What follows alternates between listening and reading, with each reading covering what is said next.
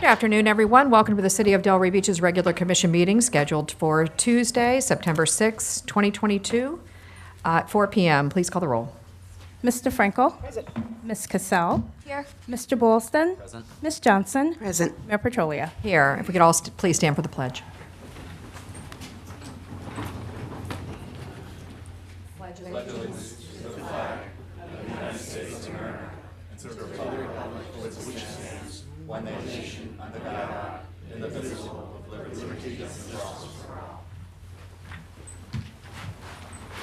Very good. We're at agenda approval. Any additions, deletions, substitutions, changes? If I may, please. ma'am. 6F, I'd like to pull for discussion, wages, salary, authorization, new pay grade structure. Okay. And I, the Lotus Festival. Thank you.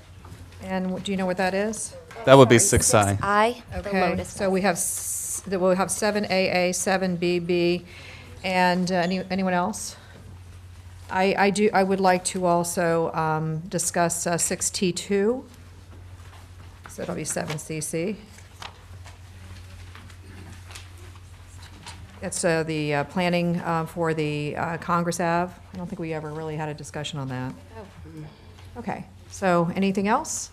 If not, entertain a motion as amended.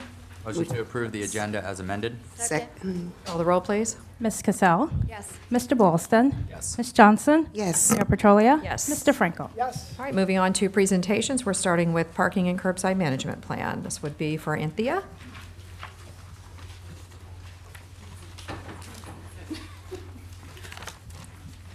Good evening. This has been a joint effort with Development Services and Public Works, and so many of our advisory boards, including the DDA and PMAB. So at this point, we're bringing to you what is the final draft, depending upon any additional comments or changes that this board might have.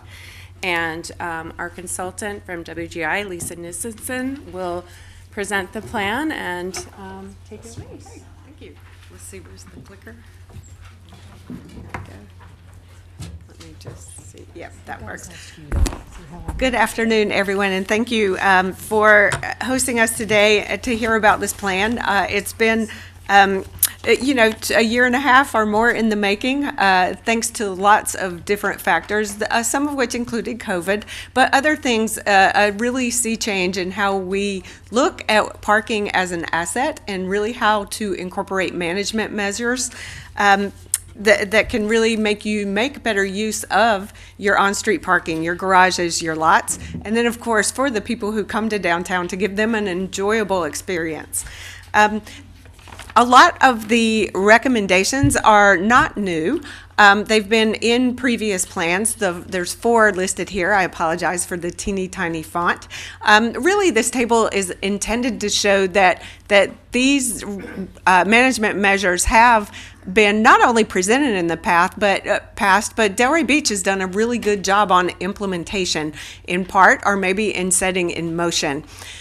Some of the things that are new, however, since 2010 are in this schematic that shows way back when the previous parking study was done, we dealt with cars and bikes and golf carts and taxis, but since then there's been an explosion of different modes, of different ideas, of different technologies that are all vying for space, for very limited space. And so what we wanted to do was to factor in these competing uses and users to see if there were ways that we could better manage what's going on in lots, garages, on street, and of course in your alleys as well. So what we have in this plan are different factors that come into play and how you can manage those all at once. I wanted to present was there a good way to take all the moving parts and put them into one graphic? And this graphic tends to look at the driver because that's really who we're talking about in this plan. And ultimately, what is the best experience for that driver? And over time, as you collect all of these new technologies, as you collect new wayfinding systems and mobility, you want somebody coming to downtown to be able to assess parking and traffic before they ever leave their point of origin. So they can decide, do I really want to drive? Do I want to take an Uber? Do I want to walk or bike? Where do I want to park? And so all of that communications has to feed back in, and that's really where the magic has to happen. You also want people to be able in their journey to assess, okay, wayfinding, should I turn left here? Should I go straight downtown based on how many parking spaces there are? Once they get to downtown, do I want to park in the periphery parking lot because shuttles are running every 5 minutes? Imagine that being in your handheld app. Drivers also want to know what the pricing is, because technology is allowing us to really set those prices in near real time. Valet services coordinated with a single app. So if a driver comes down, they can park their car in one place and then go and retrieve it somewhere else. And then the really exciting part is predictive software that will let you know estimates for parking lot availability based on data. And that's exciting because you don't have to pay thousands of dollars for sensors and cameras. You can use algorithms. And I just wanted to paint a picture of the world that the driver can use in the future, and how do we walk backwards from that experience to put this into play, and how do we do it in a very practical way.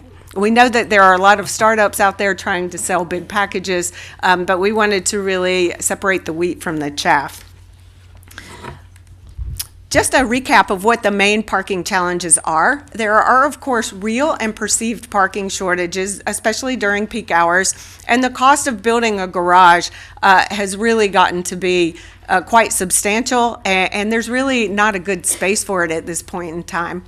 But there's other sorts of things like congested curbsides, poor pedestrian linkages, low turnover in your prime spaces, excess traffic from drivers circling looking for those open free spaces, and inefficiency in pricing, valets, permits, and the use of technology.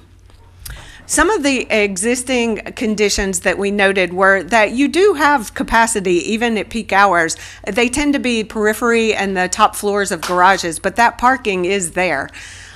Late night employees became the focus of our study just because they are the most sensitive to having spaces reallocated based on best and highest use. So we wanted to pay attention to a program that would pay attention to their parking and safety needs. Pricing, we noticed that based on pricing in private lots, that most of the public parking now is underpriced. And again, it's what drivers are willing to pay. But we do note that there is room for lower price parking, even free parking in the periphery. And so getting that pricing right is the strongest tool that you have.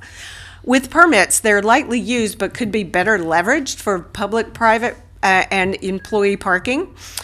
Technology, Delray Beach has already embarked on some really wise purchases, and so we wanted to build on that, especially for license plate recognition or reader. I'll use shorthand from here on in, LPR. The competition for space is large and growing, and set to grow more as entrepreneurs bring new types of vehicles and uses into the public realm. And then enforcement, we just thought there were some ways that you could shape up enforcement better to be more effective. We also decided to take a new approach for managing your multi-use infrastructure.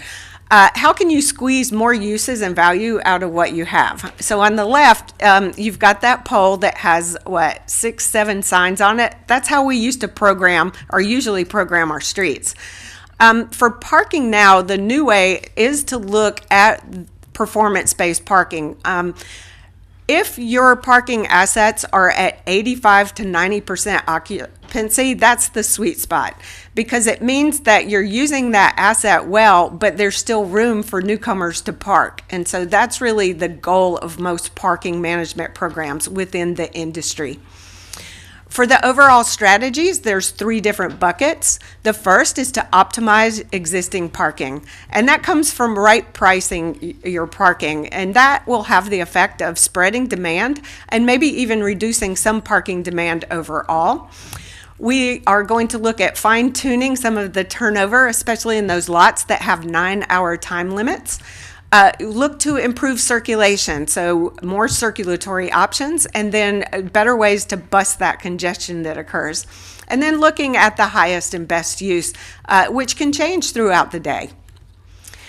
The second is parking systems. So the employee parking system, the coordinated valet, curbside management, and technology. Those are your systems. And then, of course, what is known as active management. So that means that you're able to actually have a parking operator. You have your new parking manager, Joe, here. And so this really is a plan to help set him up for success.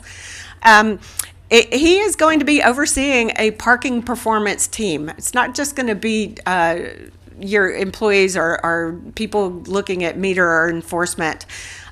His job is going to involve more data and more metrics, and then fine-tuning those pricing and policy so you can get the best of all worlds for managing that asset for different users. The study is divided into your parking assets. Mobility became a big part of this parking study, unlike previous parking studies, because that's just what's happened with all these new technologies. Valet parking, curbside management, digitization and technology, traffic management, and then programming.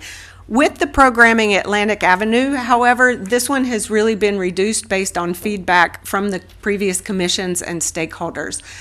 So while you may have seen this in the past, that's not included in this plan. But wanted to let you know that we did get really good input and listened and made the study just really honed to those desires. For the implementation and phasing, systems, elements, and operations. This is really just the table of contents for the larger study.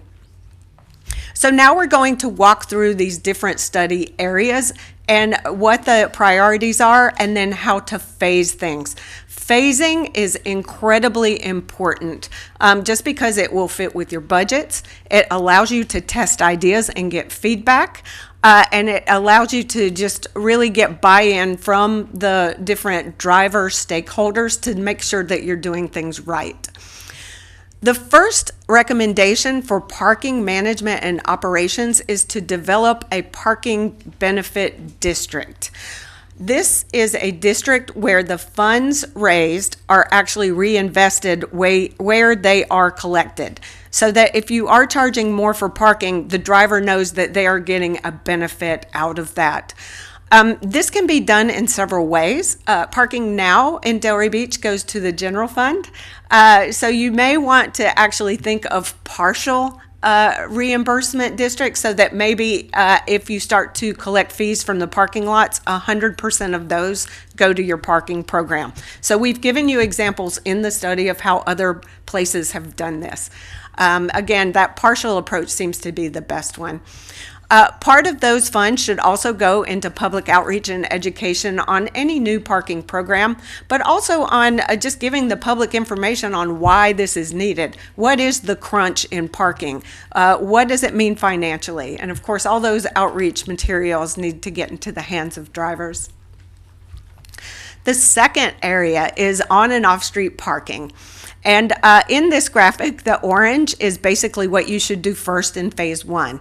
And that is to secure the free periphery parking that is in and around the tennis center, the CRA lot. Just make sure that all those are in place, because that really is your next generation of parking. For the second phase, we recommend that for in prime parking rates that you raise the parking fees to $3 an hour. And this will also send a signal on which of the parking spaces are premium. $3 an hour is the max according to your zoning code, and that is in line with peer cities. For the garages, over time, we suggest that you institute $1.50 an hour, get rid of that flat fee, and then eliminate or modify the free 20-minute parking. We understand the value of that parking, but it isn't well adhered to based on our observations, and it's very difficult to enforce. We have added some ideas in the study about how you might work with Parkmobile so that people get that 20 minutes free, but it's much easier for management measures to be enacted. For lots, we think that over time you need to institute modest rates. Those parking fees should be less than on-street parking because they're less than premium. But right now, it really is a place where long-term parkers come, and so it's really, parking for a very limited amount of people rather than a lot of people who you want to come down and go to the restaurants and visit the shops. And then the other idea that came through our engagement with the commissions was to look at adjusting rates seasonally so that there's lower rates in the summer. And because you use Parkmobile, that's very easy to calibrate within that app. But we did hear a lot about having that demand responsive rate system in place to help encourage business in the summer. That is very much in line with what is happening around the country. And when you take a performance-based view of your parking, yes, prices increase when you have more competition for space, but yes, prices also decrease when that asset is not being well used. And so that is really a feature in this parking plan. For the employee parking, this is the number one issue based on the feedback that we got and something that we have to get right. And so we recommend that we convene parking stakeholders to discuss what the employee parking looks like if, in fact, you decide to convert that 9-hour free parking into paid parking. The employees are using it, they need to go somewhere else. We need to hear from them what their demands and needs are for that. We got some very specific feedback on lighting, infrastructure, and shuttles to make all of this happen. I know that you just re-upped your contract with the microtransit, the freebie, which over the course of this study became very clear how popular that service has become. So it really is part of your transit system now. And then some of the other phases, develop a transportation demand management program for employees, and then that parking permit program where maybe what you do is you let employees park for free on the top floors of garages or in other spaces by permit. Again, we put examples of how that works into the plan. It is logistically a little bit heavy on resources because there's so much turnover in employees, and really how you let that transpire. With the valet operations, one of the best things to do would be to convene valets and discuss the challenges and opportunities. Of all the valets, there's only one that is really digital right now. Everybody else works with paper. And so it's a cumbersome system. It's hard if there's a dispute between the valet. It just gums up the whole operation. So getting to a centralized app where all of the valets would participate is something that could be on the horizon. We don't recommend it in the very near term, but over time. And that adds a lot of services for drivers as well. For the mobility system, I mentioned the microtransit, and just keep an eye on that and continuously work with those vendors to see what ridership is, where people are going, where they're coming from. 70% of rides are locals, not tourists, but local folks who are using it like transit. One of the things as part of employees is that if microtransit is going to be used to service periphery lots, that service needs to be expanded to 3 a.m. just to account for the 2 a.m. closing and then the hour for closing and getting people back to their cars. With mobility infrastructure, right now there is a bicycle and pedestrian master plan as well as another mobility plan taking place. We did not want to recommend anything that was not going to align with other projects that are underway. And so what we did is we tried to find where are those parking improvements and infrastructure improvements that are also inside of the Delray Beach and Bicycle Plan, and do they look the same? We don't want to be recommending sidewalks, and they're recommending something else. So you'll find in this plan that we would like to pay attention to the sidewalks in and around that periphery parking, the tennis center, the CRA lot where we are right now. Some of the stakeholders would also like to see a little more activation of the street sides. The sidewalks are very, very busy. sometimes crowded, and sometimes the walkways are obstructed. So if you have a stroller or in a wheelchair, it's really difficult to go through. In some ways, that's a good thing. It shows that you have a very healthy downtown. To solve for that, there are some areas where they are installing what are called pedlets, and those are basically where you take modular sidewalks into the curbside lanes and you make that the sidewalk. In some places, they're modular so that you can actually move them around very easily, so that maybe they only make sense during events or maybe only on Saturday nights. So you want to be able to kind of program that street as need be. But that was one of the ideas that came up to deal with a lot of the congestion in your hotspot areas.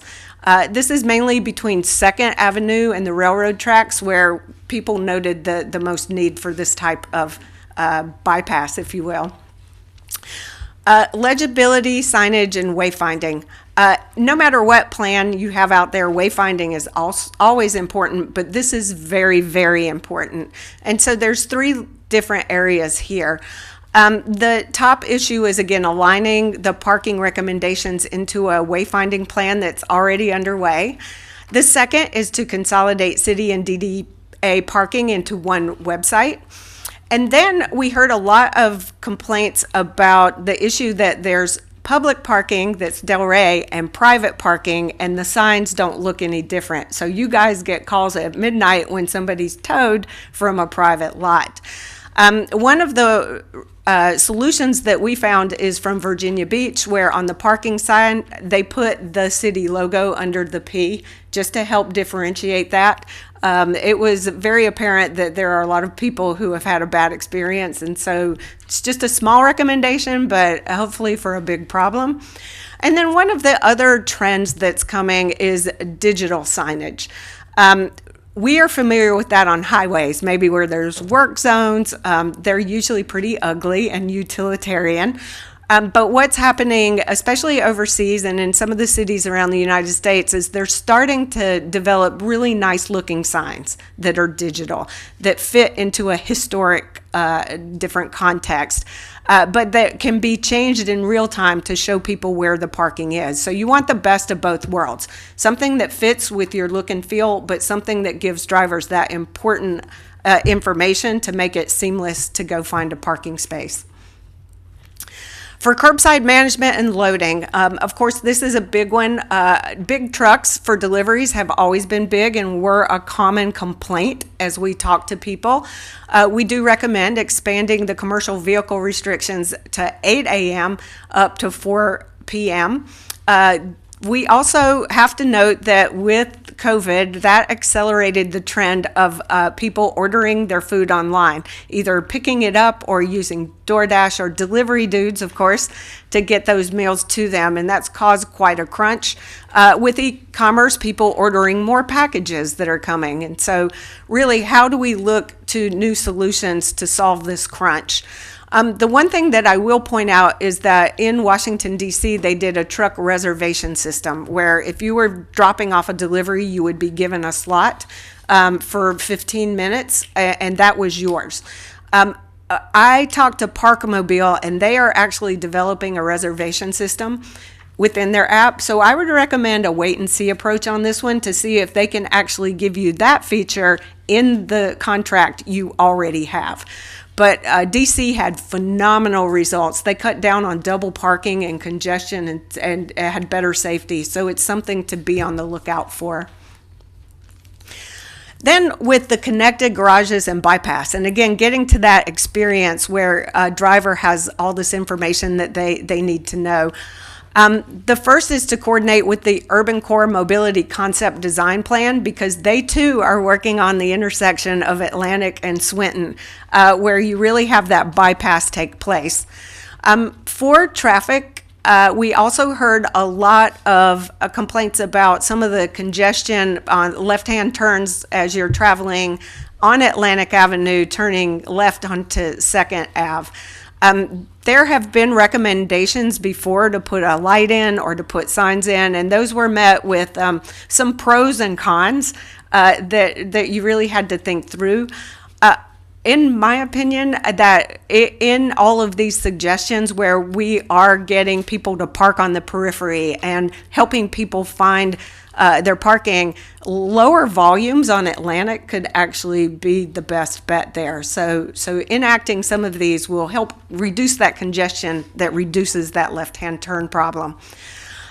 With the lots, one of the things that we recommend is that you begin enforcement and install LPRs on your enforcement vehicles that allows you to collect data. And again, data is king for any forward-looking parking plan. And that way you will start to build that database that tells you on a Friday night at 9 p.m., this lot is likely to be 80% full. And that can be communicated to drivers. It won't be precise for every spot, but it will be a probability sort of thing. But at least that's information that you know, and you're going downtown, there's likely or not likely to be parking in that lot. Again, that cuts down on circling for parking, it cuts down on congestion. But again, that information flow is really going to be the key to the future. And again, connecting all this together into your apps, into your website, where maybe you have a main parking page, into the parking system so that you know in a very practical way what your parking demand and occupancy is. Now, to get to that technology, we recommend creating a digital roadmap. And that would be convening parking experts and stakeholders to look at the state of technology and where it's going. And where it's likely to go in the near future. And that way you can begin to assemble your investment network, and then you can say, we're going to purchase these things in this order. And I know you've got a new parking manager here. He may not have known that he was going to be a technology expert, but that will be a large part of his job. Again, these technologies are pretty common. They're just starting to come in different form factors. With some of the pricing, and again, this is why it's important to have a benefit district where you collect your parking fees and then reinvest them in your technology. Some of these are expensive. The monument signs can be $100,000 and more. For LPR on enforcement vehicles, those can be $25,000 to $50,000 per vehicle as an initial investment. You know, and it just gives you the parameters of what the budget is going to look like for the system and what to buy and in what order. So that LPR, we're really big fans of that. You already have those policies in place. People are familiar with the technology. It's an old technology, but it works. And then this is just really a handout rather than a slide that pulls together all of the different recommendations for phase 1 and a phase 2. As you can see from the boxes, you can get a sense of what the different commissions. Laura Simon was very helpful in convening the DDA and getting those recommendations, as well as the PMAB and then Planning and Zoning Commission. So with that, I know this is a lot of information, but ready to take any questions. To the commission, start. Yeah, first, thank you. You started off the presentation by commenting and saying that some of this isn't going to be new information, and these are things that we've heard over the years, whether it's been speakers that we have brought into our city or staff recommendations. But it's nice to finally see all those things that we knew we had to do, put into one document, into one plan.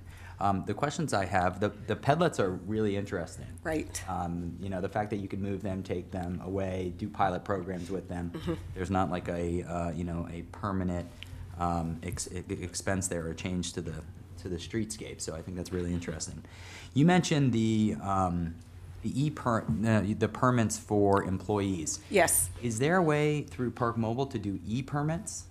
That is actually a good question, and I have a meeting with them in 2 weeks to go over all the stuff that comes out of this meeting, and so I will add that and get back to you. Because I can imagine, obviously, with Right. hundreds of businesses in our downtown, we're not going to be able to do the stickers on cars. Exactly. Right? But if we were able to do an e-permit, that was when you're hired, it's turned on, you can Yep. get into the garage, you can head up upstairs, it scans the license plate when the car drives around. that could be a really powerful tool for us to finally implement an employee parking program. Excellent. I'll add that to the list. Okay, well, thank you. Commissioner Yes, Johnson? thank you. Thank you very much for the study. I could swear I was in a time warp because prior COVID, I'm thinking we did a lot of this, let's do this, let's do that, and it appears none of it has happened, and I'm going to blame it like we do everything else on COVID. All of these items are wonderful. It's the implementation that seems to be the problem for Delray Beach. You mentioned we've got a new parking manager. I must have missed the information letter about you. Welcome to Delray Beach, and hopefully I'll have an opportunity to introduce myself to you and give you some of my thoughts. A lot of them here, but there's always the one interesting one to me that I would think would be so easy. We invested in a parking system that will allow us to change the cost of the parking, but I don't think it's happened. Do we have seasonal parking? I don't think so, and I don't think COVID would have had anything to do with that. So, again, it's implementation, and I encourage the city manager to do everything in his power to see that it happens. Thank you. Thank you. Deputy Vice Mayor? Vice Mayor? Thank you. It's interesting. You know, I never really think Delray has a parking problem. I think we have a premium parking problem. Yes. Everyone wants to park right in front of where they're going, and they don't want to pay anything for it. And I would imagine in many of the cities you work with, it's very similar. Yes. The one thing about the garages, Yes. mostly, and with my non-scientific expertise in parking in the Federspiel garage pretty Yes. regularly, the employees park there, and they get there before 4 o'clock because they don't want to pay. And Right. you know, they do have some problems going back to their car at night, and that's where the lighting and some of the other things Yes. you spoke about came in. I just would like to see a system that's simple. I remember when we were talking about parking many years ago, I said it shouldn't be an SAT test. Right. Where you can park 3 hours here and 6 hours here, it's $1.50 there, but if you're over there, it's $2. Whatever is implemented, just so people understand. And the one highlight I also got, which I really think the city needs to look at, is to identify where the city's parking is, as opposed to some of these shady private lots where Yep. people are getting booted after 10 minutes and having to pay hundreds of dollars to get their cars. Right. So that was a great point to your presentation. Thanks. Other than that, it was fabulous. Thanks. Okay, thank you for your, for the great presentation, as my colleagues have already told you. I just wanted to hit a couple of things. Number one, in experiencing going to different cities, it's very interesting to go to their city and to park and to find out, is it as easy, is it more difficult? Right. And I find that it seems like, I don't know, we seem to have a problem and nobody else does, because when I go to another city, I just don't seem to have the same issues. I'm not calling up and complaining about parking in other towns, and I don't know why we get a lot of that, but it seems like we do, and I don't understand why there's a big difference there, so maybe you can resolve that. Predatory lots, I know I've talked with Yep. our city attorney over and over again. We can do things to stop the predatory nature of these predatory lots. I mean, we can not allow for booting and things like that. We can make it a citywide issue, and I think that would go a long way to what we're having to deal with on those lots, more so than what ours is. So it should be, as the Vice Mayor just mentioned, easy, and it should be realistic. Right. I'm not so sure that I feel that it should be all one rate. I think that there are premium rates and non-premium rates, but when I go to a parking meter, I'm not thinking about what I paid up at the beach. I'm going to that meter, and that meter is telling me what I have to pay Right. in order to be able to park there for the time period that I'm looking for. And also, I noticed that in other cities, like, they're real low times, like Sundays, which Right. is where nobody's crawling around in downtown, but there are businesses that are struggling to stay open. It's free parking, and that's the way it should be here, I think, too. I know that we see this as a revenue generator, but we should also see this as how it's affecting our businesses downtown and how we can help them in the lowest points where we might drag more potential customers there, where other areas don't, because they don't have the free parking on a Sunday or something like that. So I also want to just mention, thank you very much for this, but to my colleagues, this is topic, and I know we've gone through this, I don't know how many times, and I think it's great that we had the presentation, but it felt more like we should have probably had it at a workshop, because it does allow, you know, it's a little bit more, something that we would have more back and forth and kind of like work it out, but this was more of, so if we're going to be seeing this again, I'd rather see it at a workshop, so that, because I think presentations at the beginning of meetings are great for like a 10-minute, just telling us what's going on, but when we're interacting, this is to Mr. Moore, because I didn't know what this was going to be about when I saw it on the agenda, but when we're needing to be interacting, I think it should be on a workshop meeting. Just my opinion, and I can let my colleagues make the decision, but that's just something that I noticed. So anyway, but I appreciate it, and I mean, I really appreciate the thorough nature of this, because it's something, it's a conversation that we definitely need, and we tend to have every year, I don't know, but it's a conversation we need to resolve, I think, and make it so that it is easy. So thank you for your hard work. Thanks. Anything else? All right, very good, thank you. Thank you. Thank you. All right, so moving on to comments and inquiries on agenda and non-agenda item, we'll start out with Mr. Moore. Thank you, Madam Mayor. And briefly, as a follow-up to the parking and curbside management plan, my brief interest was to introduce actually the city's new There we parking go. facilities administrator. So, Joe, if you can please come forward and briefly introduce yourself. And as part of this direction, ladies and gentlemen, given the fact that this presentation did ensue, I anticipate offering a written summary relative to initial implementation strategy now that we have our parking facility administrator on board, who actually works closely with Missy Barletto and her team. So we had an opportunity to say hello this morning during new employee orientation. So this is actually part of the mix. So with that, I'd like to ask you to briefly just talk a little bit about yourself and your continuing enthusiasm to be with us. Thank you very much. My name is Joe Josman. Born and raised, born in Bethesda Memorial Hospital, lived in Delray Beach, Florida. Also lived in Boynton Beach, Florida. Previously worked 5 years with the Public Works Department in Boynton Beach, Florida. My background is I got a bachelor's in healthcare management, minor in business administration, and a master's in public administration. I actually met your city manager in Georgia when I was trying to find myself in 2014. But I'm very excited to be with you guys. Your parking system is actually top notch. The way you guys go about it is very, very impressive, because you guys go in detail. It is a little bit wonky, like you said, but it actually gets the result that you need in the end, holding people accountable. If you have any other questions or anything like that, I'd be happy to answer them. Feel free. Thank you so much, Joe. Nice to meet you. And Nice welcome. to meet you guys. Thank you. Got Thank it. you, Mr. Joseph. Anything Thank you. else? That's all I have at this Okay, time. very good. So at this point, we're going to invite the public up to speak, and if you don't mind, make sure that you have your name and address placed on that entry sheet. You'll have 3 minutes to speak, and this is only for items that are not on the public hearing items or the quasi-judicial items. Just make sure that you state your name and address, and you'll have 3 minutes, so. Hi, my name is Michelle Dadich. My address is 23 Southwest 6th Street, and I have just 2 quick items. First, I happen to love the prior presentation because both items actually pertain to that kind of. So the first one is I was just curious to how much of the city budget is going to be allocated for the freebie service, and if other companies in the future years can compete for that service in the future. That was my first question. Second question, which I really hate to have to even come here and bring this up, but the police actually instructed me to come here and bring it up during the city commission meeting, which to me is like a little petty for city business. But I probably complained maybe only 15 times in the last 19 months. I complained much more frequently recently because it's a matter of actual lives. It pertains to parking.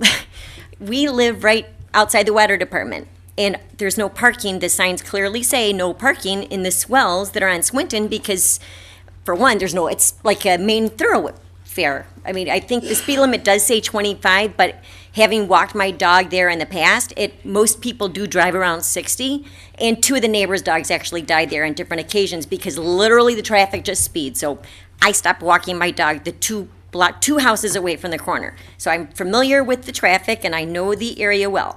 Well, somebody who's very nice, I'm sure, they own a used car lot, but they treat their front yard as for the cars every night when business is closed. I wouldn't honestly care if it wasn't truly a matter of my life pulling out on Swinton. I've almost got killed twice because they block the view from pulling out on the street. You can't see. And I went to the police department recently in the last 2 weeks. I think I physically went there 4 times to show them the pictures that I'm not just wasting people's time and resources. They could park in my own grass, in my own driveway. I honestly don't mind, but my husband, he's an attorney himself, and he said this should be a matter of law. I don't want to have to be a complainer, but the police told me to physically come to the commission meeting and complain about it so that they'll stop parking their cars. They park and block the sidewalk, and they park in this well. Now, in all fairness, the last 3 days, they finally parked on our side street. And I'm sorry, again, this is very petty for real, like, city business, but because the police have went there maybe 15 times and are not ticketing them. And the nice department for the city, the department who gives, like, for the, I forget what you. Code enforcement? Code enforcement. I've talked to them a couple of times. They're super nice. They've even went out there and wasted their resources 5 times now. I've seen them out there. But they said they couldn't do anything about it because it's not attached to a structure. So again, I'm sorry about taking city resources. I'll tell you the address. It's 590 South Swinton. They park sometimes 4 or 5 cars blocking the actual sidewalk and blocking the view. So sorry. Very good. Well, thank you so much for Thank you. bringing it to our attention. Pardon me? Madam Mayor, Commissioners, Mr. Moore, good evening. I'm C. Ron Allen, founder and CEO of KOP Mentoring Network. Excuse me. Our library system is seen as an opportunity institution. It's opening doors to the disenfranchised, and you can visit it on any day, and you'll find people accessing the internet, taking a class such as GED or some other, getting help with a resume or a job search, and seeking referrals to other community resources. It certainly is an oasis for benefits to immigrants, seniors, individuals searching for work, aspiring entrepreneurs, and public school students, especially those in KOP Mentoring Network. It's an understatement to say that no other institution, public or private, does a better job of reaching people who are left behind in today's economy. Number 2, who have failed to reach their potential in the city's public school system, or who simply need help navigating an increasingly complex world than our library. We work closely with the teen librarian in the children's department throughout the year, and this summer, our campers developed lifelong skills, leadership skills, and stronger communication skills in the 10-week Summer Leadership Academy. Each week they receive a kit like this, filled with goodies and gems that they'll take on for a lifetime. The campers also heard from several guest speakers, including our esteemed Vice Mayor, and were exposed to real-world experiences through field trips such as the Fort Lauderdale Science Museum. At this very moment, my students are in the lab at the library learning digital media. Ryan, watch out. Soon they'll be able to make your banners, lettering for buses, trucks, and buildings, as well as signs. They're also sharpening their editing and public speaking skills in the green screen studio. Ladies and gentlemen, let me say that our library is stretching itself as hard as it can be, or it can do, to offer the programs that its constituency wants and needs to help them lead better lives. Thank you very much for your time. Have a good evening. Thank you. There you go. Yes, ma'am.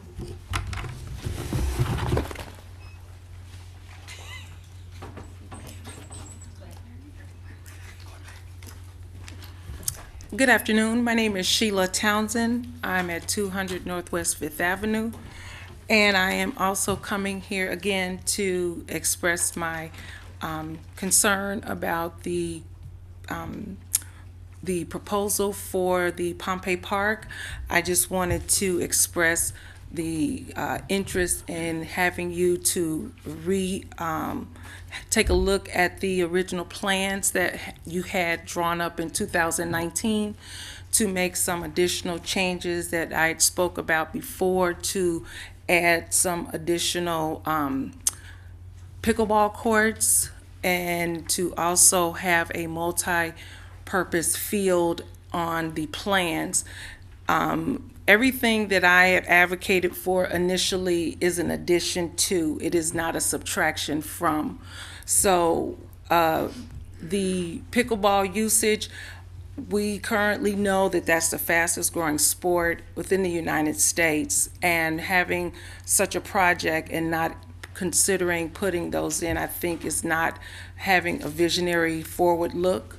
And we already have monies that has been allocated to this park, so I feel like right now is the time to do it.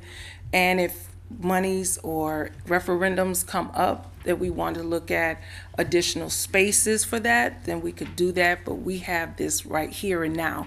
So I'm just asking if you could take a look at the drawings to see if we can have those additions made to the plans. And so I just wanted to make my issue known to the board. Thank you. Thank you, ma'am. Yes, ma'am.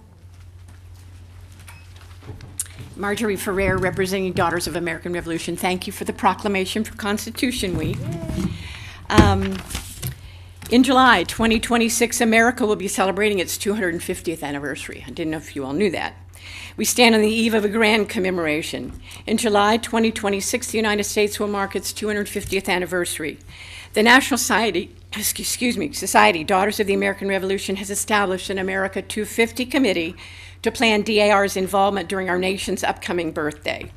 Much like the bicentennial celebration, which some of you might have remembered, this observation provides an excellent opportunity for community involvement. In October 2021, a meeting was held with Palm Beach School District supervisors, promoting a plan to celebrate America 250 by focusing on the graduating class of 2026.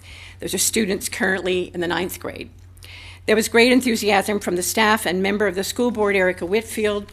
Several ideas were discussed, including presenting the DAR Constitution booklet to each student, creating an awareness campaign promoting the importance of the year 2026 to both students and parents, and creating activities for students in each of the 9th, 10th, 11th, and 12th grades to earn points by participating in various activities through the years, culminating in a group of seniors taking a trip to Washington, D.C.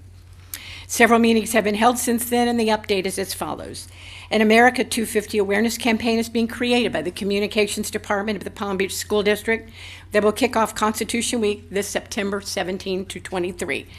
A script is being created that will be shared with each high school principal, highlighting the America 250 celebration being planned now. A link to a video of John Stewart, aka Thomas Jefferson, will be highlighted in the campaign, also to let the students know that they will be among an incredibly special group of students who will be graduating in 2026 when America turns 250 years old. The Florida State region of DAR challenged each daughter to create an individual product in their community, and this is mine.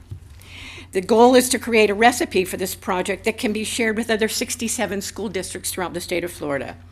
These graduating students will be able to vote, join the military, continue higher education, and enter the workforce. And I believe it's critical that they learn the meaning of the Constitution, the laws of our country, and the importance of voting. For more than a century, the members of the National Society Daughters of the American Revolution have dedicated themselves to historical preservation, promotion of education, and encouragement of patriotic endeavor. This project encompasses all three. Most city managers and county officials in Palm Beach High School districts have already agreed to sponsor their individual students with the DAR Constitution book, including the 4 high schools located in the unincorporated districts. The total estimated incoming 9th grade students in Palm Beach County totals 14,000. How many do you believe there are in the state that can be educated? Delray Beach City Manager Terrence Moore, along with Education Coordinator Janet Meeks, deserve special thanks for their support of this project. Your city's certificate of appreciation is in the works, and I'll present it in the next meeting. Thank you so Brought you all American flags. I don't know if you have one. And here is the sticker that's inside each one of the books. It'll be personalized for each student, and if they don't keep the book, they're not going to Washington, D.C. That's their passport. There you go. So we'll see how that goes. Thank you. Are there Thank any you so questions? much, Marjorie. Thank you. Thank you, Mel. Thank you. Yes, ma'am. Hi, I'd like to pass these out to Commission. Thank you. My name is Angie Gray, 3765 Riverside Way, Delray Beach. And Madam Mayor, Yes. Commissioner and Mr. Moore, staff, city manager, staff, city manager, Mr. Moore, and staff. As you know, we, the taxpayers, will be investing about $40 million on a much-needed renovation at Pompey Park. And we are excited about this, but the plans that were drawn up more than 4 years ago calls for 3 baseball fields. The park as of today is a baseball park that only gets used by baseball 2 to 3 months out of the year. According to this year's schedule, they only had 10 teams. That is less than 85 children and only 10 adults per their schedule this season. I remember back in the day when they had 10 teams just for the women's softball. Yes, you heard it right. The rest of the year, it is being utilized by the Delray Rocks football team 6 months out of the year. The Rocks are practicing on a baseball field with no lines. Our kids don't even know how to line up on the playing field on game day. We are a 3-time All-American city. This is unacceptable. The Delray Rocks program right here at Pompey Park, where I and others have grown up, has produced NFL players like Bobby Butler, Barry Hill, Charles Cornelius, Monte Holloman, Brandon Flowers, David Clowney, and Preston Parker. The number of football scholarships and for football and cheerleaders is just too many to name here this evening. Our Delray Track Club has had many children to their program, many children in the program have been traveling and winning in their track meets, but yet and still they're practicing on a baseball field. Both organizations are champion producers. This is so wrong. We need to plan for the future and add multi-purpose fields. We also need designated pickleball courts. Pickleball is the fastest growing sport in the world. Pickleball has been playing at Pompey Park for the last 7 years. Why weren't the Delray Rocks, the track team, or the pickleball communities included or considered in the new plans? You know why? Because most of the coaches work for our beautiful city, so they were not asked. So, Mayor, Commissioners, we only get this one opportunity to get this right. We don't need to go into the future with a one-sport fields and all baseball park. We have we have that now, and without football and track practicing on the baseball for 9 months out of the year, the park would be totally empty or dark. The park is empty. What we are asking is that you look at adding a multi-purpose field with lines and a smaller track around it to add dedicated pickleball courts. And I'll come back next week. All right, thank you so much. Hi there. Good afternoon, Mayor, Commissioners, Mr. Moore, and staff. My name is Ann Payton, and I am one of the newest members of the Delray Beach Library Board. I've been on the board for less than a year. I was asked to come on board because I have a 30-year background in leadership fundraising, and I'm assisting the library in raising private funds. Part of the decision-making process for board members is a really detailed tour of the library and an overview of all the services that the library provides. I'm one of those people who has always been in love with libraries because my whole life the library was a friend that I could count on that would embrace me in good times and bad, providing comfort and solace and really the knowledge that I needed to move forward with my life. I was literally blown away when I took this tour of the library. I've never seen a library that has services like our library in Delray Beach. The outreach to the community, providing things that this community really needs, is just amazing. The technology classes that are offered, so full range. In addition to that, the robust job search support that our library offers, the recording studio, the introduction to artificial intelligence for children, the wonderful mobile book cart. There's so much more. In addition, the summer programming for kids, something that is very badly needed in this community. This library is stretching itself so hard to offer what the community needs. I can't say enough good things about it, and I'm so proud to be a member of the board and have this chance to speak with you today. Thank you. Hi there.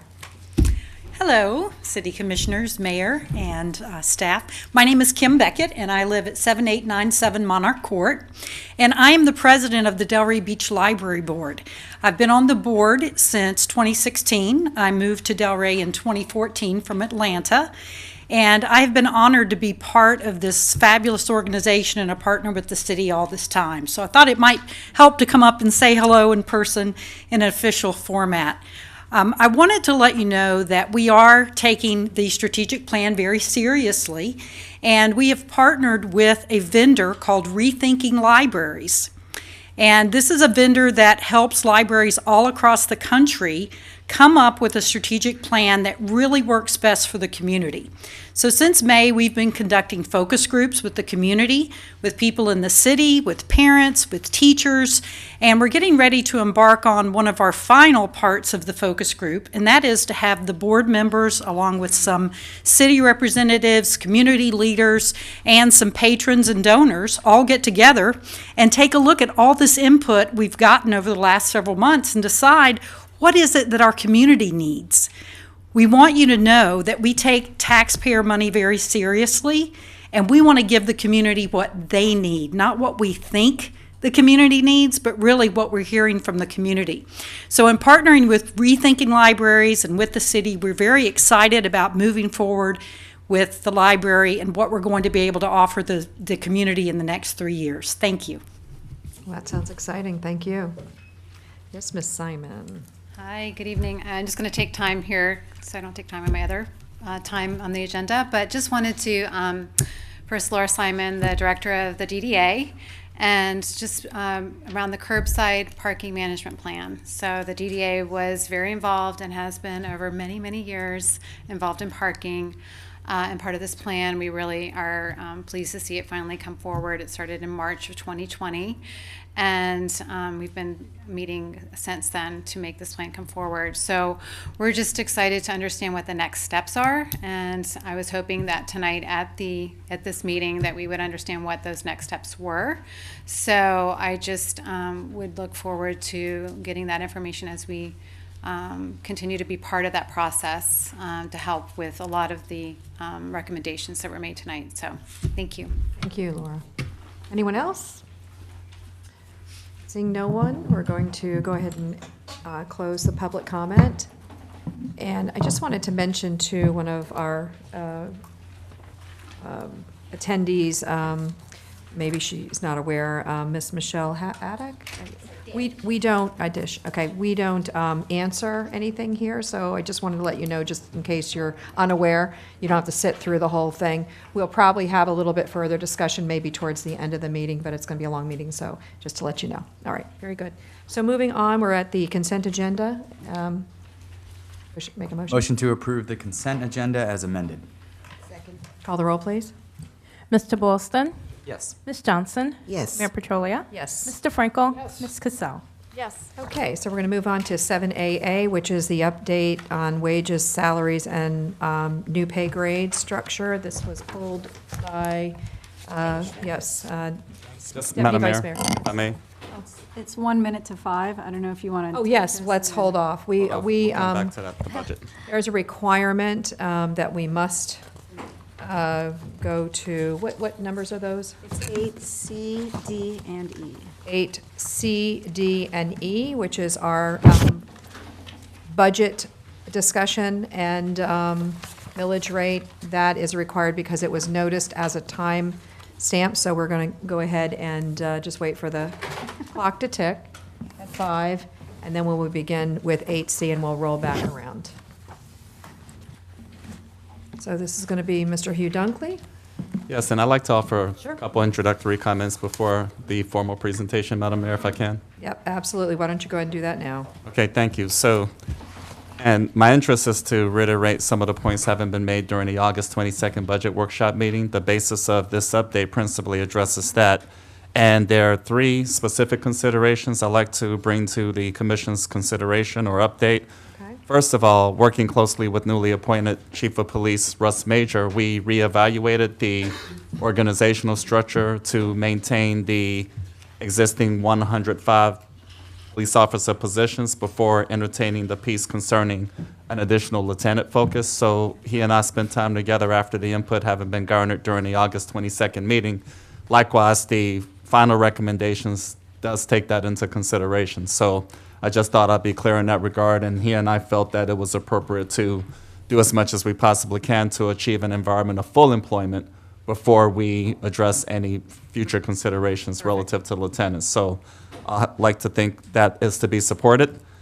Additionally, there is the discussion relative to the waste management rate offset administration. That is a piece to be offered so that direction can be proceeded accordingly, so that can be adopted September 19th as well. Okay. Additionally, you all had an opportunity to hear from representative of nonprofit partners working with the city of Delray Beach regarding respective considerations, some of whom talked about the possibility of adjustments for the upcoming fiscal year. We've incorporated a separate ancillary line item opportunity for grants and aid support so that the commission may have the opportunity to consider direction to that effect as well. So those are three critical highlights, I think, as a result of the August 22nd engagement in that particular workshop, and we have been in position to incorporate opportunities to those effects as well.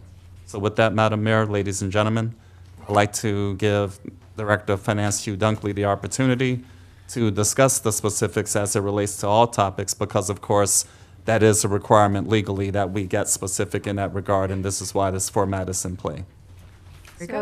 So do you want to do your presentation first, and then we'll take each item separately? Yes, that would be fine. Good evening, Mayor Petrolia, Vice Mayor, members of the City Commission. Before I jump into the actual presentation, I just would like to take a second to thank the budgeting staff, primarily the Assistant Finance Director as well as the Budget Manager. They're actually the pistons behind the locomotive that kind of makes our budget go. But this evening we'll be going over the City Manager's recommendation for the upcoming budget year. And so what we'll be going over primarily are millage rates, and I say rates because I'll make a distinction between what will be reflected on the taxpayer's bill and what is statutorily required to be announced this evening, which the city attorney will be announcing that when she goes over the resolution. We'll go over the proposed budget changes since our last workshop, which was August 22nd. We'll look at the general fund expenditures by department as well as by category, primarily because this is our largest fund. It's the chief operating fund of the city, and it houses most of what typically the resident views as the major or the core services: police, fire protection, parks and recreational, public works, and so forth. Then we'll jump into the discussion about what effectively will we be doing with the sanitation, the solid waste and recycling rates. So the proposed millage rate is 6.6665. And these two rates coupled together, the operating as well as the debt, have been reflected on what they call the trim statements. Those have been mailed out for the benefit of the public.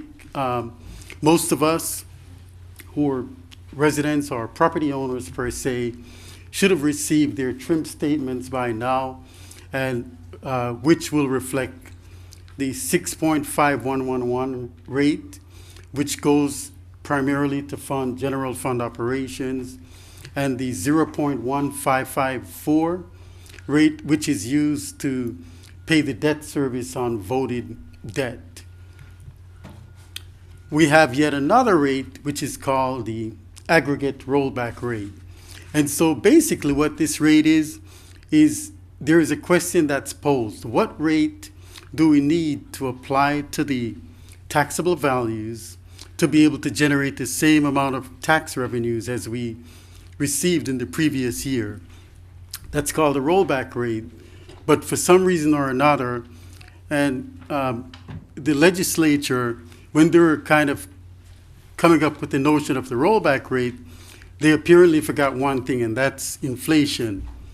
We face inflationary pressures, and from year to year, major items of expenditures such as salaries, wages, fuel, things of that nature will invariably increase. So we find ourselves, and like most municipalities, not being able to adopt the rollback rate. However, we officially have to announce what the rollback rate, that's a statutory requirement. So if you look at the tax rates for all of the taxing authority, the typical taxpayer will receive a total millage rate of 19.4684. The city, the county, and the school board comprise roughly about a third. The county's share is somewhat less from a millage rate standpoint, and primarily that's because they have a much larger tax base, and the notion of economies of scale kicks in here. The average homeowner with a taxable value of $300,000 will pay about $2,000 to the city in ad valorem taxes. So when you look at the citywide budget, it totals $281.4 million, of which $166.6 million is for the general fund. And so the reason why the general fund is bolded, as I indicated earlier, is that that represents the major operating fund of the city. And so what it does, it kind of forces us to kind of take a closer look at exactly what's in store for that particular fund. So there we have the change, just in summary for the citywide budget. The increase, just to kind of point out some major changes there. The first row it pertains to the general fund, and as to be expected, since it's the largest fund, it takes up the lion's share of the change. The total change of $13.3 million, the bulk of that is for property taxes. In the special revenue fund, the change there is it's an actual decrease, and that's as a result of in the previous year, in fiscal 2022, the year that we are in now, there was receipt of urban development action grant funds, which is not anticipated in the upcoming year. The enterprise funds, the change there is primarily because of user fee increases, primarily in water, sewer, and sanitation. Internal service funds, there will be a slight increase as a result of projected increases in health insurance claims, and we're hoping to lease our vehicles. Some of the purchases, we're going to fund those purchases via lease proceeds, and so there you have a slight increase. So when you look at the changes, what changes have occurred since our last workshop? Actually, the state, which they're perennially tardy with their revenue estimates, and so without fail, what they did was they revised their estimate to this, what they call the state shared revenue, which includes the half-cent sales tax. So they revised the estimate upward. So the city was a beneficiary of that revision, which it therefore gave us an increase in revenues of $267,000. What exactly did we do with that increase? We did make some allocation to nonprofits, which was discussed in the last workshop. We kind of allocated a bit more to our time and attendance system. We did receive just recently some quotes for time clock rentals and things of that nature. And the remainder we put into what we have called our general fund contingency. And if we don't spend that, which we hope there aren't any unanticipated expenditures, that flows to the general fund balance. The building fund, we did some cost allocations there. There were 4 positions which were recognized. The increase in the repairs and maintenance, that is just a contingency figure, that was all allocated from the general contingency pot. But taken as a whole, the building fund did not increase. Only the general fund increased by the amount of the sales tax revision from the state.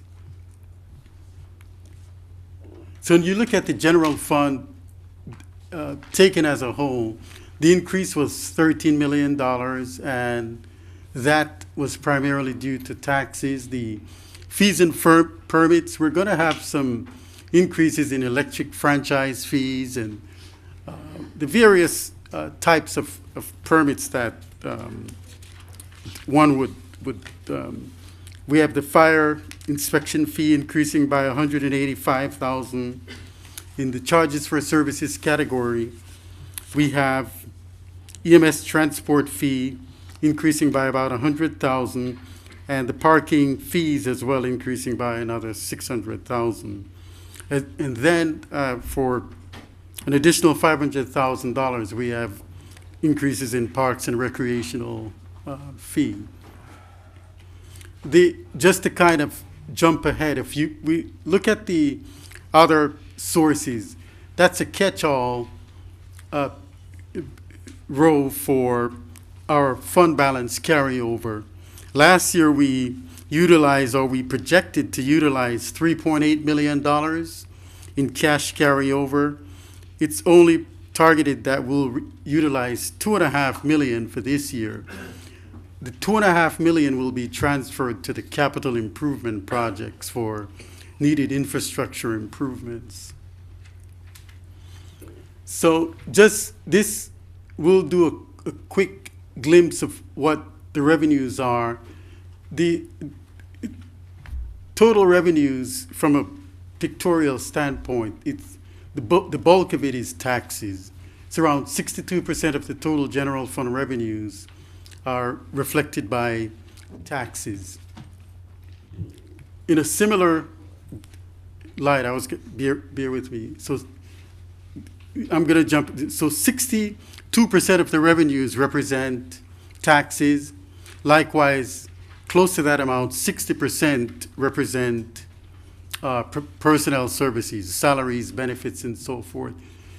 In looking at the individual departments, the increase is concentrated in most of the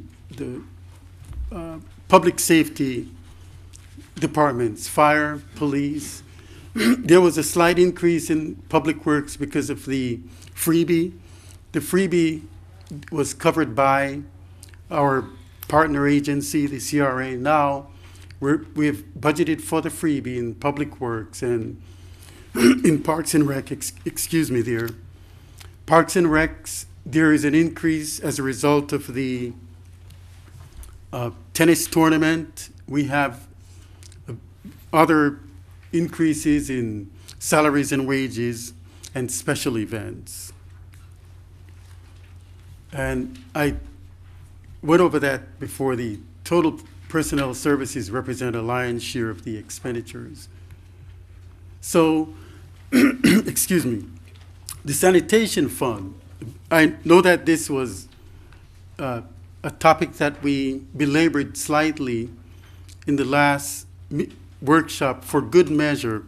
And so staff was given our marching orders to quantify the various options that were available to us with regards to the solid waste and recycling rates. And so what we did, we looked at various scenarios and came up with 2 from which you'll be able to choose. The first scenario is no rate change at all. And what that means is from a all practical purposes, that we will be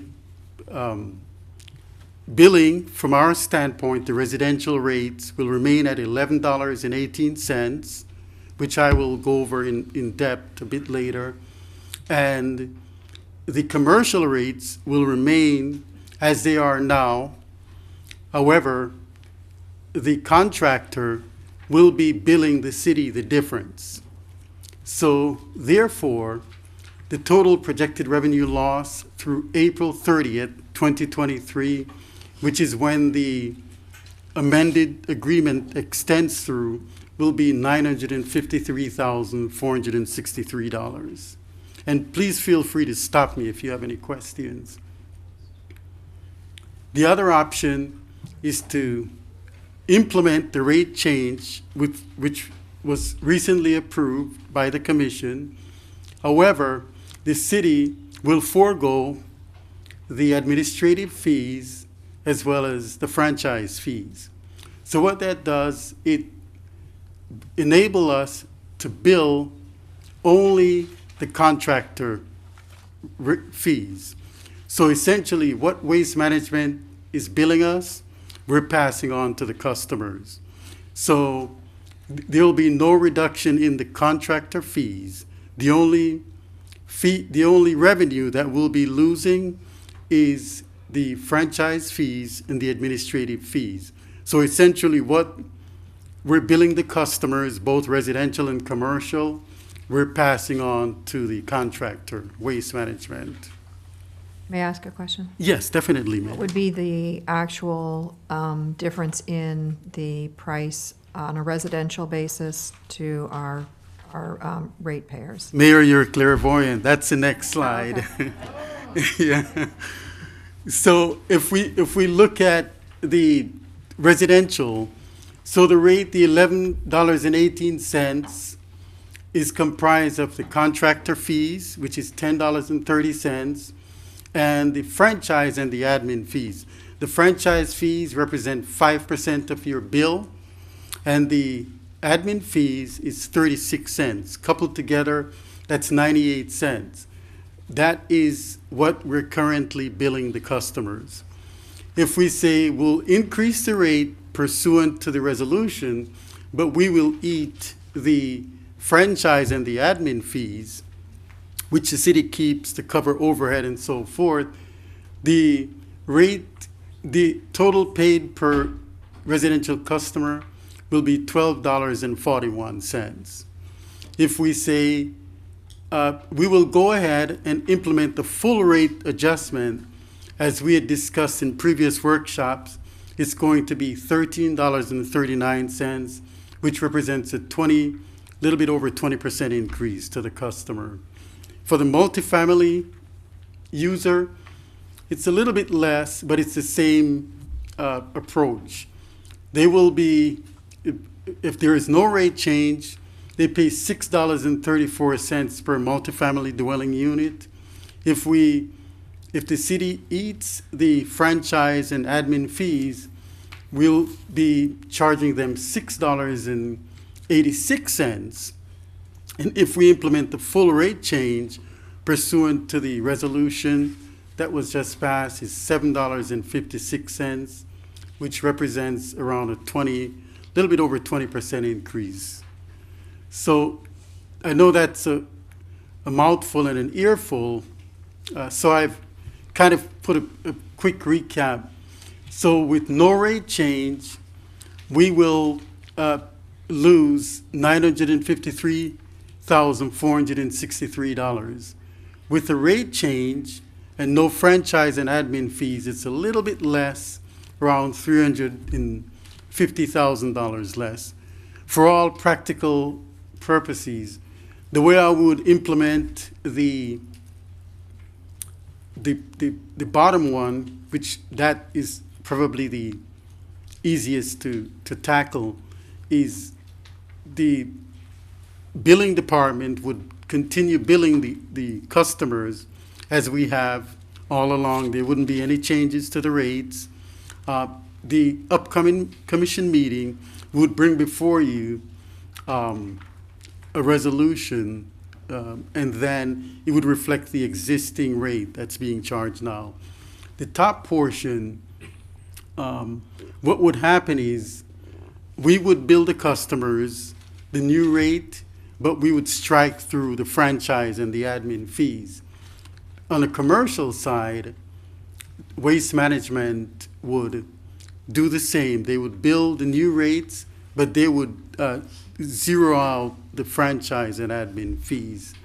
And basically, that's the end of my presentation, and I'm available for, actually, this graphic you've seen before, it just shows the next steps, which is the 19th. That's the last and final public hearing.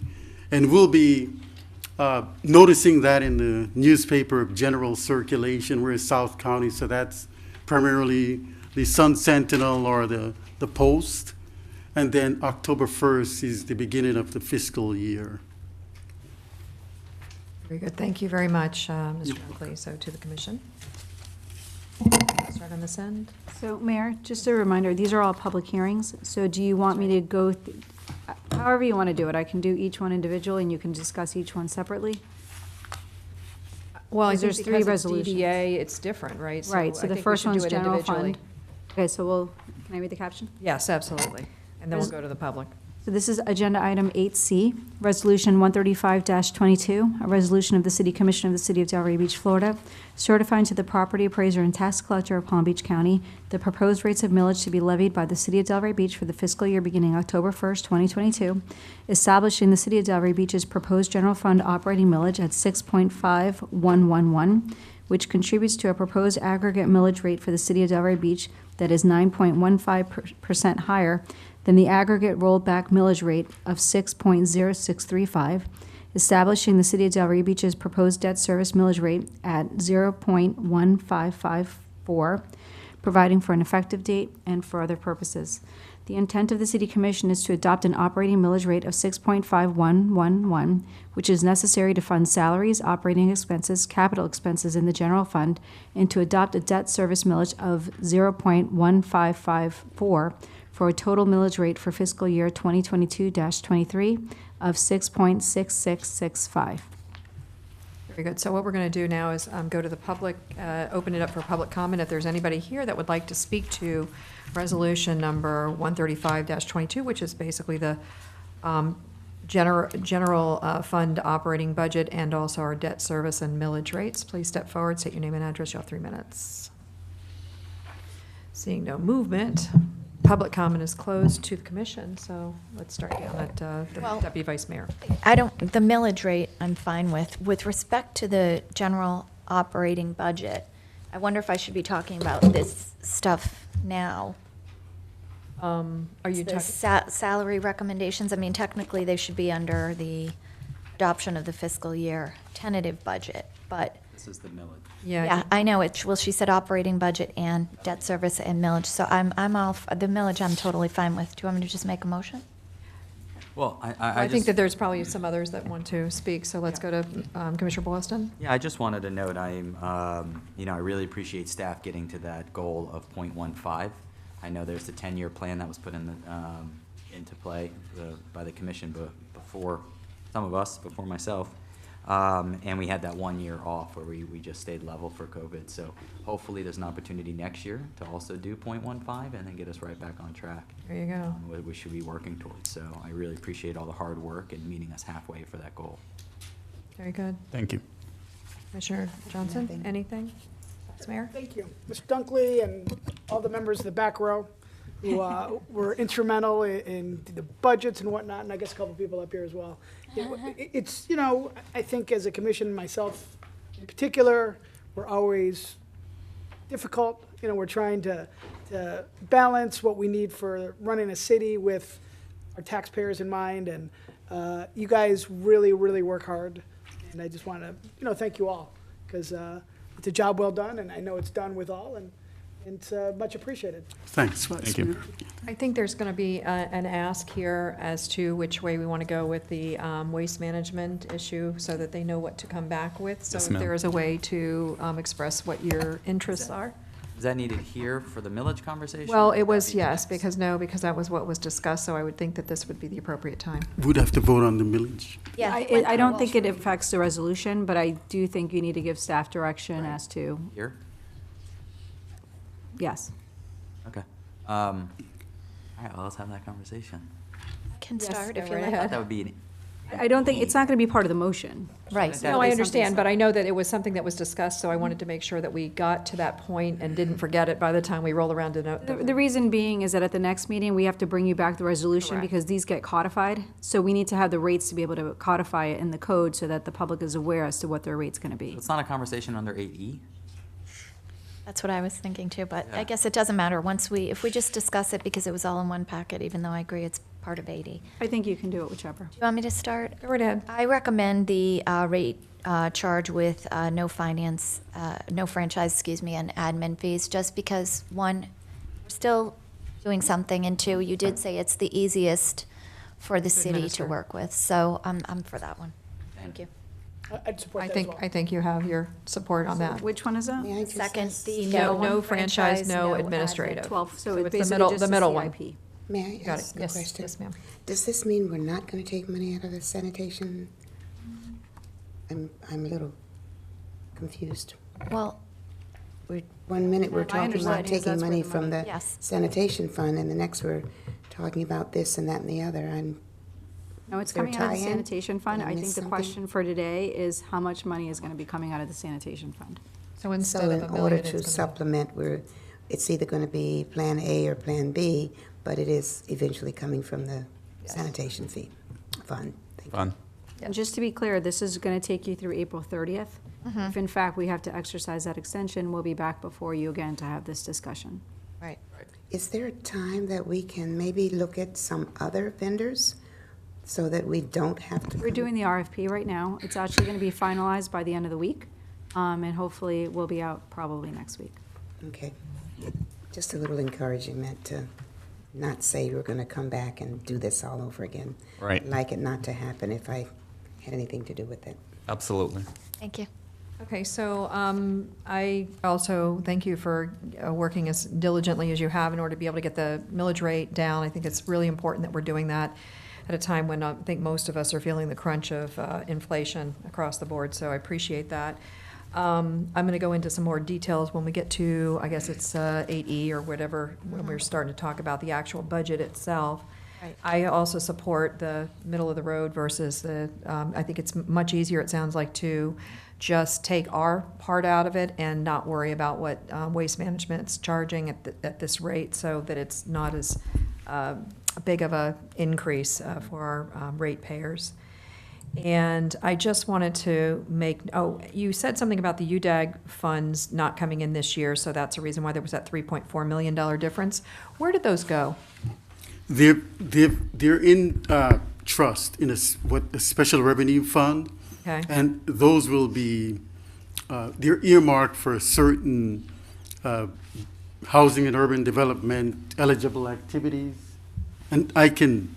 Okay, so is there any restrictions on those? I mean, that was something that we just kept going. Yes, they are. And I can't speak for the Neighborhood and Community Services Director, but I will defer to him. Okay, well, I mean, just briefly, I don't need how to build a watch. I just wanted to ask the question as to where they are and what they're going to be used for. Good afternoon, Madam Mayor, members of the Commission. Sam Walthour, Neighborhood and Community Services. Yes, the UDAG funds, based on our communication with HUD, they have to be spent in accordance with eligible activities under CDBG or the old UDAG program. Mm-hmm. So things like homeownership purchase assistance, owner-occupied rehab, public services, those type activities are eligible with that funding. Okay, so if we were to put money towards a development for affordable housing, would that be something that we could use those funds for? We could look into it and let you know. All right. We'll do that. And will we be, the city commission be advised as you spend those funds, or is that just going to slowly move out of that fund, that special account without our knowledge? We can certainly update the commission on the expenditure of those funding. Very good, thank you. Right. And then I also wanted to just make one other mention, which is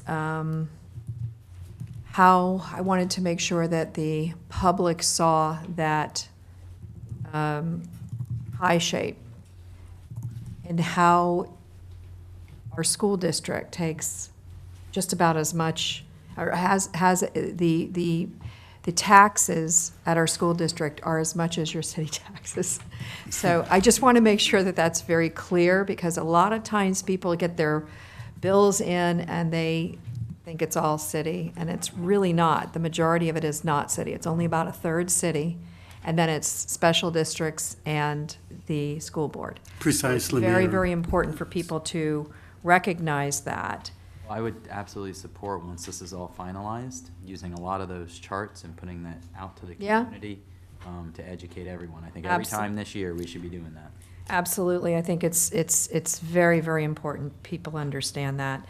There was one other thing I wanted to mention. It was that, and, oh, the question that I have for you is that I noticed that our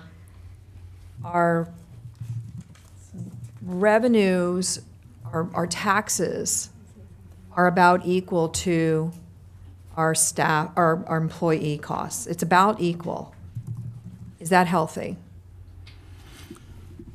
You know what I'm saying? It's like I think it was like what was it, 100 million? I can't remember what that number was. I think I might have wrote it down, but I got a zillion numbers here. But they're almost equal, and I don't think that we've ever had that before. It's usually been our employee, employee costs, and that's everything, is usually a lot less than what our taxes are coming in for our housing taxes. So I'm just asking you, Mr. Dunkley, is that healthy? The mix, the question that you ask is the way we approach it is we look at it from different lenses, from a revenue standpoint and an expenditure standpoint. So first we look at it from the revenues in a silo. And when we talk about revenue health, the health of the fund, one of the main things we look at is the multiplicity of revenue sources. Right. How much do we rely on a particular revenue source? With us, it's not that much skewed.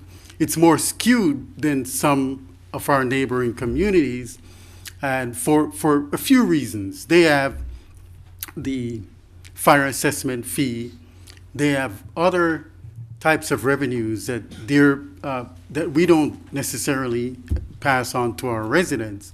So the percentage may be slightly higher towards taxes, property taxes, that is. When we look at the personnel costs are usually the lion's share of the budget. Right, sure. Especially if the municipality houses its own police and fire protection. So it's perfectly fine. The 60%, most municipalities, it ranges from 50 to 60%. That's usually the bulk of the budget, but it's fairly healthy. Okay. Yes. So the reason I'm asking that is because it's concerning to me that we're not going to really see shrinkage usually in our employee staff. It's going to grow because every year we give increases. There's cost of living increases, there's merit pay, there's all different, and we're also continuing to hire, so we're growing that force. And I know that we've been very, very fortunate in the past years of watching our property taxes really incline more than even our neighbors, that we've caught up with that. If we have a slowdown in our market with respect to our taxes on our houses, or it kind of levels off a little bit, or it doesn't increase by that number, that's where I'm kind of like going, I don't know what that's going to really mean for our city, and it's concerning to me. So I just wanted to put that out there because it's something that's new, and it kind of caught my eye. I know we're not going to solve anything here. I just wanted to ask you if you felt like if it was a healthy situation. And I think it's fairly healthy. The 60% is typically around the percentage. Most places between 50 to 60%. Of your overall budget. Exactly, of the general fund budget. It's usually a good bit of the total budget.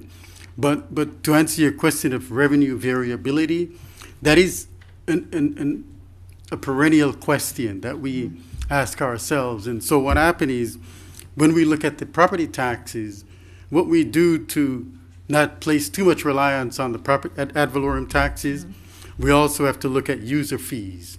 Are we charging enough fees for parks and recreational usage of those facilities, and parking rates, as was indicated earlier?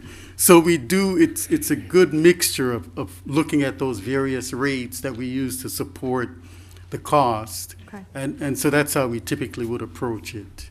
Very good. Okay, I think that's it for questions, yes? So we're going to go ahead and, I think, invite Laura Simon up to. Can we do the motion?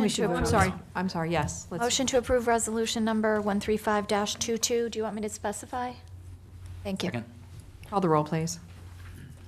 Ms. Johnson? Yes. Mayor Petrolia? Yes. Mr. Frankel? Yes. Ms. Cassell? Yes. Mr. Boylston? Yes. Okay, moving on now to resolution number 136-22. A resolution of the City Commission of the City of Delray Beach, Florida, certifying to the property appraiser and tax collector of Palm Beach County the proposed rate of millage to be levied by the City of Delray Beach within the Downtown Development Authority taxing district for the fiscal year beginning October 1st, 2022, establishing the Downtown Development Authority taxing district proposed operating millage at 1.0000, which contributes to a proposed aggregate millage rate for the City of Delray Beach that is 9.15%, higher than the aggregate rollback millage rate of 6.0635, providing for an effective date and for other purposes.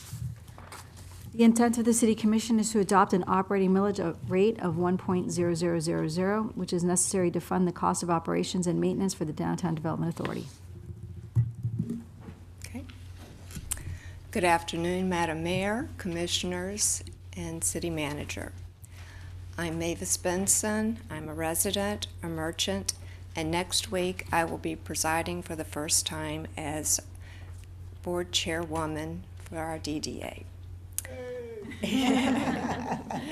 Shall we applaud? On June 21st, the Downtown Development Authority Board of Directors set the millage rate at 1 mil assessment to fulfill the trim notice.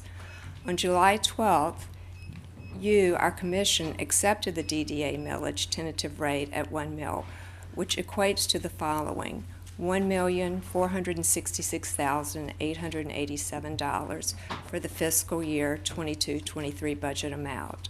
The 1 mil is the maximum that the DDA can set based on the state statute and is recommended to fulfill the fiscal year budget. Prior to this, two important events took place.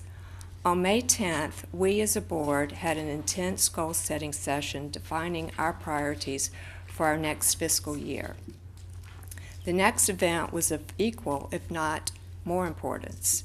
At a town hall meeting on June 1st, we engaged our most valuable resources, our stakeholders, consisting of business owners, landowners, merchants, and residents, our community. We engaged in conversation which included: how are we, the DDA, doing? What more can the DDA be doing for the downtown? And a big one: what is needed to boost economic vitality throughout our downtown?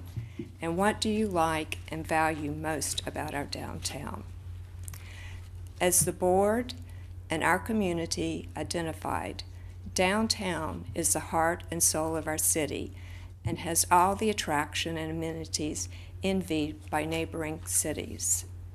As our downtown continues to recover from a transitional year and prepare for what lies ahead, we need to ensure our plan of action is socially responsible, inviting, well-placed, and that we go above and beyond to meet the needs and address any concerns from our businesses, residents, and visitors. We feel confident that this proposed budget does just that. In preparing the budget detail for the coming year, as always, it is our goal to continue to be transparent with the financial details as well as be inclusive of the DDA district constituents.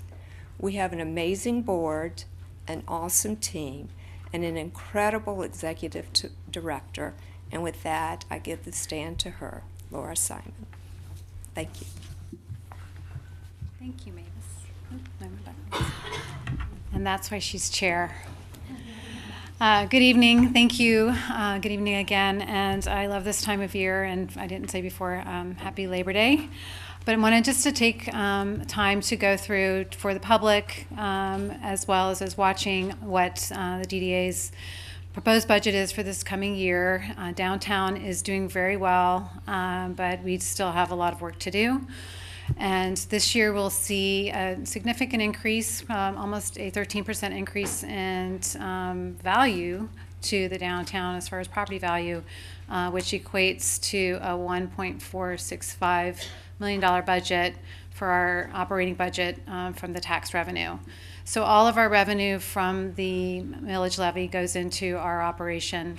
We do work hard to secure sponsorship and miscellaneous additional funding to offset cost, primarily with our events and marketing programs. But we do not account for that in our revenues until we actually bring that in. This year, we'll see close to $100,000 of additional revenue. But going forward, we break out our areas of focus into marketing, our economic vitality, placemaking, and operations, and then we do have a grant program in place. So just kind of focusing, just so that I'm going to go real quick through this. Marketing, events, and programs. This is a huge initiative for the Downtown Development Authority, as we are the marketing arm for our downtown. Our downtown is the heart and soul, as Mavis said, of our city, and really the gem that really brings people to our community. So putting dollars towards that at a total of $377,000, which will go primarily to our events and advertising and our social efforts. So just outlining our events, this is a very high-level view of our year-round programming that we do starting in October. Currently, we're in September. It's Restaurant Month, so I'll do a little plug for that. But you see we have a big, strong calendar of all of our special events and programs that we do throughout the year, including working closely with our city partners on their events as well.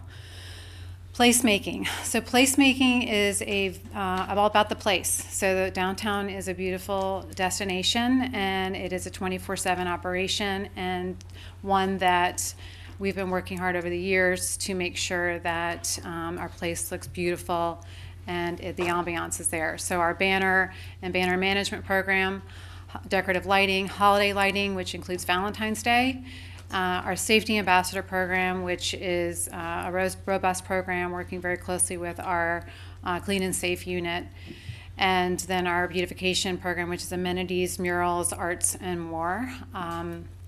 We are investing an additional $45,000 into our beautification and amenities program this year, in addition to enhancements in our safety ambassador program. So just the banner management, we are, all of the street pole banners that are up now, we're in the process of revamping and updating those and really being intentional about our efforts there to brand our downtown. So look for that in all the different districts that are there. Arts installation and activations. So this is a very important project for us as we take art. We have the Darway Art Trail. We take art and culture very seriously, as it is a driver for tourism as well as for business into the downtown, as well as that enhancement of the quality of life for people. So looking at ways for us to take our public spaces and make them more interactive. And we'll be working very closely also with our Pineapple Grove Arts District, which is disbanding. We are going to be overseeing some of the artwork there. So, economic vitality. This is economic development. We work really closely with Sarah Maxfield and the Chamber of Commerce and all other organizations, as we do throughout our city. But driving business retention, business development through these efforts. The Visitor Information Center at the corner of A1A and Atlantic Avenue is under our umbrella and responsibility, and that is a 24/7 or a 7-day-a-week operation that is there for our visitors and our businesses to enhance them as well. Data management, as you heard through several presentations tonight, data is king. So we're really working closely to make sure that we are building having the resources available for us to really understand our traffic, our visitor traffic, all of the data so capturing more of that in a very more robust way for all partners. And then our grant program. We instituted this last year as an art and activation grant program that it's available for art, murals, installations that support in any private development or private sector that wants to do any art installations, art or activations, as well as art amenities for storefronts. So that is available at $10,000. Sorry? Is there anything? She's there. Okay. And then our operations. So this is our capacity, our team. So our team both is our main asset, and our team does an amazing job. So this you'll see is just building capacity, building our training and our tools and resources for our team. So back to your conversation about resources, and our human resources is really our producers of our events, our marketing resources, everything behind the scenes is what makes our the DDA happen. So with that, and just another highlight back to the numbers. So you'll see, as Mavis said, we have a very strong plan, a lot of detail, and just really here to really make great things happen. So with that, I open up for questions. Actually, public comment. Oh, public question, comments. Great. Thank you. We're going to go to public comment first. If there's anybody in the audience that would like to speak to resolution number 136-22, please step forward. Seeing no one, public comment is closed to the commission. Any questions, concerns?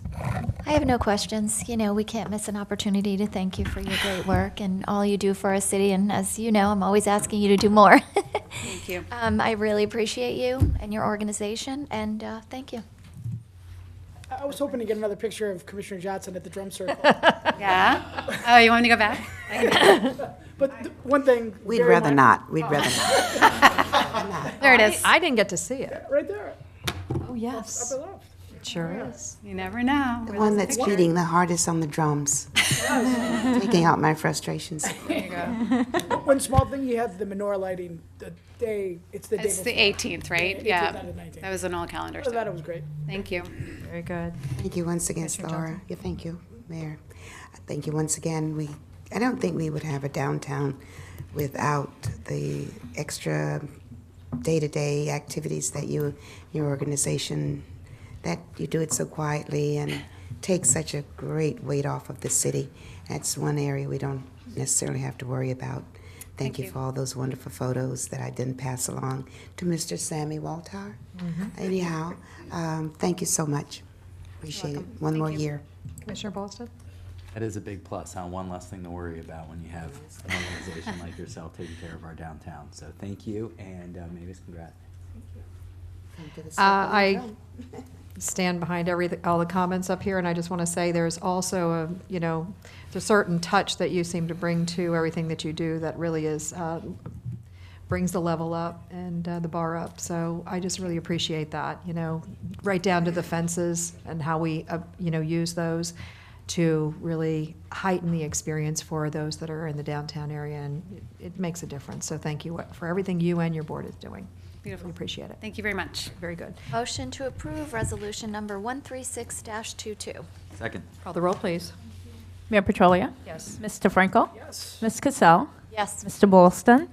Yes. Ms. Johnson? Yes. Okay, moving on to resolution number 137-22. Resolution of the City Commission of the City of Delray Beach, Florida, approving a tentative budget for the fiscal year beginning on October 1st, 2022, and ending on September 30th, 2023, providing for severability and of parts hereof if declared invalid, providing an effective date, and for other purposes. Very good. Mr. Dunkley? So the budget as was presented previously with the total for the general fund as well as the entire other remaining funds of the city collectively. I'm sorry. Did you finish? Yes. Okay, sorry about that. I was a little distracted. All right, so to the commission on any concerns, let's start with. I was wondering, does I'm sorry, Public yes. hearing.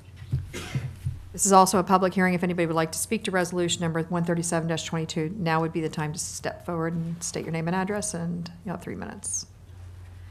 Seeing no one, public comment is closed to Commissioner Cassell.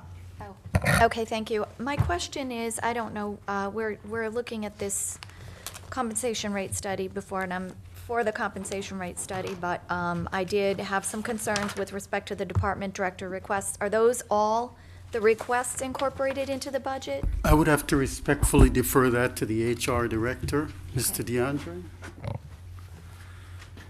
Dwayne DeAndre, Human Resources Director. Yes, ma'am, they are incorporated into the budget, all of those items that came from the department directors. Okay, I don't know if everybody else had an opportunity to look at the packet, and I think specifically, when you look at the requests, they're not all really listed out. So I was back and forth with Dwayne and Mr. Moore and about some of my concerns. So if you go look at that page, there is, and I spoke to both chiefs about this, but we have what's called a compression issue. Dwayne, would you like me to explain it? What's happening as a result of the union contracts and the increases over time, our gentlemen are not being compensated at a level that has a proper amount of space, if you will. So the union employees are at some point coming up and catching up and looking to go beyond our staff. And it's a problem. It's called compression, but everything you read about it says, whatever you do, don't get in it because it's a disaster. So here we are, and we're looking at rather substantial increases, 10% to some individuals in fire, to put them well above the gentleman below them, and 15, I mean, I have the exact numbers, 15.5, 21.17, two gentlemen who I think are newer, going in at 15.8% higher. And what the problem is, aside from the fact this is quite a substantial increase to what we would customarily see, especially in light of the fact that we do that 5% merit increase annually, the issue is we are now putting gentlemen below our directors in a position where they're earning more, and in some instances, pretty substantially. I mean, some of these changes will have people earning more than Mr. Hajimiri, our utilities director. And so we're taking the compression issue that currently sits in two departments, fire and police, and we're going to carry it out throughout the city. And I'm concerned. And I asked Mr. Moore, what's your plan? How are we going to handle this? And we don't really have a plan in place. So can I jump in? Sure. So I don't really agree with that analysis. It's Dwayne's analysis about the compression. Well, not the compression, from the conversation that we've had, that there isn't a compression between department heads and captains. Yeah, so let me kind of elaborate here a little bit. So when we do a class and compensation study, we go out and do class and compensation with other municipalities, like-minded municipalities. They do it with peers of your work group. So for instance, when they go out and do a class and compensation study, they're going to look at what the HR director makes here and what the HR directors make in like municipalities. They're not going to do a colleague comparison. So they will not do a Dwayne DeAndre, Human Resources Director, with something I'm not, which is a captain of a police department. Right. So to answer your question, though, the grades, all of our directors are in a grade that is within the range of where the captains are. Not specific grade as it is, but in a grade that is comparable. So, I mean, this was a good study that was done. It was a very good study. And I know I'm getting ahead of myself because I think I'm the next item up. Though? The study doesn't recommend any adjustments for those individuals. So the study was good. And it's telling you that they're, in some instances, 123% above mid-grade, 117, 119. I can't recall all the numbers off the top of my head. But the study indicates that no adjustments are necessary. But the study also, just for full disclosure, doesn't take into consideration any collective bargaining agreements that we may have. Right. So for instance, when we ratified a collective bargaining agreement with the police and the lieutenants, the max salary was 146, you had captains making less than that. So when we moved those grades up at the request of the police department, which was the right thing to do, I think. You can't have your subordinates making more than you. So you moved each one of them up, and it was trickle up, not trickle down. So that's how we came up with what we came. How often do we negotiate those contracts? Every 3 years. Every 3 years. When was the last time we did a salary and compensation study? Sadly, 6 years ago. 6 years ago, which is how that compression happens. If we keep up with it and we do this every 2 years, which is what you recommended, right? So that we're 2 back years to is what every I'd 2 years, recommend, we can, yes. we can stay ahead of it. So when it comes to compression is within a department or within? No, it is not. If you read about it, it's not within a department. Okay, well, I'm asking our I'm helping. HR director of a 1,000-employee organization. Yeah, so compression can be a couple different, in a couple different situations, right? In this, it's specifically within a department or a couple departments. Right. And it's basically the supervisor and the subordinate is where it comes into play. You can't have your subordinate making more than the supervisor. Exactly. So that's the traditional sense. Maybe you've read somewhere else, but in the traditional sense, that's what they mean with compression. It's within the department.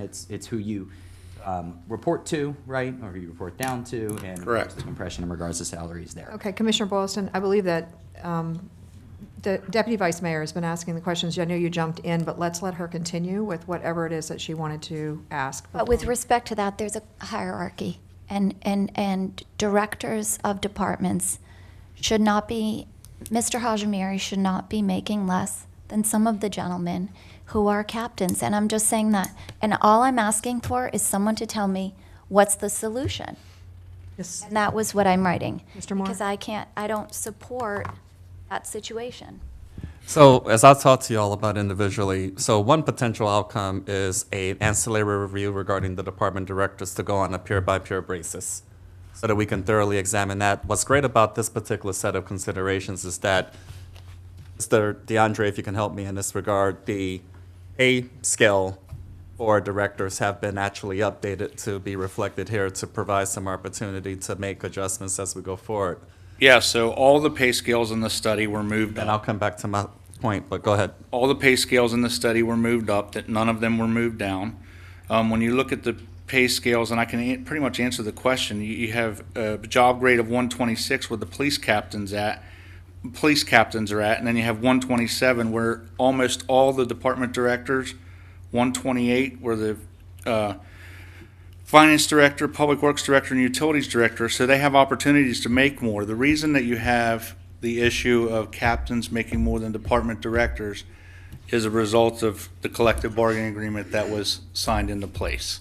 Right. So- and I didn't vote for so- that because it was suggestive of a problem when you create a new level of staffing and you cap it out at the $144,000. You're signaling that you're going to have a problem. And now here we are trying to rectify it. And I'm not suggesting that it's your problem. It's Yeah. our vote up here. But the question is, how do we rectify it? Because once again, the study does not suggest that all of our directors have an adjustment. In fact, it suggests none of them, and it suggests that they're compensated. And here you are saying they're at a grade higher. So that's even, to me, more problematic because What do you- they're at a higher what- grade, so they can have better earning potential, greater long-term earning potential, but the people below them at a lower grade are earning more. And Well, two who are The scales new, are, the correct? scales meet, right? The scales meet. Most of our directors aren't 20-year employees either. Right. They don't have that time and grade either. So if So I may, that's- ladies and gentlemen, to offer a proviso, I'd like to recommend that we proceed with what's recommended aggregately with respect to the classification and compensation outcome, with the proviso that we proceed with an immediate review relative to department directors so that we can bring that information back and that is made clear. I'm not. Affect our, Mary, is that going to affect our budget? Yes. So how are we going to project that we're going to do something that could perhaps increase our budget when we're saying we're holding the line on the millage, we're holding the line on the budget, and yet and still we're going to try to resolve this compression problem? No. Just, Sorry, please continue. I apologize, but no problem. Go ahead. no, I'm not suggesting that it will impact the budget at all. I'm simply suggesting that we proceed with addressing the individual department directors and perform a review, what that is, and we will go about that process in an upcoming adjustment. It will not happen tonight or it will not happen within the next few weeks, but to address the specific concern relative to department directors, we can proceed with a follow-up study, so to speak. It won't be as involved or comprehensive as what was just accomplished, but let's focus in that regard. That way we can present the data and we can go from there. What I'm suggesting is we use the study that we have in front of us, that we just paid for and was just completed, which suggests that no adjustments are necessary. Now, if you feel a slight adjustment might be necessary, That may be the outcome. that may be the outcome. That may be Because the I'm not outcome. saying no adjustment is necessary, but you're talking about adjustments in the 20% range. And you're talking about having all of our directors being paid less, all of them, not one or two, all of them. Say less, not I'm less gonna- than what they make now. No, less than a It's lot about of the these public individuals safety under people. consideration. Under the safety. And it's not about them, it's about the general principle, where you can't have, every one of these will be making more than neighborhood service, finance, human resources, IT, parks and rec, development services, public works, utilities on the first instance. In the second, I think utilities is still in there. Utilities is the higher of the two. In the third, fourth, and fifth, I believe utilities is out. There are a number of considerations. It's in your binder. Yeah, I'm aware. It's at And the you end under believe the green, behind the I green got sheet. I got it. Okay, you know what? Have a Really, little bit of I- civility. I got it. I have the same information you I have. know, but you don't need to cut somebody off. Just be, go back and forth, but don't be so rough. Go ahead, continue your Go ahead. conversation. So you believe that department heads should make more than captains?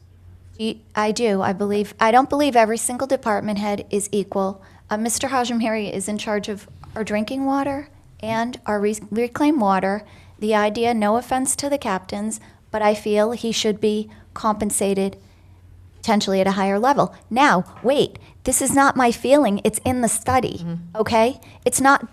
I'm not pulling out of the air. I'm following the study that the city paid for and the city received. So everything behind the green sheet of paper is suggestions that are not in the study. And that's the concern, because if you stick in the study, it's all fair and reasonable. If you go outside of the study and you start incorporating your own increases, and I understand they're totally for justifiable reasons, but here's the problem. It doesn't make sense, and then we're going to have to go citywide and look at all the department directors and do something. So that's my feeling.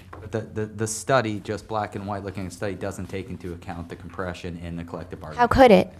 They weren't part of the study. Yeah. Yeah, but that's our mistake. I mean, the compression is our fault for the last negotiation, to be honest with you. Well, I know, but this is how you would fix it. You make sure that your captains are paid more. Taxpayers would have to fix it out of their pockets is the problem, and I'm not comfortable with that. That's exactly right, and that's the bottom line. I think that unfortunately, that wasn't something that was really relayed to everybody on this commission as to how this was going to have that ripple effect that we're dealing with right now. By the way, let me ask you a question, because I have to ask this question. Was this a $229,000 study? No, ma'am. Okay. Good. Absolutely not. Nowhere near that. There was a picture, there was something that says compensation study, and it was $229,275. I got to find out what that was, because. How much was it? I don't know, but as long as it wasn't that. Absolutely not. Okay, good. I've never heard of that number in my life as it relates to this, and I'll authorize it. I didn't mean to come off of what the issue is here. But I am in 100% agreement with Deputy Vice Mayor in that this is now going to be a problem that we are going to push because we've made a decision in the, during negotiations. Now we are going to have to rectify it by raising what is already salaries that are better than most in these upper level, in order to be able to not have people feeling the morale going down. Because think about it. Captains aren't running the departments. These guys are. They're in charge of an entire department. They're in charge of, the water that we're getting or the these different things that we're being delivered. I can't understand how we would not think that that would be okay to have those that are not in charge of, just because of the situation that we created. So I don't know how to deal with it either. That's up to Mr. Moore, but, So I don't compare captains and department heads. I don't make that comparison. And if you Okay. start doing that, then do you start making comparison to department heads and start saying, well, water's more important than parks, and parks is more important than. They are paid differently. I think they do that. No, but do you want to start having that conversation? Are you okay with that? The disparity, the problem what I'm not okay with is the study that we paid for says that the compensation is not adequate, but it's good, as with everybody else. And anybody who's not is getting amended. Ms. Johnson's getting amended because her position needed to be. It's good. I'm happy for that. But these are recommendations made as a result of an unfortunate decision on behalf of the commission with the last negotiation that put us in this position. And now we have to get out of it. And I don't know how to do that. Mr. Moore. Madam Mayor, ladies and gentlemen, first of all, I think it's appropriate that I do have some consensus to address the issues and concerns that have been raised by the group. Can I get that? Sure. What do Who you says that exists? Because I'd like to come back to you all as soon as possible with respect to how do we address this, possibly during the September 19th meeting pertaining to department directors. And in terms of how adjustments are to be financed, there are contingency accounts within the the proposed budget for fiscal year 2022-2023 in which we can strike a balance to get to that place. I would have to make those presentations known September 19th. So part of my communication with you, Deputy Vice Mayor, was an opportunity for consensus to that effect, and so I'm now asking if that does exist. So if I can have that opportunity, I'll be happy to come back. We'll work diligently over the next few days in time for the September 19th engagement so that we can be clear in that regard. So to be clear, we're not agreeing to the changes that are incorporated, and Like- some of them are. You'll have two opportunities, I think what Mr. Moore is saying, that you come can. back and show us how you're going to make this. I would like to come back September 19th, and again, it's appropriate, professionally appropriate that I receive you all's consensus and support to proceed along those lines so that I can come back with those considerations. I don't think it's appropriate on an individual basis, but in a group setting, this is the appropriate time to offer that direction. Okay, so let me ask the question. Did anybody have anything else that they want to add? Because I think that maybe Yes. Vice Mayor and also Commissioner Johnson. I do. I don't think it's fair to characterize a vote of this commission as unfortunate. I appreciate you having your opinion. There are many votes that you make that are in the majority I think are unfortunate too. However, I think the comparison of men and women who are 20-year veterans in our police department who risk their lives, it's hard to compare. And I'm not minimizing the contribution of our executive leadership team, Hassan or whoever else. If there needs to be adjustments in their pay or wages or packages, that's a different conversation. And I don't object to that. But to just take out a group of men and women who, three of us agreed to their contract through months of negotiations between our wonderful HR director and outside counsel, and probably Lynn had some involvement, that's fine. Well, Hold on, I am sorry, not I'm done. Sorry. That's okay. So I think the conversation to be had is, what can we do with these other men and women at City Hall? That's a conversation I am more than willing to take. And I'm asking because every time that we've had a vote or discussion about our CRA director, our city attorney, what their wages should be, I'm always advocating the most that we think is possible. But I just don't think it's a fair comparison. It's an apples and oranges to me of any police, fire, this department, that department. You want to talk about executive leadership? I'll talk about it all day. But we, through three of us, voted on a contract. And we did it with the taxpayers in mind and the men and women in mind. And I'm proud of always supporting our police and fire departments. And you didn't, and that's fine, no problem. But I just think, I don't want to muddy it. I want to have a conversation that if you feel as if executive leadership individuals deserve a raise or more compensation based on their peers in other areas, that's great. I'm more than willing to have that.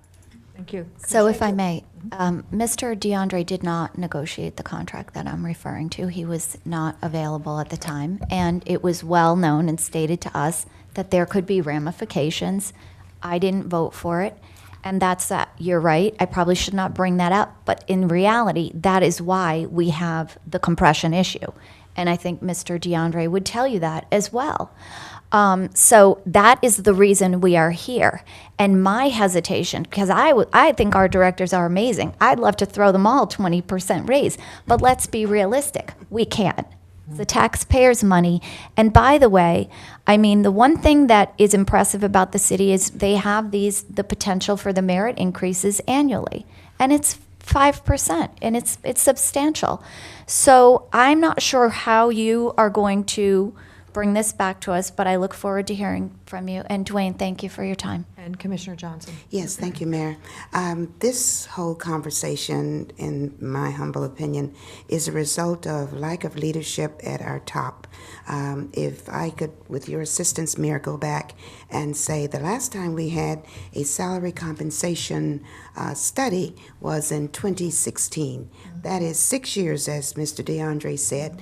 I am of the opinion that future commissions are going to find themselves at the same point, discussing not having adequate compensation for all of our employees.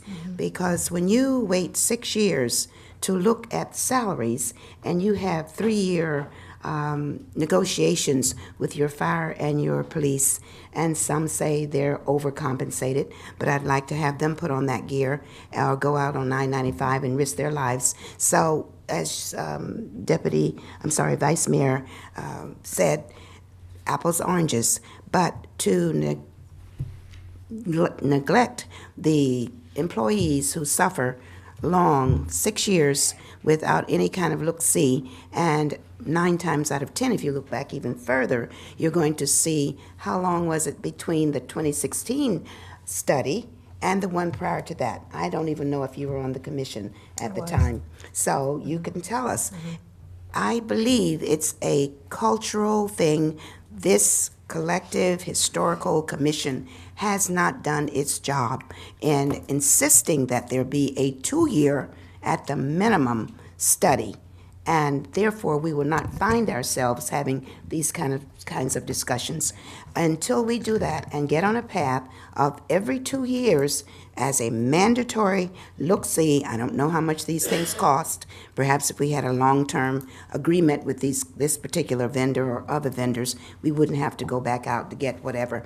But long story short, we're here because of the lack of action on prior city manager's part, prior commission parts, and it must be rectified.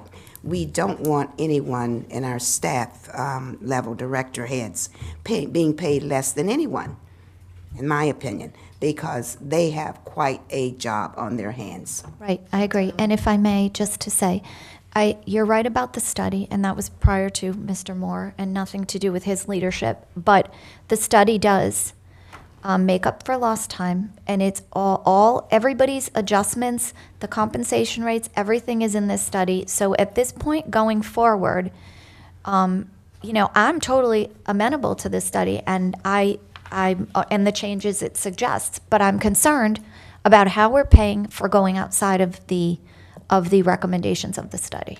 Commissioner Boylston. Yeah, you mentioned, Commissioner Cassell, you mentioned that you'd like to pay our directors a specific amount, but we can't. Why can't we? I mean, I have personally, and a majority of us have made a commitment to our fire and our police every 3 years when we go into negotiations to keep them in the top of the county. And we do that because we need to stay competitive in the market, right, and get the best in those positions.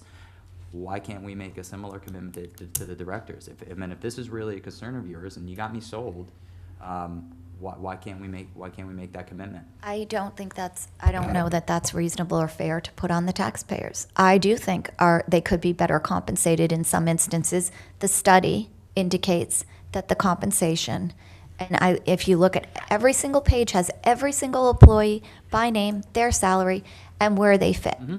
And to be honest with you, our directors, according to this study, are pretty well compensated. No, and I was ready to adopt it tonight. But the difference is you're saying, and I agree that the gentlemen and ladies who serve us should be well compensated. But when we start doing things like creating new staffing levels to give an increase beyond what normally one would see, and a new, new staffing range with a cap that's much higher than they would otherwise see, we do create these problems.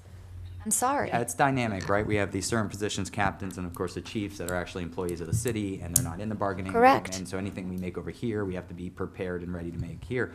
I mean, I'm ready. I came in ready to adopt this. Thank you, Dwayne, for going through it all with me. But if we wanted to make any adjustments for future planning for our executive directors to get them even in a higher tier that we can be competitive, we can ensure that they're going to stay here long term, and we can go out and compete in the market. I'm a huge proponent of that. I think it's a great use of taxpayer dollars, so I would be in support of that if that's the way we decide to go. So let me just put my 2 cents worth in here, because I've been listening back and forth, and I think that everybody has, very valid concerns and issues. I mean, we started this off with the 8C talking about how much our salaries how much of our budget is going towards salaries, and now what we're doing is we're thinking about increasing that bubble even larger. And that bubble does not go down. It doesn't retract, and it doesn't level off necessarily like our taxes, our property taxes can. If the market levels off, we don't have that increasing that we will absolutely have to be paying. So it is very important for all of us to be thinking about how this is going to affect us into the future. That's what we're making decisions on today, is how is this going to look in the future, and to be very cognizant of the fact that it's all of us that are paying these taxes, and in times that are pretty difficult, and we don't know that we're going to have 17% increases in our property values, but we do know that our baseline of our employees is going to exponentially increase year after year. So very, very important to talk about this from a sustainability issue, as well as what is fair and what is not fair. So did you want to say something? Go ahead. I mean, I know you were, I'm sorry, I meant to go to you first before me. Go ahead. Thank you. Mr. Moore. So again, I'm getting my analytical thoughts together in terms of the department director question. That appears to be the outstanding issue in that regard. And quite honestly, since speaking with a couple of y'all individually over the last few days, I was getting some thoughts together in terms of how we address that. So what I would like to recommend is, of course, adoption of Resolution 137-22, because we have to go about that process, first of all. Secondly, there is an opportunity to continue moving forward with what's been recommended relative to the classification and compensation outcome, with the proviso that I'm directed to come back with a specific set of considerations involving the department directors during the September 19th meeting. I have some work to do working with the Department of Human Resources and the Department of Finance. But in terms of contingencies that have been incorporated in a proposed budget, I think we can offer some considerations that make sense. We'll have to have the opportunity, but most importantly for me this evening, some level of consensus to proceed along those lines. But I do offer those formal recommendations so that we don't miss a beat. Can I ask a question to Commissioner Casal? You seem to be much more knowledgeable as far as where we are as our directors are concerned. Are we talking about thousands of dollars difference, I mean, per, or are we talking about? If you're talking about, if you want to be comparable and you're doing a 20% increase, like, I could probably do the math. I mean, is it like $10,000 a position, or is it $20,000 a position, or is it 20? I'm just trying to figure it out. Oh, it's more than 20. Okay. Easily. All right. Well, why the math is done on that? The math isn't on there. This is, I thought you were going to just. Hang on, I have a sheet of paper, and I could probably fly it through. I have two questions in regards to the budget. One, are the ARPA funds still being utilized? A portion of it. So it is about 2.1 million and change. What's the number, Hugh? Because there's still a available balance of $4 million for the following fiscal year, so it's not 100% dependent. Right. Okay.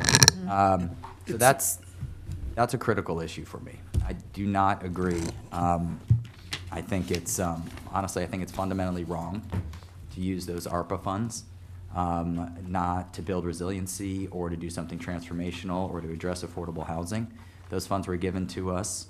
They were originally given to us with a rule that we couldn't use it to balance our budget, and I know they adjusted that, and now we have the flexibility to do so.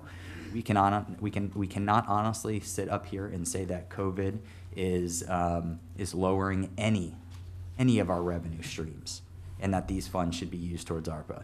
Our property taxes are up, our sales taxes are up, our fees are up. We cannot sit here and go, we are using the ARPA funds to bridge a gap in our revenue funds. That would not be accurate.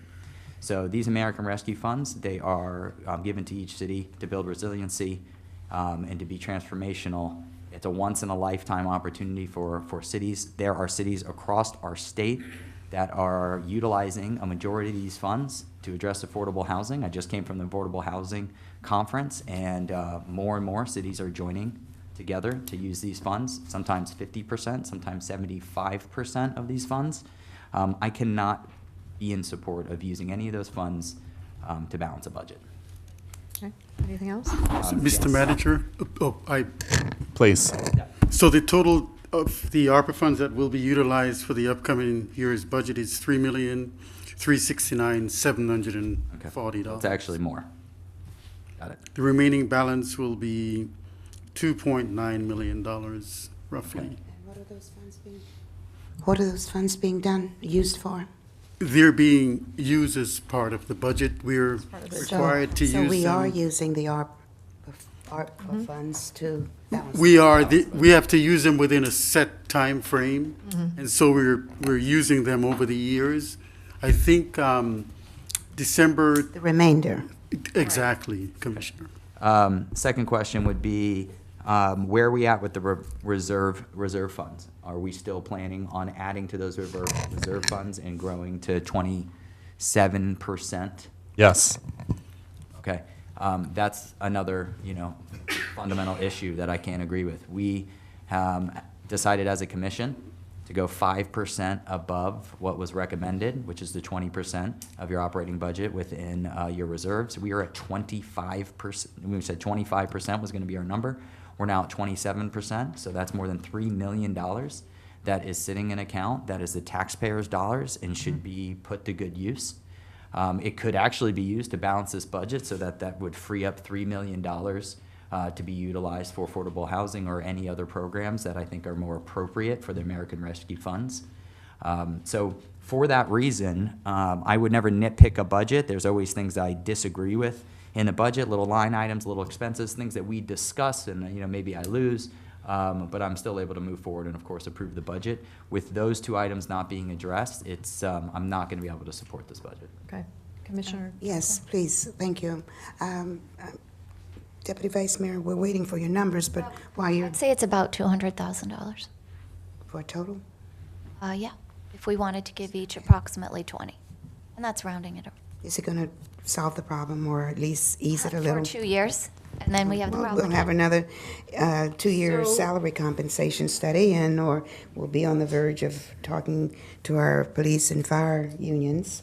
And I don't know what you're going to say, Mr. Moore, but I want to address page 10 of Mr. Dunkley's presentation. So I'll do that after we complete this part. I don't know if it's a part of it or not, but go ahead, sir. All right, so go ahead. Thank you. So my other recommendation, and as we engage the classification and compensation study formally from the Office of the City Manager, is that we do have a 2-year classification and compensation study review and analysis as part of our practice. And that's a little bit more often in terms of, in comparison to national standards in that regard. 3 to 5 years is typically a good threshold nationally. However, the dynamics of South Florida, ladies and gentlemen, the dynamics of South Florida municipalities in Miami-Dade County, Broward County, and Palm Beach County are such that we have to be on the ball in that regard. So many of you all have pointed out eloquently that 6 years is a long time to not have been engaged in this exercise. So in an effort to keep up, that is a formal recommendation. So the Office of the City Manager will continue to support direction in that regard, such that this situation is not again repeated to the extent possible. So I just wish to make that clear. And I'd like to add to your history, Mr. Moore, the fact that I don't have the exact years, but I think it was 2008, 2009, and 2010, there was a freeze that lasted for at least 6 years. So now you have that coming forward, never being addressed until 2016. So it's amazing that it's only 200,000 with this particular problem and with the recommendations that the Human Resources Manager chose to, not chose to, but the study said needed to bring certain employees up to par. Okay, the amount is remarkably substantial. That is just to get, if we were to, and it's an estimate of giving 20% additional salary to the department heads. The cost in total is substantial. This study does what it needs to do. It's not recommending in those areas, but that would be the amount.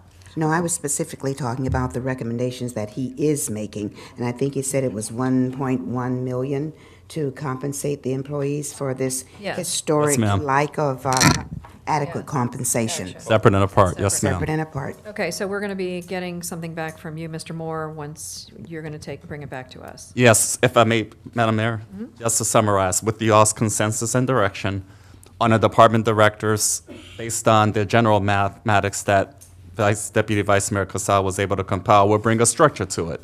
I will get to work over the next few days, and that will be a specific item for September 19th. Otherwise, I'd like to recommend that we move forward in every other regard. Okay, well, I still have some questions, so. And so do I. Of course. Okay, go ahead, Commissioner Johnson. You mentioned, sir, that you talked to some of the commissioners. I would like to be included in that in the future. So Absolutely. perhaps I'll have fewer questions and better understanding. Mayor, if I may, with mine. On page 10, Mr. Dunkley, there are items that just stood out to me. In the third column, dollar changes FY 22-23. Perhaps this is not the place for it, but if someone could answer why we have certain large increases in certain departments. I don't think that I have a clear understanding, with the exception of the police and the fire. Of course, that was a negotiated item, but I'm looking at the city manager, I am looking at the neighborhood and community services rather. I'm even surprised that that one is a little bit more than our development services, which we know we're trying to bring up. And so maybe that's something that is a common item. And I'm especially looking at the parks and recs. I don't know if that has to do anything with Pompey Park, since I thought that was basically coming out of CRA funds. So with those items, Public Works, I can understand we're hopefully doing a lot, alleys, infrastructure, but you can add that one to the list too. Thank you very much. No, Commissioner Johnson, by far, I'm available for any particular department. In particular, the city manager, the increase there was of a reallocation of grants and aids in the amount of $183,000 to provide additional funding for educational grants. Used to be non-departmental. It was shifted to the city manager department. We can take it offline unless for sure. Others. Well, Everyone else understands it perhaps, but it's But there's just, also a very big increase in that, in the operating expenses, jumping from what was an actual in 2022 of 10,400 to asking for 103,000 in that, on that line item. So I'm asking, why is there a big jump there? The operating expenses, that's where some of the grants that offset it. It's $183,000 increase. I understand the grants. There in grants. This is under communications, and I don't understand, I mean, I'm looking at I see the grants, I see the education, which is the grants and aids, and I see that 183,000, but I don't see why there's a jump in the proposed budget for the operating expenses. If I may, I'm going to grab the detailed. Okay. and start with the grants. Grants for whom, to whom? So what specific, so for in the communications, we have support in photograph services, increase in contractual services, 54,322. We're decreasing, it's a conversion of one digital social media coordinator, that's personnel, but primarily the operating is the 54,322 increase here for contractual services, for photograph services. That's a total of 100,000 Approximately, if I can you also understand, have the or a little bit operating- more, but You also have the grants and aid of 180. grants and aids, the city manager gives out grants? Well, the education coordinator is housed in the city manager's department. So what we have done is we have moved the grants pertaining to education to that department as well. So the education department was giving out grants? When we say grants and aid, it means aids to nonprofits, to schools. We purchase books, supplies of that sort to aid the school in their operations. Okay. So it's grant and aids, AID. That's the total of what? How much? It's $183,000. It's a long function of the education realm here in the city of Delray Beach, so that's a continuous practice that existed for a number of years. And that's been about the amount of money we've been spending on Let's Read or Let's Read? Those or- types of programs, yes. I'm just a little concerned about that. That's a lot of money.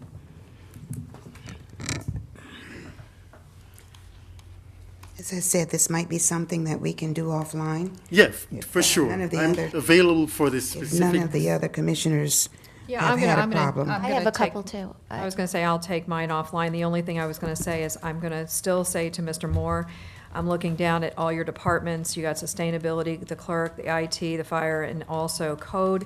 You've got increases in like refreshments and operating supplies and Yeah. printing to the tune of 240% increases, 500% increases, 328% increases, 325% increases. I mean, it's down the line. And I know that they're smaller numbers, but when you're looking at the actual amounts of this year, and then you're going to next year, and you're giving them, and you're not even using the entire budget from this year, and then you're going into next year and you're giving a 500% increase, I got a problem with that. You got to have a reason for it, and I don't have a reason.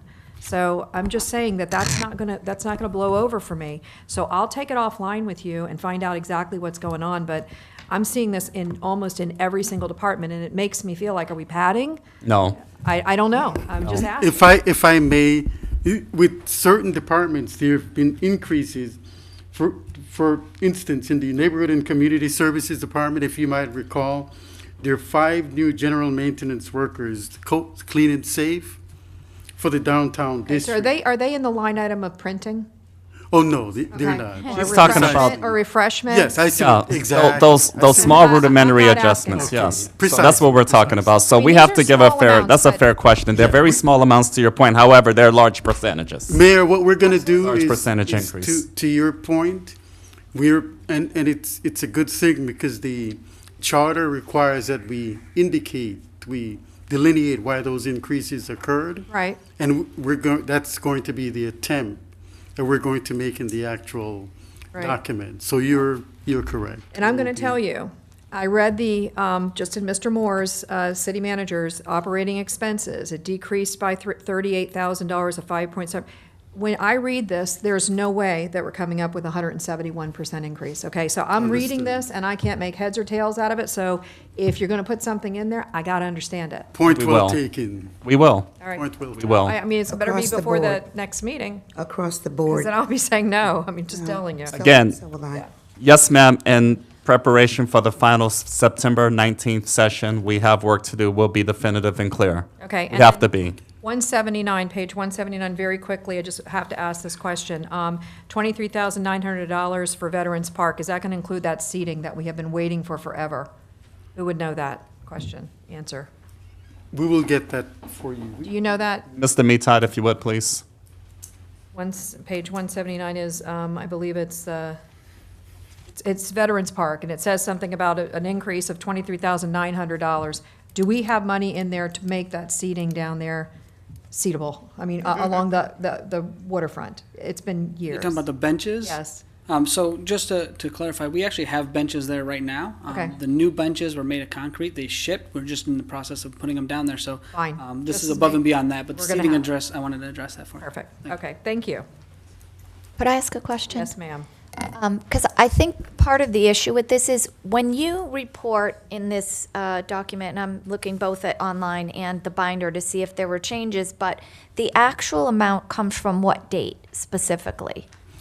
The actual is as of the date of printing. Yeah, It's as of, Okay, Just so have a that's couple- why it's a little challenging, right? So go to Mr. Moore's, or go to page 16. It says 4810, promotional activities. Last year's 2021 actual is 28,000. 2022 actual is 36,000, with an amendment to the budget to 116,000. So if you only use 36 to the point when this was printed, which was what, like a month ago? Then your amendment is at 116, and then you drop it down to 70 for next year, which looks really good, but in fact, it's 50,000 more or 40,000 more than the prior year, and that's what the mayor is talking about. We're seeing this consistently. I tabbed a bunch of pages, and you see that pattern, which is a little confusing, because presumably, if we've only used so much, then we don't need 3 times more this year than last. And lastly, with the leasing, I noticed the leasing throughout, and I was kind of curious about that because I don't know if it's different in the city, but when I went to look for a lease, it was much more expensive to purchase. So I don't know if you're getting a deal, but there's a lot of cost to lease in here. the lease purchase proceeds, Deputy Vice Mayor, you're referring to?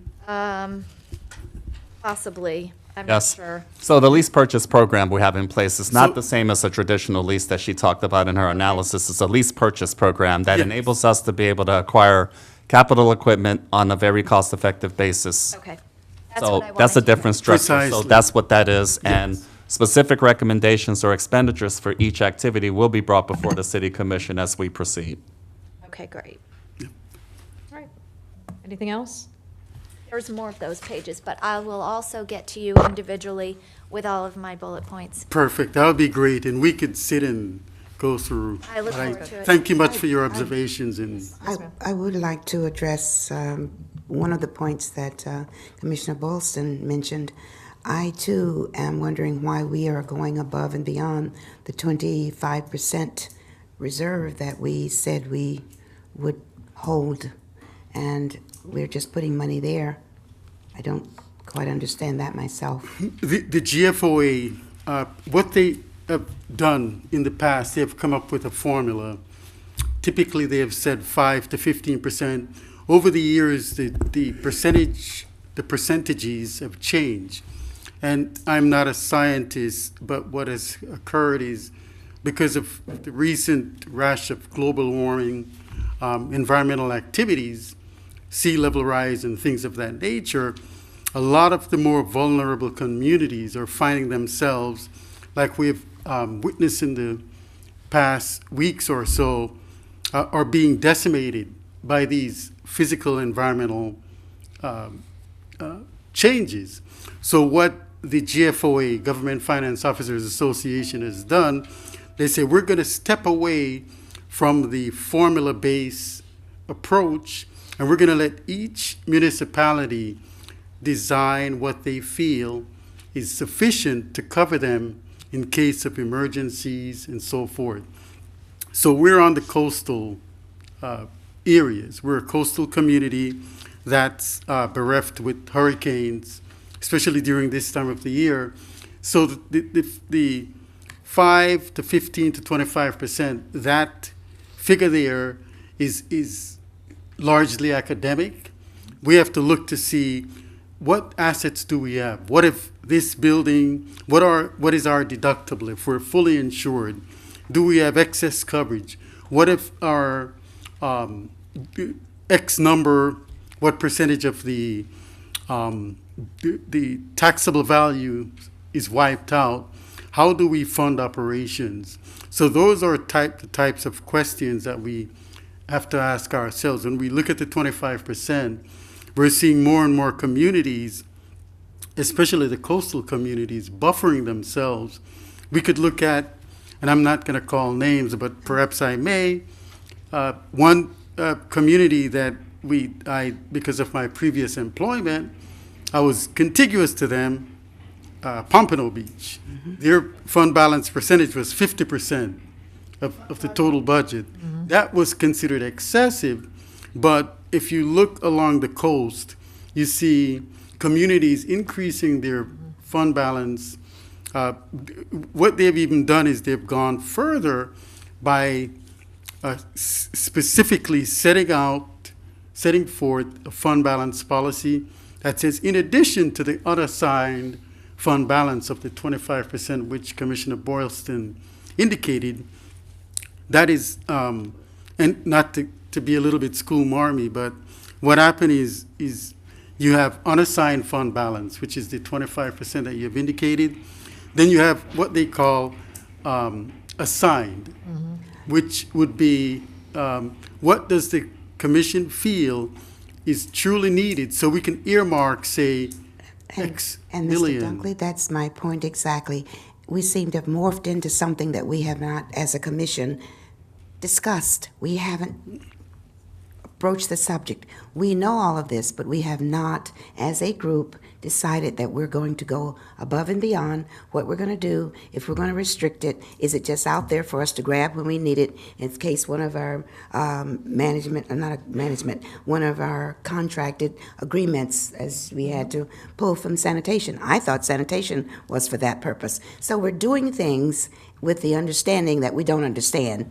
And so I think we should stop and make some kind of policy so that if we do go above the 25%, it is understood, the public understands it, and hopefully there will be a buy-in to the fact that we are a coastal city. We need to start making contingency plans and that we have a reserve set aside for this purpose. And that's my concern, that we are going along doing things without an agreement and understanding, and I am totally against that.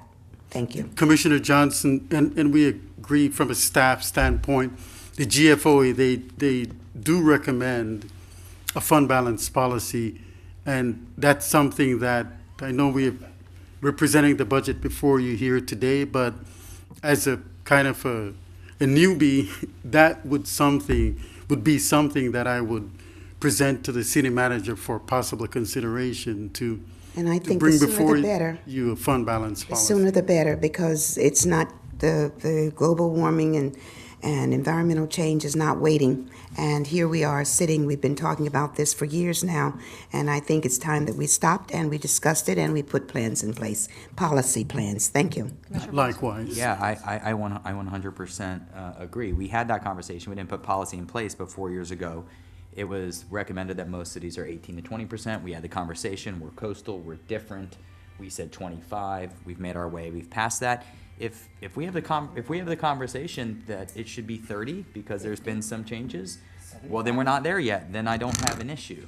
But the last conversation we had was that it was 25. We've surpassed that. If it's still, the consensus that 25 is what we should have is what we should have in there, we have more than that. So that should go back into taxpayer dollars. But if we say the new number is 30%, well, then And we're we not- should have a then I'm fund fine set with it. aside that we put the money into, not having it as the general fund. That's my concern. I love that idea. I mean, I haven't heard that strategy. You're correct, Commissioner Johnson. What they normally do is GFOA, they have us to break it up into silos, unassigned, committed. So you don't touch So it we'll and be able spend to it. show you each year, at the end of each fiscal year, which the amount, you'll be able to specifically see the unassigned, as Commissioner Boylston, committed, and we'll indicate what it's committed for emergencies, rate stabilization, and things of that nature. And the insurance rates that we're going to experience that nobody's talking about, that the the FEMA fund,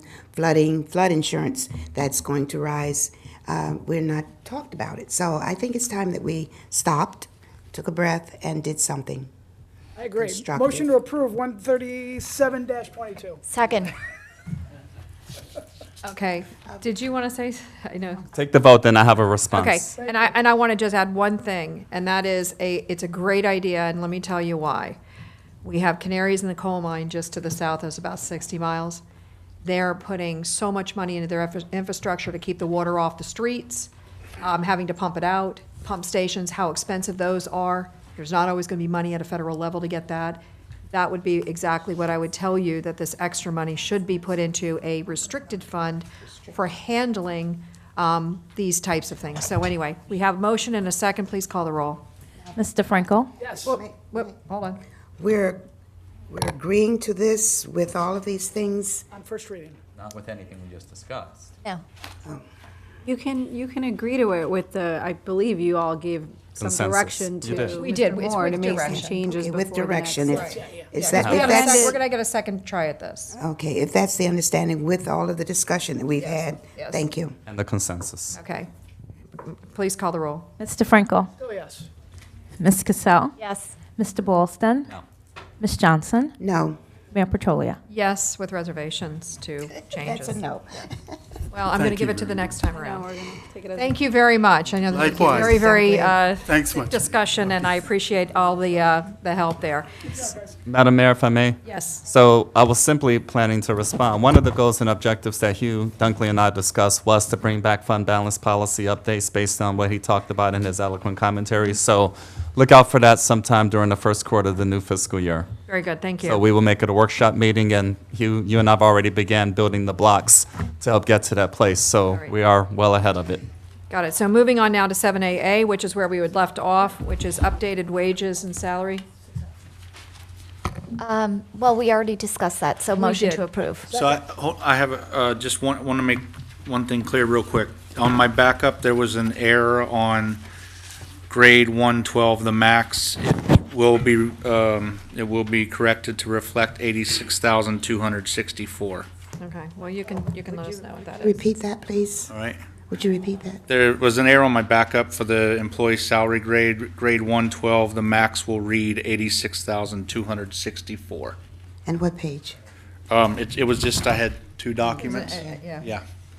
It'll be a motion to approve as amended. Okay, so let's Motion go. to approve as amended. Second. All right, call the roll. Ms. Cassell. Yes. Mr. Boylston. Yes. Ms. Johnson. Yes. Mayor Petrolia.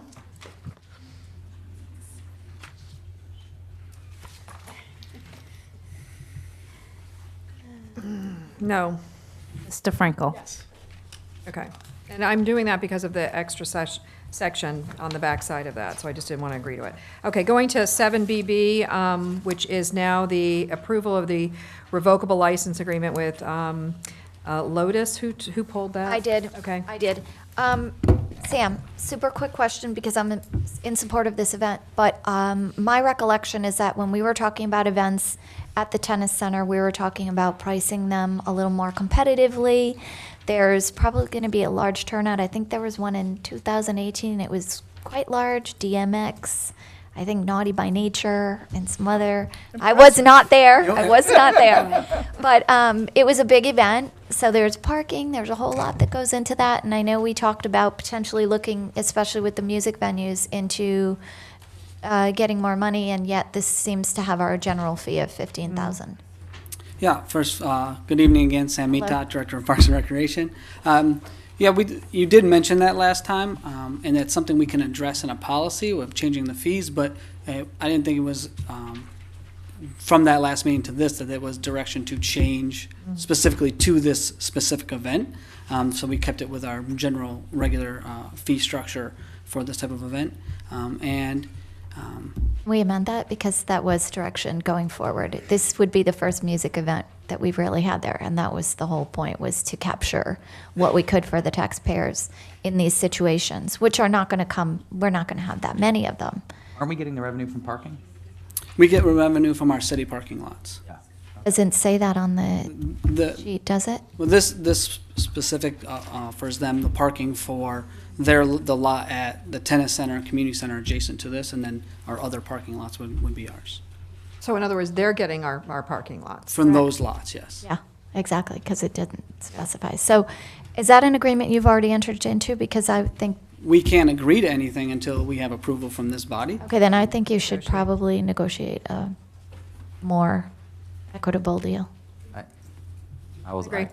I don't agree, only because of what Sam mentioned in regards to policy. I think right now, you can't say, we think you're gonna sell more tickets than that person, so we want to charge you more.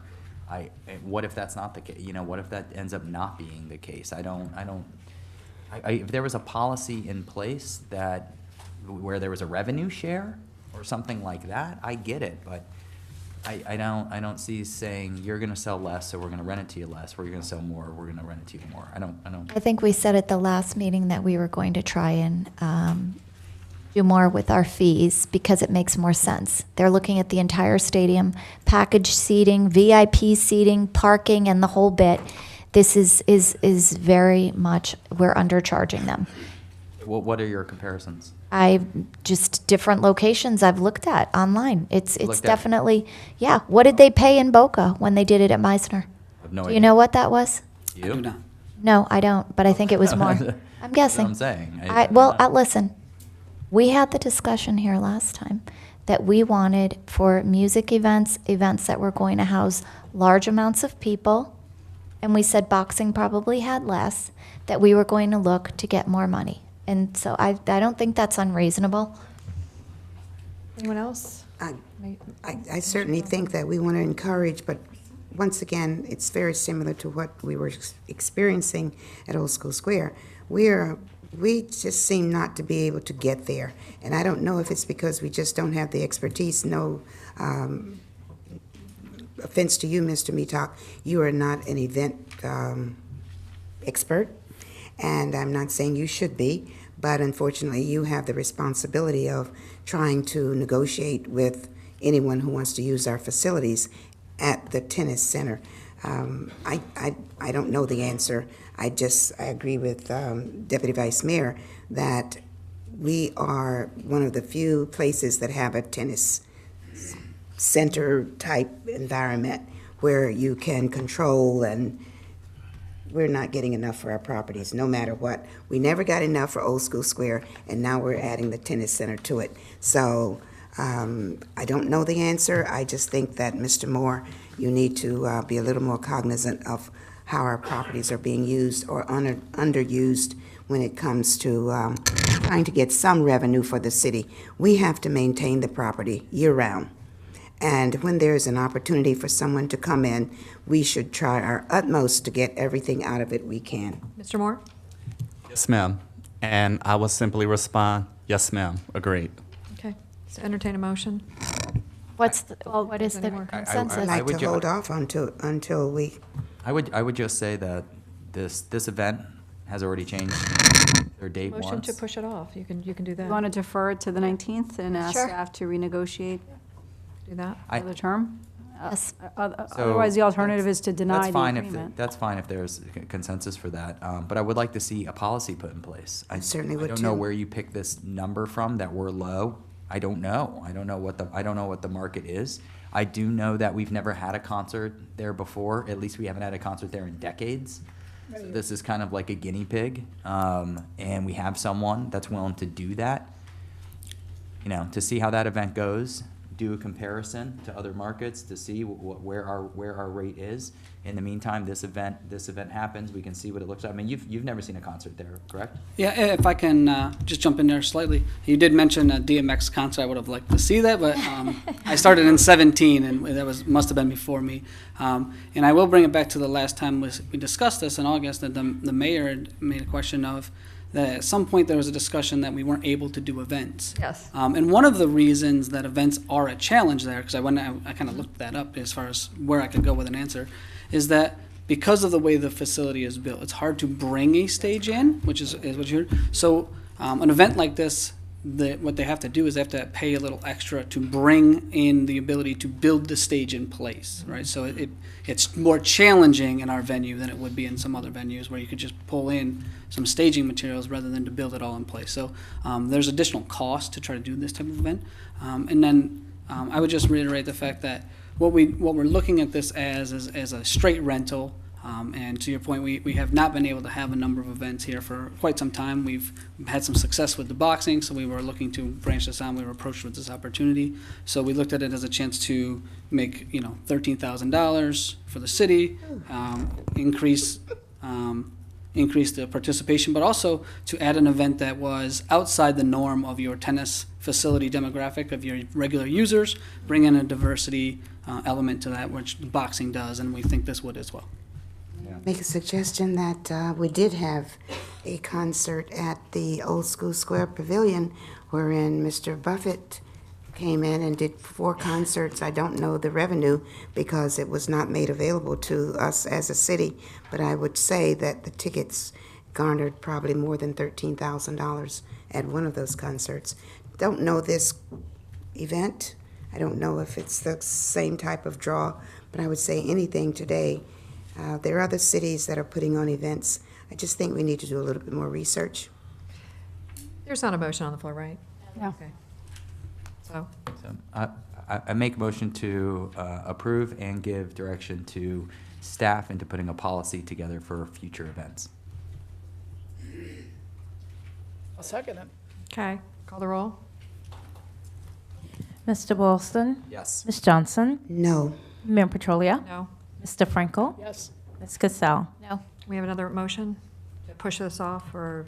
Motion to continue till the next meeting with, would you come back to us with some information relating to price? And what we're looking to do is, be competitive, but also. That's not the motion. Thank you. That's my motion. Push it off till next time for more information. Second. For more information or to give direction to staff to negotiate? Direction for staff to negotiate based on the feedback having been offered would be my suggestion. Motion and a second on the table. Please call the roll. Okay, I have Commissioner Cassell. Oh, Second. you did? Okay, Yes, I'm sorry, I didn't hear that. Okay, Ms. Johnson? Yes. Mayor Petrolia? Yes. Mr. Frankel? Yes. Ms. Cassell? Yes. Mr. Boylston? Yes. Okay, thank you Thank very you. much. All right, moving on to 7CC, which is Resolution 140-22. I took this off because I don't know that we really had the conversation about conducting a study for Congress Avenue. We have, I think we need to have a discussion before we actually put this in the hands of a company to do a study on it. I don't even know what they're going to study. I think that it's something that needs to come, the commission needs to direct it. So, Yes. may I offer a bit of information? Go ahead. Anthea Juniotis, Development Services Director, and Sarah Maxfield is here with me too. You did have a conversation Okay. about this back in September of 2021. All right, It's well, a long time ago. So ultimately what happened is that we did have a workshop on the need for an economic development plan for 2 of the western corridors, Congress and military. Ultimately, our economic director didn't have resources to undertake the study. I've had resources for professional planning services. However, my team has been completely engrossed in the transition to e-permitting. There hasn't been a lot of time left over given some of our staffing challenges in the wake of a very heavy amount of private applications coming in. And so as the budget is closing out, I have dollars available that could forward that initiative that we talked about, but she didn't have resources. Okay, so is this about the whole MROC versus the changes that we were talking about, SAD and all of that? Is that what we're talking So about? that's half of it because it is the whole corridor going north of West Atlantic as well, where we haven't seen maybe quite as much investment. For me to fix the code, I kind of need to know what uses we're trying to encourage, what uses we're trying to discourage, and it was honestly a task where, with a partner director leading it, there was a way to move an effort forward where there were other planning efforts that we just don't have the resources to champion yet. All right, I'm fine with it. So We can move forward. I'd be okay with it, just. It's just really Motion late. to approve. No, I'd like to. Second for discussion. Go ahead. Okay. I would suggest that we not limit it to the north corridor. No, it's the whole, isn't it? No, she just said north corridor. No, it's the whole. It's between it's not From just the Boca MROC is- line to the Boynton line. Yes, ma'am. Yes, ma'am. That's what it is. So it's MROC and then the other half as well. Yeah. If we had had this, perhaps Vice Deputy Mayor Cassell would have had a better argument about the development that's going in at the corner of Congress and West Atlantic. Okay, so we have a motion and a second. Please call the roll. Mayor Petrolia? Yes. Mr. Frankel? Yes. Ms. Cassell? Yes. Mr. Boylston? Ms. Johnson? Yes. All right, we are now at 7A, just starting our meeting. And this is a quasi-judicial hearing. This is resolution number 120-22, and I'm going to read the rules of quasi-judicial hearings into the record. This hearing shall be conducted in accordance with quasi-judicial rules. The applicant and the city shall be allowed 20 minutes each to present their case. The public shall be allowed to speak for 3 minutes each on or a maximum of 6 minutes if the person representing an organization or a group of people who are present but agree not to speak. The commission, staff, the city commission, staff, and the applicant may be allowed to cross-examine a witness. The city or the applicant will be allowed to offer rebuttal testimony. The decision to approve or deny an application or appeal may not be legally made upon personal views as to whether a project is a good project or not, nor may a decision be based on the numbers of citizens who support or oppose a particular project. The law requires that all the decisions must be made based on the basis of whether the project meets the requirements of law, the comprehensive plan, and the land development regulations. At this point, and this is this is Pet Hotel at 355 North Congress Avenue. Let's talk about ex parte communication. None. I spoke with the attorney for the applicant this morning. Very good. I spoke with the applicants. Okay, and I spoke with the attorney this morning, and I think I spoke with the applicant months ago. okay, none except for anything that you would find on my on the city server. So at this point, let's go ahead and swear any witnesses that are going to be speaking on 7A, which is Resolution 120-22. When you come up to speak, just make sure that you state that you have been sworn in. Right. Would everybody raise their right hands, please? By the authority vested in me as a notary of the state of Florida, do you swear or affirm that the testimony you're about to give is the truth, the whole truth, and nothing but the truth? I do. And Ms. Antonos, would you like to enter the file into the record? Good evening, Anthea Geniotis, Development Services Director, and I'd like to enter file 2022-155 into the record. The applicant actually presents first, and unlike the planning board, this is probably the easier podium to use. So if you want to come on forward, the IT team will load your presentation.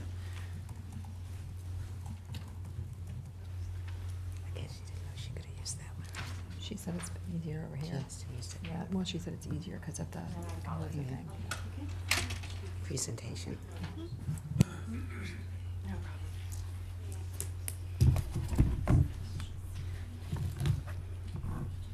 Is this the one I use? Okay. Hang on, that's mine. The other one first. The other one first. Yeah.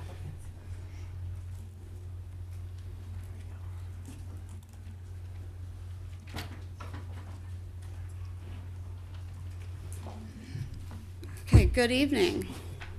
My name is Caroline Perino. I'm here on behalf of the applicant, Jason Hirschman, with Wanderlust Dogs.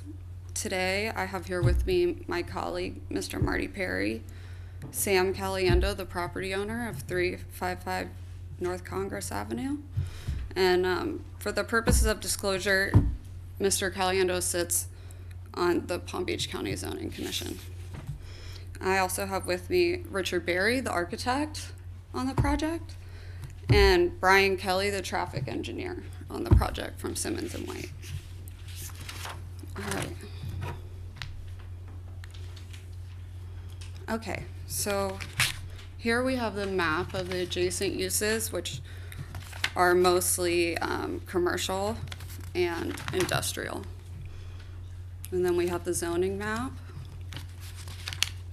And then we have our request, which is a conditional use approval to operate a domestic animal services facility, specifically a doggy daycare and pet boarding facility within the mixed industrial commercial zoning district. And we'll also be seeking approval for a special parking reduction. Here are just some pictures of the property and from all different views. And here is our site plan. It's a little hard to see, I'm sorry. On the site plan, you can just see that Wanderlust will be occupying bays 1 through 4 out of the 5 that are in the building. And then we have our floor plan, which the green areas show all the play areas that are going to be available within the facility. And then this is just a little bit about the applicant himself. He owns another similar operation in Eagle, Colorado, Wanderlust Dog Ranch, which he founded in 2014. Staff will go in more detail about how the conditional use and animal services criteria are met in their presentation, so I won't spend too much time on that. But other than that, we just want to say that all the criteria have been met with the exception of the parking requirement.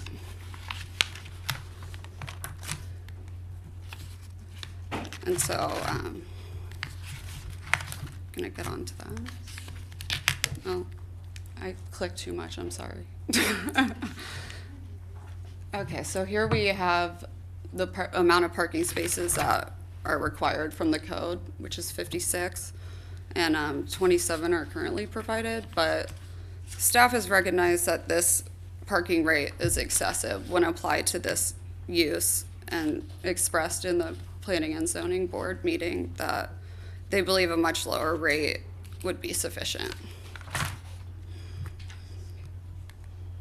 And we had a reduced parking study prepared by Mr. Brian Kelly at Simmons and White, in which they used information based on the parking study conducted for this applicant's similar operation in Eagle, Colorado. And based on that, they concluded that the total parking required could be estimated at 20 spaces, 13 spaces for Wanderlust dogs, and then 7 for the remaining uses on the property. And this is just more into the criteria, which staff will go over. Okay, just in conclusion, the Planning and Zoning Board voted unanimously yes, recommending approval for this project. We, along with staff, believe that Wanderlust dogs will provide an important service to dog owners in the area and will overall be a great addition to the city of Delray Beach. Thank you. Any questions? We'll get to them. Okay. Thank you. I'll go ahead and have staff go ahead and do her presentation.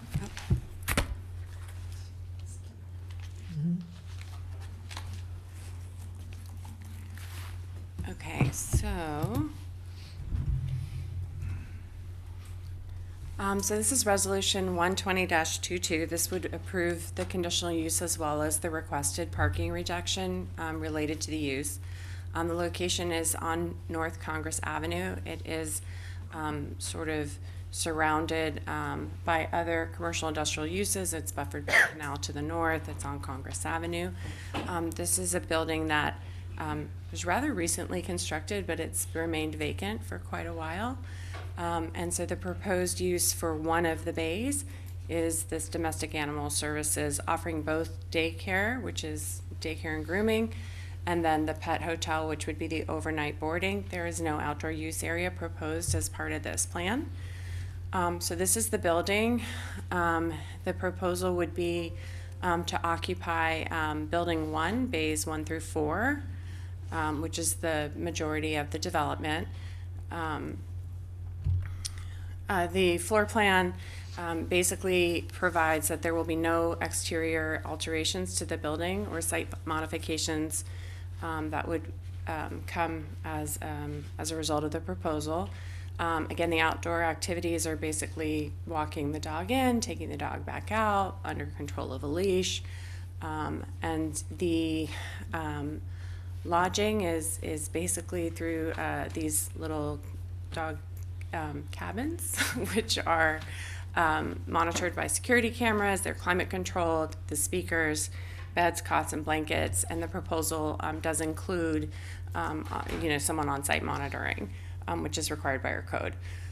So it is kind of a mix of 2 different types of uses, which is really only matters as it relates to the parking, right? Because we have the pet services, which are typically the grooming, and then we have the overnight or I'm sorry, the other way around, the play areas, which are just viewed as services, and then there's the grooming, sort of the blue areas, which are other types of uses. So, this use and breaking down these refinement is kind of new to staff, and we, as you know, we recently did the ordinance where we adopted all the rules related to these types of uses, when previously we really had vet clinics and then like grooming. those types of uses are kind of similar to medical uses compared to other commercial uses where you have a higher hourly turnover than we're understanding that dog daycare truly has. So we're learning as we go. So we were really appreciative of receiving a parking analysis from an existing facility and understanding, you know, what someone experienced in the business really thinks they need.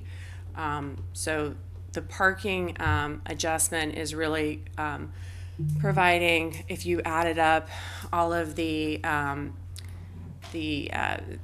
area that they're using, like our code would basically say that they need a significant number, 53 spaces. The warehouse doesn't require a whole lot.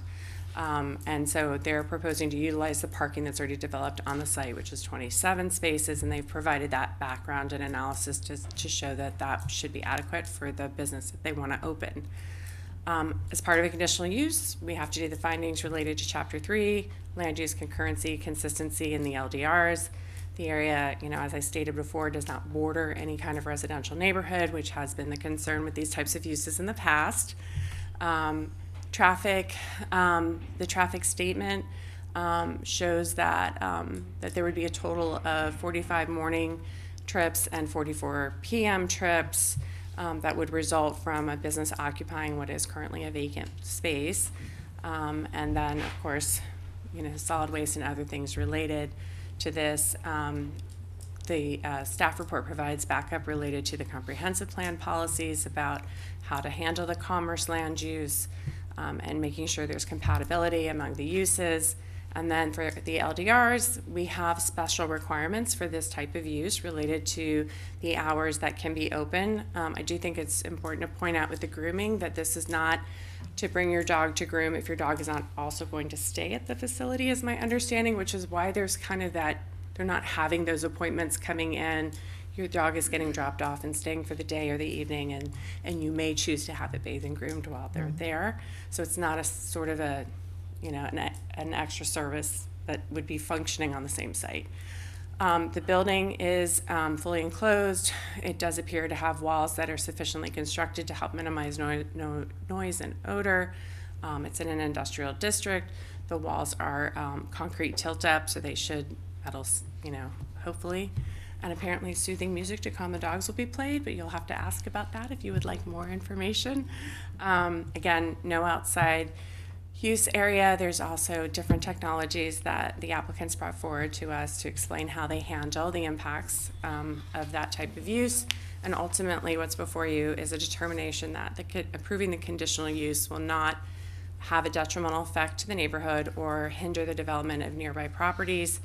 And again, I think that what's interesting is the Planning and Zoning Board did recommend approval 6-0, and they really called it the right use in the right place. So that concludes my presentation. If you have any questions, the applicant and I are both here. Okay, very good, thank you. This is a public hearing, so if anybody here would like to speak to resolution number 120-22, please come forward, state your name and address, and you will have 3 minutes. I think we'll find out.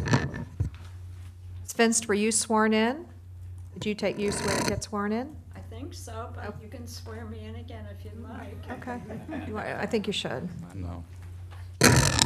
By the authority vested in me as a notary of the state of Florida, do you swear or affirm that the testimony you're about to give is the truth, the whole truth, and nothing but the truth?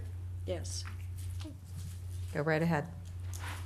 State your name and address, and then you have 3 Alice minutes. Spence, 707 Place Tavant, Delray Beach, 33445.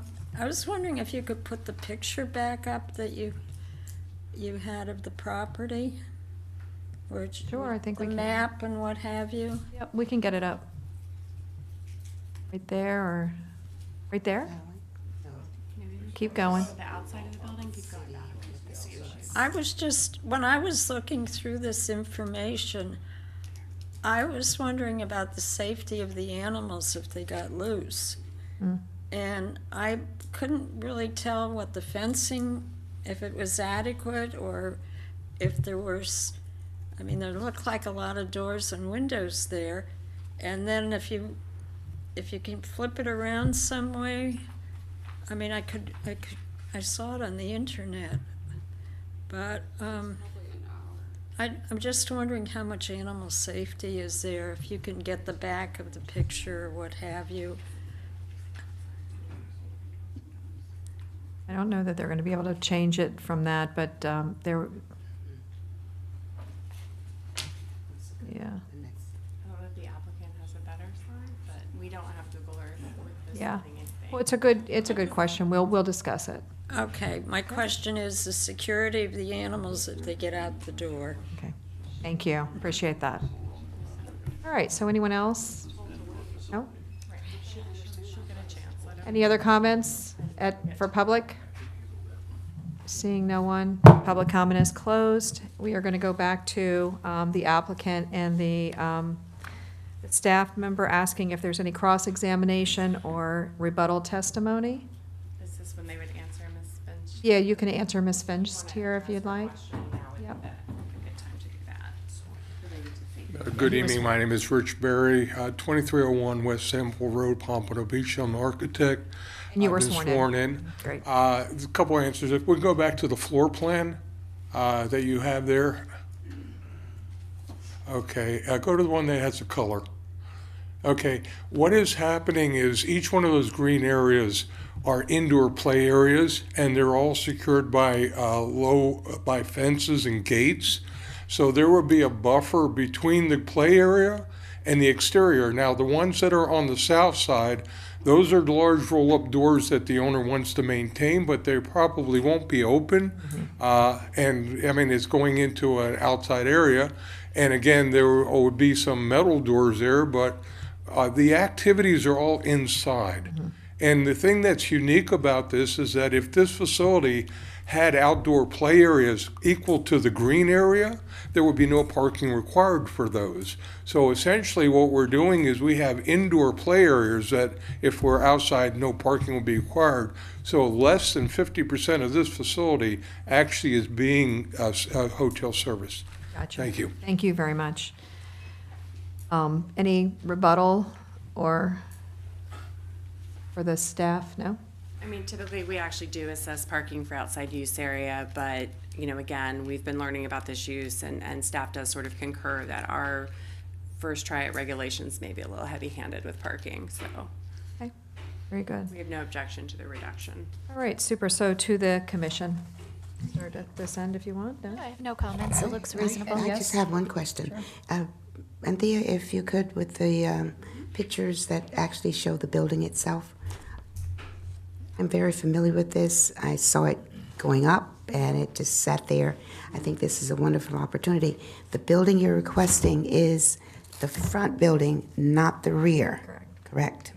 That's correct. That is correct. The Okay. building one, and then it's All the for way the down to the days. almost- Yes, almost to the rear. I'm sure the gentleman or the company, rather, that built it is very happy. I only have one question, and that is, how many employees are going to be employed here at any given time? I mean, at the place, is it? I just checked for the overnight supervision. Do you know how many? If you give me one moment. It's 24/7.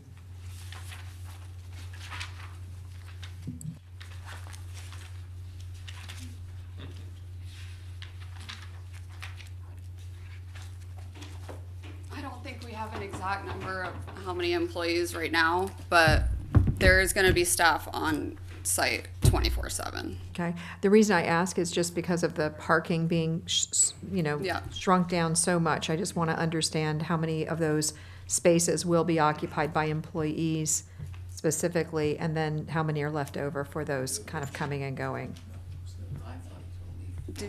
Do we have that in the parking study? How many? Okay. I thought we had that. Could I say Let's go to the something? podium. The beach dog daycare only had about 7 or 8 parking spaces. They functioned well. Yeah. As long as dogs don't start driving, I think we should be good. I'm sorry I couldn't answer your question better. That's quite all right. The reason, I just want to make sure that we're not really underselling and then we have a problem with parking. That's all my concern is, and I'm good with this. I think it's a great use of that space, and just as the P and Z board mentioned, it's perfect for what's going on down there, so I support it. May I just say Yes. that if the customers find out there's no parking, they will not be using the dog. This is true, too. The thing, so. Motion to approve 7A. Second. Call the roll, please. Mr. Frankel? Ms. Cassell? Yes. Mr. Boylston? Yes. Ms. Johnson? Yes. Mayor Petrolia? Yes, good luck, guys. Thank All you. right, 7B, Juneteenth benchmarking and data have a lovely analytics. Mr. Moore. Or no, Mr. Dwayne DeAndrea. I'm a regular up here tonight. Dwayne DeAndre, Human Resources Department. Was asked to come up with some benchmarking for Juneteenth with municipalities around our area here, specifically in Palm Beach County, and I think I provided that to you in the backup that you should have. As you can see, there were, including us, 14 municipalities that were benchmarked, 10 that had adopted Juneteenth as a holiday for their municipality and their agency. In that, I included the number of holidays that they had and the number of floating, and out to the far right is a total. As you can see, some of them don't have floating holidays, some of them do, some of them have more floating holidays than others. But felt it was important to bring this to your attention just so we could get some direction as to which way you wanted to go as far as adopting this. I do know we ran DeAndrea, do you have something on the screen that you can put up so that we can? I don't. I know that's in the backup, but I don't have the backup with me. I'm very old school. Yes, you are. See, that's where it comes in handy. I have it. Do you need it? It's one page, I think. Yeah. We'll share. Goes into two. I gotta check.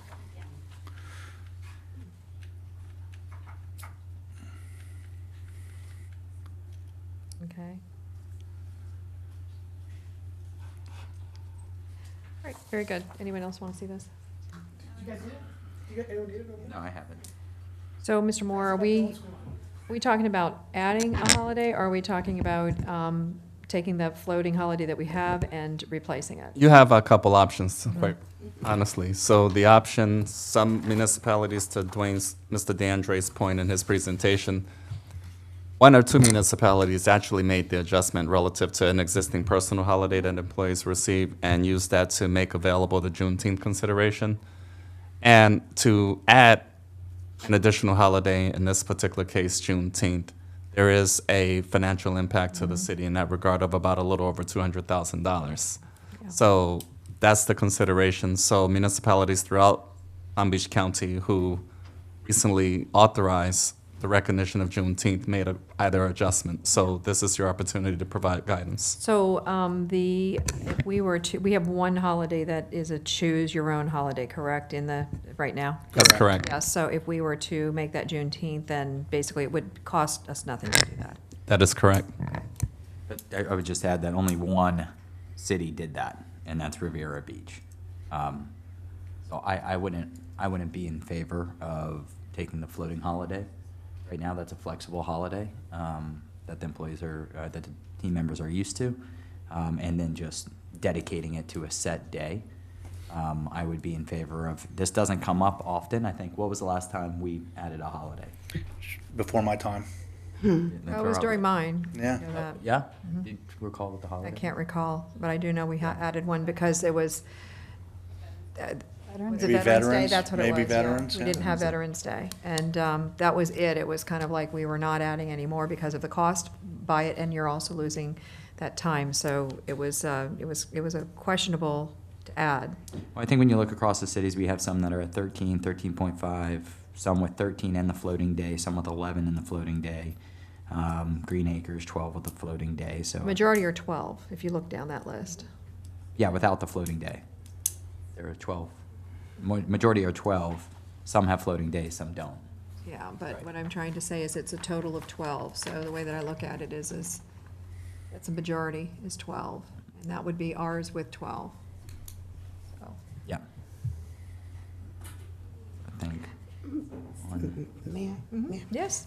This is, I've had some employees contact me to discuss what this is all about.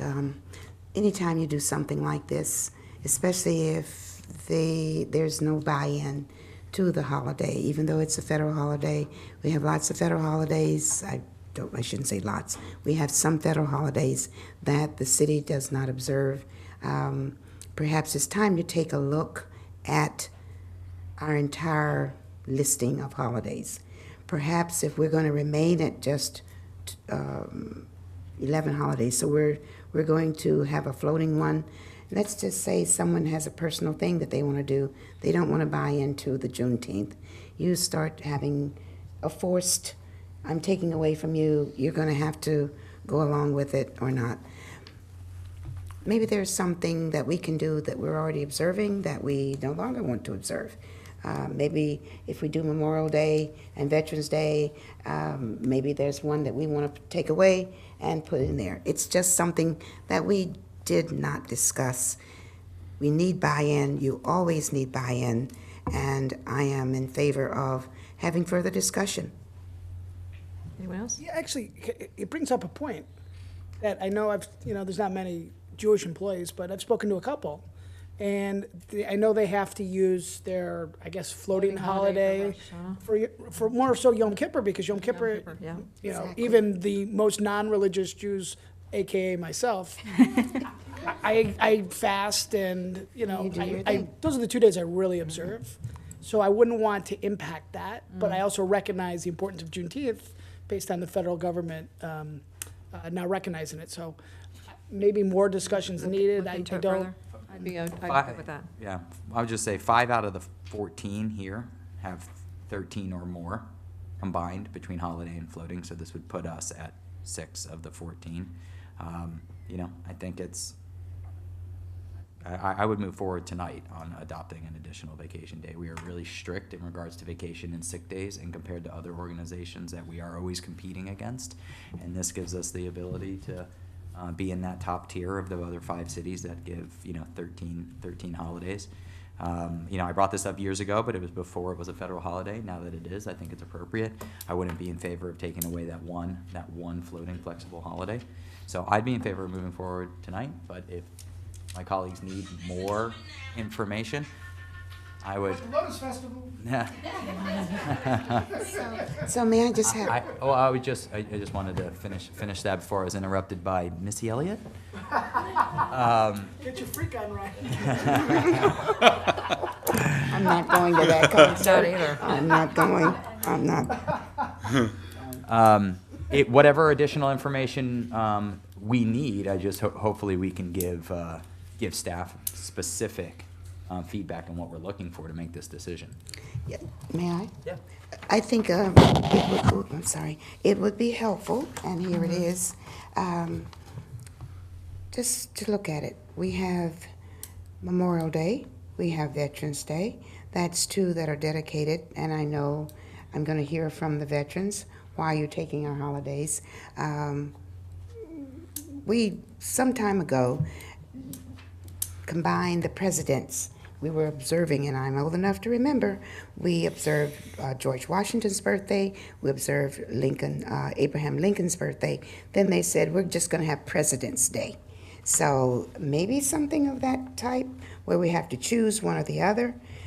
I don't know.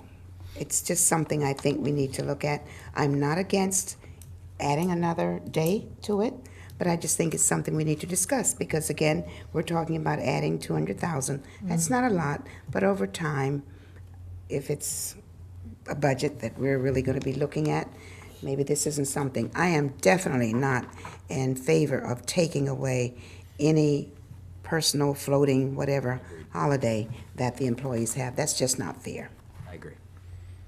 Thank you. So do we have a motion to? Motion to. I think we probably do, no? I think we should let Vice Mayor Franco make the promotion. Did you have anything to add? Make the motion. No. No, okay. I don't think you need a motion. I think if you're You want just giving a direction? No motion? Okay. All right. That's the direction, huh? Yeah. I don't know what the direction is.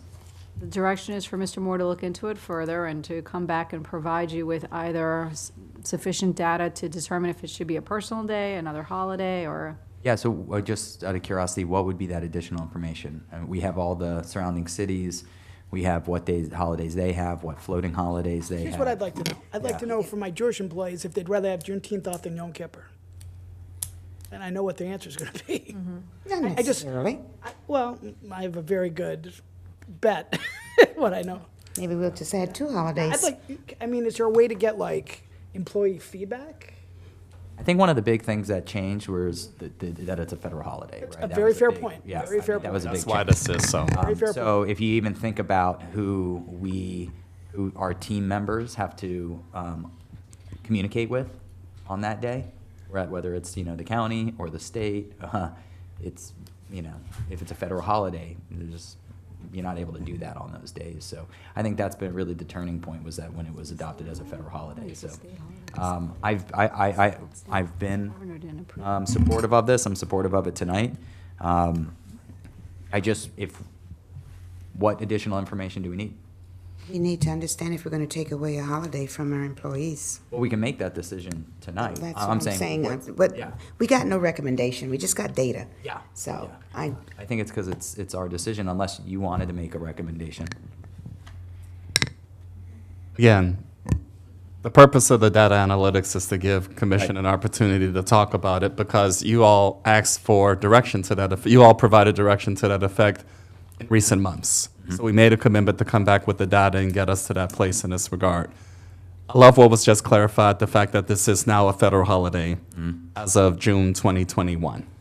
And what municipalities throughout South Florida have adopted, we provided that background information. So what I like to do is let us come back with some additional information. Let me think about what might be helpful in terms of helping make the decision-making process move along smoothly. And I will work closely with the Department of Human Resources to further evaluate with other municipalities, other data analytics that were taken under consideration to help make a recommendation, so that we can actually come back with a recommendation. That sounds like what's necessary. Very good. Someone made a suggestion that we talk about our employees, since they're the ones that are going to be impacted. Yeah, As I said, they were, the ones with whom I spoke were very concerned that, as Keep the Vice floating Mayor holiday. said, to keep the floating. Yeah, absolutely. Everybody needs one, I choose when I'm going to do what I'm going to do. So that leads next- to adding to it. Right. So next meeting? It will not be the next meeting. It will be probably in the next few weeks. Well, we should try to do it before the new fiscal year, because typically we put out Yeah, the new that's what I was holidays thinking. by October 1st. Oh. So I would We're recommend, adding $200,000. well, I mean, you're approving a budget, so if you're Right. going to do Budget. that, you're going to have a mid-year budget amendment, because. We keep adding to it, and That's so- why, in our discussion on Friday, that's kind of why it's on the agenda this week. So I'll move forward. I'll make a motion to adopt Juneteenth as an additional holiday in the city of Delray Beach. with adding it as It's an opposed to addition. taking It's away. an addition. It's- Thank you. yeah, it is You not- clarified it, Yep. which means we're going to have another We need a second. We need a $200,000. second. We need a second. You can have a second for discussion? Oh, second. Okay. Did you want to discuss it? Yes, I just think that it should include the fact, or public record, that with this, it's going to include another $200,000 added to our annual budget, Correct. approximately. Okay, we've got a motion and a second. Please call the roll. Mr. Frankel, So today, I can't support it now. Ms. Cassell, I agree with Mr. Frankel now. Mr. Boylston, Yes. Ms. Johnson, Yes. Mayor Petrolia. No. Okay, moving on. Presentation You of. still want adopt- this to be brought back? We need Or- direction. We didn't resolve it. No, we Well, I voted mean, it you down. voted no, so Let typically Mr. that Moore means take- it bring it fails. back. Oh, okay. I'd be fine with bringing it back for the next meeting. Is there consensus for that? Yes. Okay. All right, Thank you. so presentation of the Fire Rescue Department's master plan. This is 7C.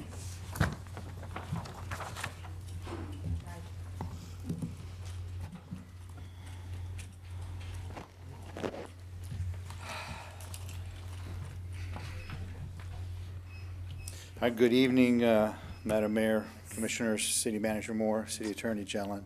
Keith Tommy, you're a fire chief. Oh, and Missy Barletto, the Public Works Director, we're going to tag team you tonight. And not to worry, there's only 250 slides. Okay, perfect. She is just kidding. Should be a very quick night. Okay, so knowing how much this group loves a plan, I wanted to start off this presentation by saying that vision without execution is a hallucination. Yeah. That is a quote from Thomas Edison, and that is to tell you that this plan is giving us a framework for the execution of improvements needed at the fire department and all of the facilities. The plan will allow us to make better informed decisions. It will support grant applications to get other people's money to help implement, and it provides a sense of continuity and comfort for our firefighters and for the community. Our stations are a traditional design. They were designed over 30 years ago. Most of you guys have been in them. You've seen the condition they're in. There was no real forward thinking for growth back then, as you can tell by how small they are. It was at a time where we had only 2 firefighters on an engine and 2 firefighters on a rescue truck. We had very few females, if any at all, at the time that these were designed.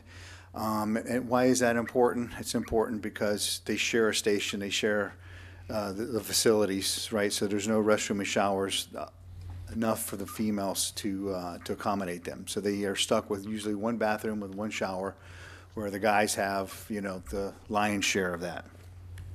Today, we have 3 units, 3 people on every unit. So we've increased our staffing by 50%. We have 31 females employed with us at the fire department, so we need more space for them to use the restroom and take showers and those kind of things. The city is growing, requiring resources to keep up with the increased demand for public safety. Not only that, but water and sewer and infrastructure as well. In public safety, this means an increase in the numbers of personnel, the numbers of apparatus, and with that comes also the support for those people. So anytime you increase the number of people in the field, you have to increase the number of support personnel as well. So an overview of what's going to be included in this master plan is an analysis of the fire department headquarters and 4 fire stations for interior programming and space allocation requirements to meet current and future needs with a 20-year planning horizon. So with that, we met with the engineers to put the plan together, me and my staff, and I'd like to point out Sean Gibson. He's a division chief. He took the lead on this when we first started. That's why he's here tonight. Let's talk about rapid growth real quick, because we are in the midst of a lot of growth. We have 10,000 new residents on our horizon in the next 2 to 3 years based on what we see coming through developmental services. What does that mean? That means that 10,000 new residents are going to increase our call volume by 2,200 calls. Not to mention the fact, as we all know, Highland Beach is separating from us. They're taking 2 units with them when they separate and are leaving us holding the bag for 700 calls that station handles inside of Delray Beach. So now we're looking at about 3,000 calls in the immediate future.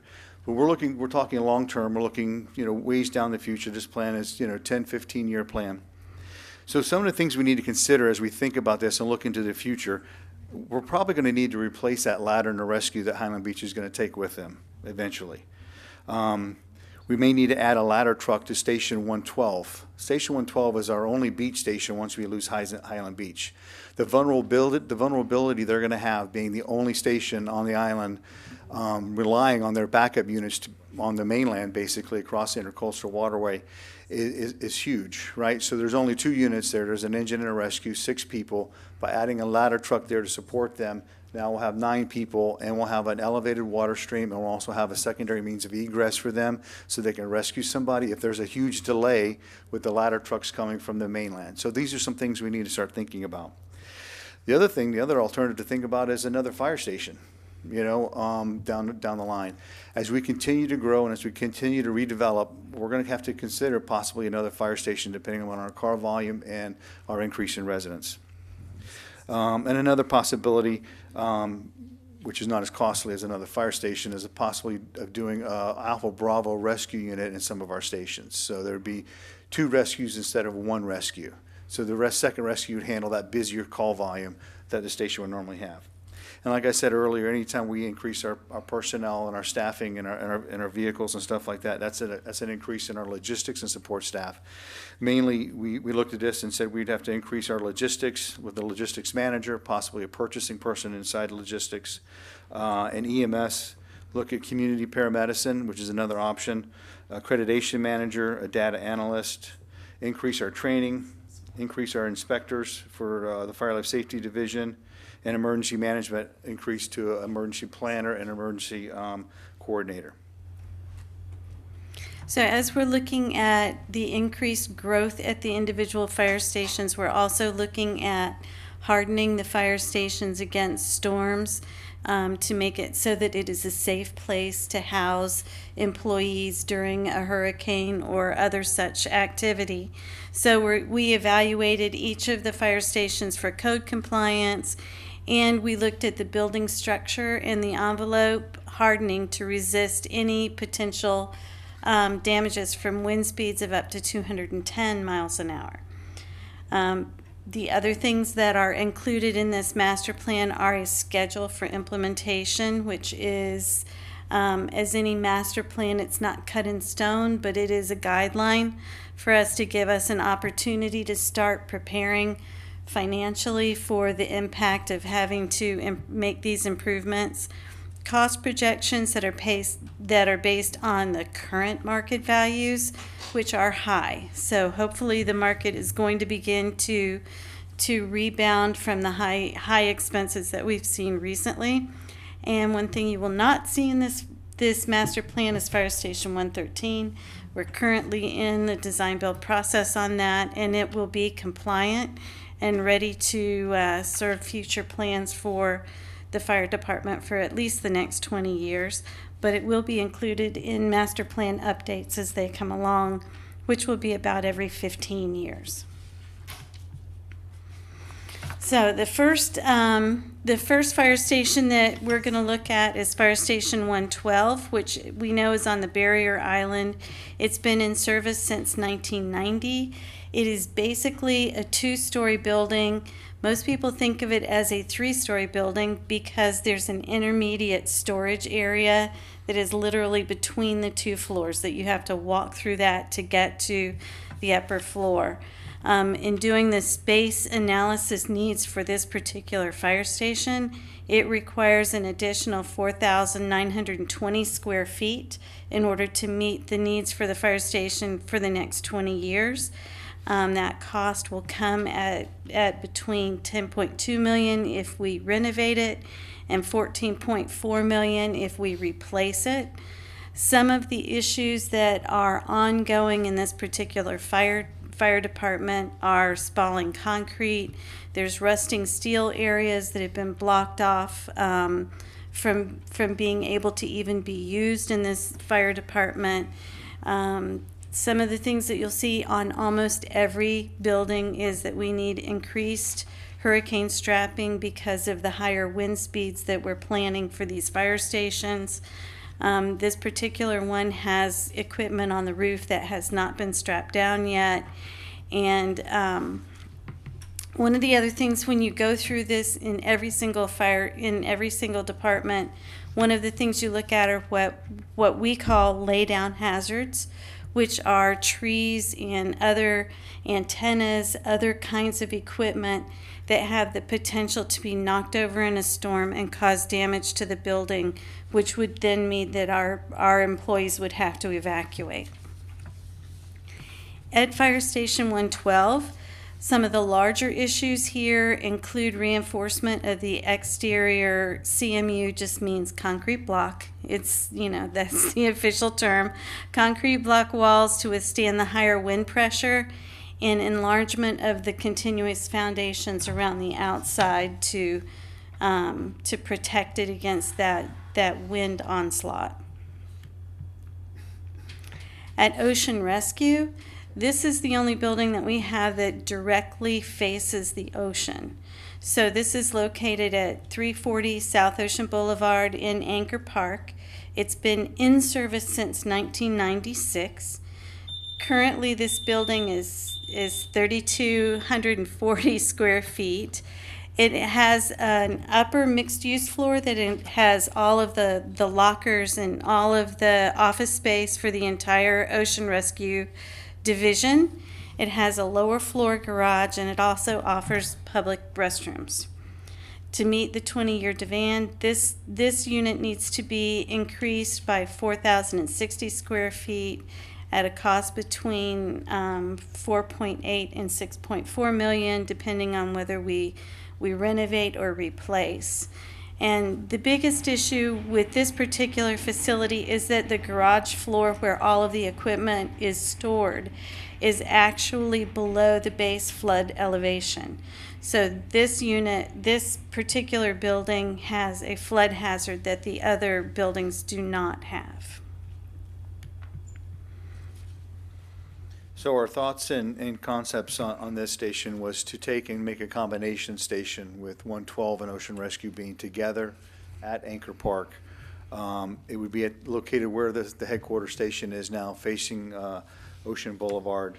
It would be a 3-story, 4-bay station with Ocean Rescue headquarters on the 3rd floor, fire taking up the 1st and 2nd floor. Basically, the 1st floor would be the 4 bays. Out of those 4 bays, 1 bay would be for Ocean Rescue. And then that leaves us with the land that Station 112 is on now. So there's 2 thoughts there. We could either sell it and use it to offset the cost of building the combination station, or we could actually possibly build a parking garage for beach access parking and charge for that. This station, with the combination station, Ocean Rescue and Fire Station, we have a good potential to receive a Resilient Florida grant to help pay for most of this, if not all of this station. So that's a good possibility there. And as Missy said, combining the 2 costs would be $15 million to renovate and $16.3 million for new. Okay, moving on to Fire Station 111 headquarters. As we all know, it's located at 501 West Atlantic Avenue. This building has been in service since 1992. It has 28,370 square feet. That includes a 2-story headquarters, a high 1-story apparatus bay, a hose drying tower.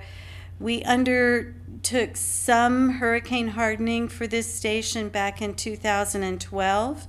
But this particular station, to meet the 20-year need, should have 41,485 square feet in it. The cost between renovating the station as it is about $20.2 million. To replace the station would be about $37 million. One of the things that we would need to do more quickly to make this particular fire station withstand the wind load and be able to house employees throughout a storm is we need to replace all of the windows, the doors, the louvers, the apparatus bay coiling doors, and repair all of the stucco on the outside of this building. So our thoughts and concept for Station 111, our headquarters station, is one of the major costs surrounding this before we even get started would be to relocate everybody that's there. So we'd have to relocate all the firefighters to another location, either in a trailer or something along those lines. We'd have to relocate the entire administrative staff, the fire life safety staff. We'd have to relocate our logistics areas. We have several of them at 111. Everything's kind of spread around. We'd also have to find vehicle storage to store our apparatus. So the estimated cost on just relocating everybody to start building at that same site would be roughly about $2 million, about $1 million a year. What we thought of, we came up with this concept of building the new station across the street in that 600 block, building it there. We more than enough room for us to occupy that space, plus we could build a logistics warehouse that would accommodate all of the different logistics stuff that we have. that's scattered out through all the stations in one location. It would also be very easy for somebody to come off of Atlantic Boulevard, tractor trailers to deliver supplies and equipment and stuff like that. Looking at possibly a 3-story building to accommodate future growth. The 3rd story, or if it's not a 3rd story, part of that building would be unfinished, and we would be able to utilize that in the future for future growth.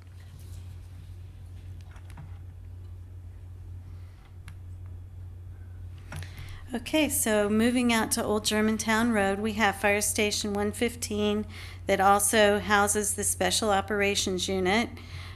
This building also has been in service since 1992. It's just under 6,800 square feet. It's a one-story mixed-use space.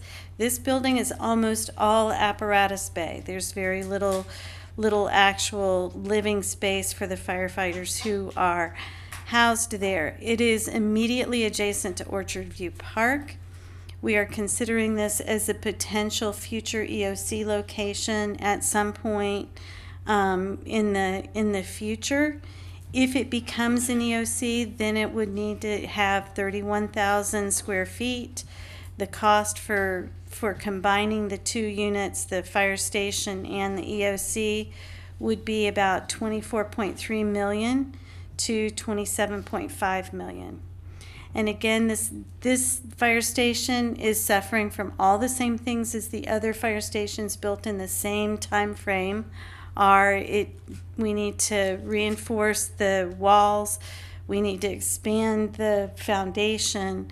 This particular one has wood trusses. We need to go in and be able to strap those trusses down in a better manner and do all of the tie downs for all of the equipment. This one also has vegetation growing out of the side of the building, which I'm embarrassed to say we will be fixing soon. So our thoughts and comments for Fire Station 115 is that we'd like to move the station off its footprint that where it's at now, move it forward closer to Germantown Road. What that does is it opens up the back area back there for more parking, and also opens it up for special operations props. So we would have gas props and things like that back there that we could utilize. And as Missy said, if we do decide to make this as our site for our future EOC, this would be a 3-story, 4-bay station with the EOC on the 3rd floor. Very similar concept to what we talked about when we were going to put the EOC at 113. This is a much better place for it. The location is much better. It's further out west. It's away from the ocean. It's away from intercoastal and flooding. It's away from rails, both rails, 95. So it's a good location. It's away from any civil unrest that may happen, which would normally happen around City Hall or a police station. So it's a very good location for an EOC, plus the fact that we would have utilized parking at Orchard Grove Elementary or at the park. So Fire Station 114 is our newest fire station. It's been in service since about 2008. It was built after Hurricane Wilma. It has sufficient space. Some of the interior spaces are not really conducive for today's activities, and there has been a request to look at reallocating the space, doing some interior redesign. That cost would be under $5 million. The full master plan evaluation for its future will be pending the next master plan update. And for right now, this facility is relatively in good shape for hurricane hardening. So there's not much thoughts or concept for 114 other than we would reevaluate, like she said, in about 10 years to see whether or not we're going to renovate, rebuild, or relocate this station. No real plans to add anything to this station, like we wouldn't add logistics here or EOC here. So, but the fire station master plan, the total cost over time, if we went the renovation addition route, it would be $64 million. And that's, again, like Missy said, that's today's high dollar amount. And then if we did new construction, it would be $80 million over time. And I believe the plan is estimated across 15 years.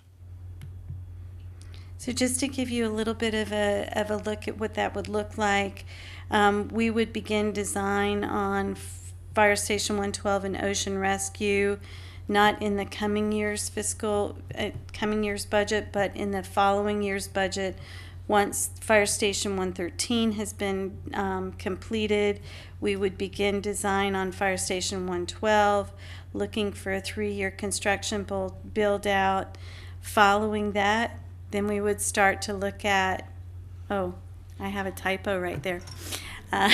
We would start to look at design, and that should say 2029 for Fire Station 111, with construction starting in 2031, and then Fire Station 115 Special Ops EOC starting design in 2034 and construction in 2037. So as you can see, these improvements, are very spread out over time. And that is all we have for you this evening. Great. I have a question, just because I saw that 3 of our stations were put in play, or put in service in the early 1990s, 1990, 1992. How in the world did they build 3 in a span of like a couple of I years? believe that was the Decade of Excellence bond. Okay, so it was a bond that they took in and they built all 3. Okay. Yes, ma'am. Good, makes sense. To the commission? Yeah, I just have one question in regards to the EOC. I think this is the first time that I've heard of that being over at 115, was it? Yes, sir. Yes. I mean, in the past, we've talked about it at 113. We've talked about putting it in City Hall or maybe the Yeah. police station. So there's been a lot of talk about it. The only thing that concerns me is that's 15 years from now.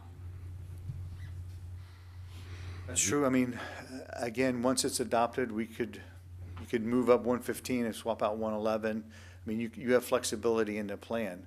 And again, it all depends on funding and the bandwidth of.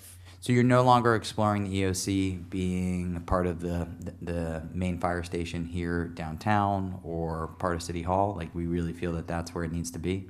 Well, go ahead. To be honest, right now, the EOC is a concept. We think that is an excellent location for it because of its distance away from any predictable disasters. But it has not been fully vetted or explored yet. It is on the list of things that we truly need to take a look at. Yeah. And as we move forward with the planning for each of the individual fire stations, we'll bring these ideas forward to the commission. Yeah, I would say that the plan seems great. That's my only concern, is that the EOC could be part of a police station that we, could be breaking ground on the next few years, or City Hall, or even another fire station, which would still put it 10 years out, I think, approximately. 15 years out for this EOC that we've been talking about building and needing for a really long time, as every hurricane season. You guys are still out of the Fairfield, I believe? Yes, we do. So that'd be my only concern, how far out that EOC is. And that's just construction starts in 15 years, so. Right. Okay, thank you. Anyone else? Thank you very much. I appreciate the hard work you must have had to do to get to this point. I'm always lately just saying, hurry up, hurry up, hurry up. The more we wait, the more expensive it will be. And when we see millions and millions of dollars, it's like, okay, here we go again. Thank you both very much for the hard work, by the way. I love the idea of doing something with the rescue and the fire station there on the barrier. We talk about needing another firehouse. I really love the idea that if we just expanded that, perhaps we would eliminate the need for a second one, make it just encompass every need that you have at the location that the fire rescue is on or the ocean rescue is on. And once that's built, then move the occupants of the firehouse. I'm sorry, I'm not good with the names, the numbers. And I'm just fascinated. Andrews Avenue, yeah. Yeah, I'm just fascinated by your designs, your symbols for each of them. The ocean rescue with the skull bone, that one just over my head. If you're going to rescue me, please don't show my skull. I think it was love a it. Pirates of the Caribbean off. I know that they probably came up with this, right? It wasn't some, Yes, okay, yes, I they love do, it. individually. It has to be some young person. Anyhow, if we could have all of that in one place, perhaps we wouldn't need a second fire apparatus station. I don't know, that's just a thought. And once that's, that property's available on Atlantic Avenue, great idea for a garage, because we're constantly talking about parking and impacting the neighborhood with people parking on their swales and in front of their houses. And again, we're adding to our parking problem, management problem, but that's a good problem to have. I just cannot believe that we were able to put 3 fire stations in operation in the span of a decade. And now we're... Couple years. Yes, exactly. And now we're talking years and years and years. I don't know. We're talking about a bond. We're talking about a bond for this, a bond for that. Good luck. I'm in favor of everything you recommended. I'd just like to see a little bit more thought about expanding the firehouse on the barrier island. Because with all the bridges up and down except for Linton, and where's the fire station for that? At Linton and 4th. So it makes more sense to make it larger, make it bigger, make it more capable of handling whatever it is that we need to handle on the barrier without anticipating getting help from the mainland, if you want to call it that. Right, so that's why we added that third bay. So it'd be 4 bays, 3 bays would be for fire, so we can put 3 different apparatus there, and then the 4th bay would be for ocean rescue. You'd be happy to know that in 113 design, it is a 3-bay station, 2-story 3-bay station, but we've added an extra office and an extra officer bunk room in anticipation for future growth, to maybe putting another apparatus there, whether it be another rescue there or an engine there or something like that. So we're already thinking about that. Nominal cost, didn't cost much to add a couple walls to put that in, but we may never use it, or we may use it. We don't know. Can I have dances or something? I don't know. It's just that thinking forward that was lacking in the last 30 years. Yes, forward thinking, I love it. I'm in favor of whatever you try to do to improve our firehouses. This is a 30-year-old concept. Things have changed. Environmental needs are not what they used to be. Hardening of buildings, why do that when we can tear down and build better with better materials? We used to use, I think, termite-infected wood, unfortunately, and maybe we can do something a little better so we don't have to keep rebuilding because of termites. So that's my input. I'm in favor of everything you can possibly try to do to help us with this project. Thank you. Vice Mayor? Thank you. It was a very nice presentation. But what really got to me was the tour you provided a few weeks ago, Mr. Chief. You know, going to the fire station behind the Marriott. Yeah, that's 111. That's 112. See the rust in that building, the areas that are inhabitable or unusable. You know, so to me, I appreciate the fact that you have 2 different figures of, you know, repairing versus rebuilding. But to me, rebuilding is the answer based on the closeness of the price. I'm glad to see that there are funds and, you know, federal monies and other grants out there that we're looking at. But thank you, Missy. I can't see you behind the computer monitor. But no, just to me, that's where I would be looking at. But you know, just it's been an amazing year. You know, that started with Fire Academy 101, and then now the tour, and now this. It's been a very eye-opening thing, because for me, as someone that drives past the fire station at least once a day, I don't know which one it's going to be, but you know, it looks okay on the outside. Right. But certainly when you get on the inside, it's a whole different story. So thank you very much. Good comments. Deputy Vice Mayor? Yeah, and I would share those comments. I thoroughly enjoyed the tour. The lunch, the whole entire day was outstanding, and it was super informative. And you had some amazing ideas about how the city could potentially garner some funding for that possible new station we may need as a result of some of the development on Germantown. So I look forward to hearing more about that. I appreciate the tag team. It worked quite well, and thank you, and I'm very supportive moving forward. Yeah, and I am too. So just keep plugging forward, and I think that you have, from my perspective, you have it we have to start at that one on the beach. I mean, that Yes, was ma'am. really shocking to me when I toured it as well. And I think that you've got a great idea as to how you can maybe even place that fire station more central to our north and south, since we're going to be losing Highland Beach as a response team. So it really kind of is a great location to potentially do what you're considering doing. It is, you're right. And that was one of our considerations too, is because we're losing Highland Beach, we're going to lose that response to Correct, to the that south area end. around Linton. Yeah. Without a doubt. So I agree. Mayor, So, would yes. you ask, may I ask, what's going on with the fire station at Linton and Fourth? We are moving along quite well. We are at what's called a 30% in our drawings. So we're very close. I think the next step is 60%. At 60%, there's not too many changes that we can do. So we're meeting weekly with our owner's rep. We're meeting weekly with the builder. So when I say we, it's Chief Gibson, myself, and Chief Green, and Missy's wonderful team as well. And every week we're meeting and we're going over stuff. We just had a Teams meeting today to discuss the fire station alerting system and what that would look like in Fire Station 113. So we're once not we gonna get to include six. This won't be included in the plan? I didn't remember you saying anything about it. No, this one, we've already planned for the future for this one. So when we update the master plan in 15 years or so, then it will probably come closer to the forefront for the next needed improvements. So when for will that they- one, when we reach 60% plans, which we're almost there, that's when we start applying for permits.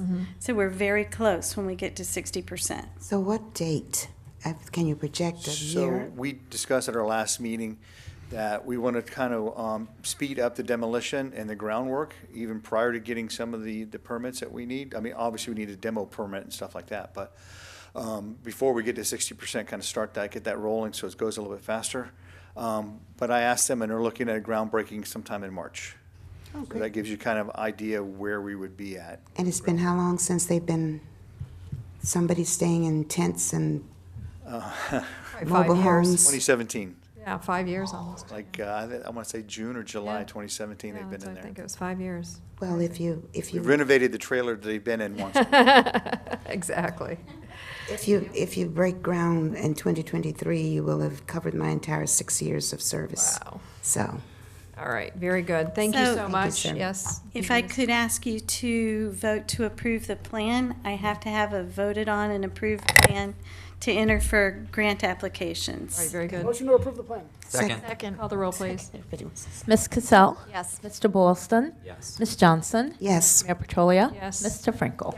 Very good. Thank you for letting me add that. Yeah, you got it. All right, so moving on to our public, I think this is our public hearings, Yes. second reads, and this would be ordinance number 29-22. An ordinance of the City Commission of the City of Delray Beach, Florida, amending Chapter 32, Departments, Boards, and Commissions of the Code of Ordinances of the City of Delray Beach, Florida by amending Section 32.15 definitions to revise the definitions of city board and member and to create a new definition for inadequate attendance by amending Section 32.17 removal of city board members to clarify the bases for removal of city board members by amending Section 32.18 procedure to clarify the procedure for removal of a city board member, providing a conflicts clause, a severability clause, and authority to codify, providing an effective date and for other purposes. This is second reading, so it's a public hearing.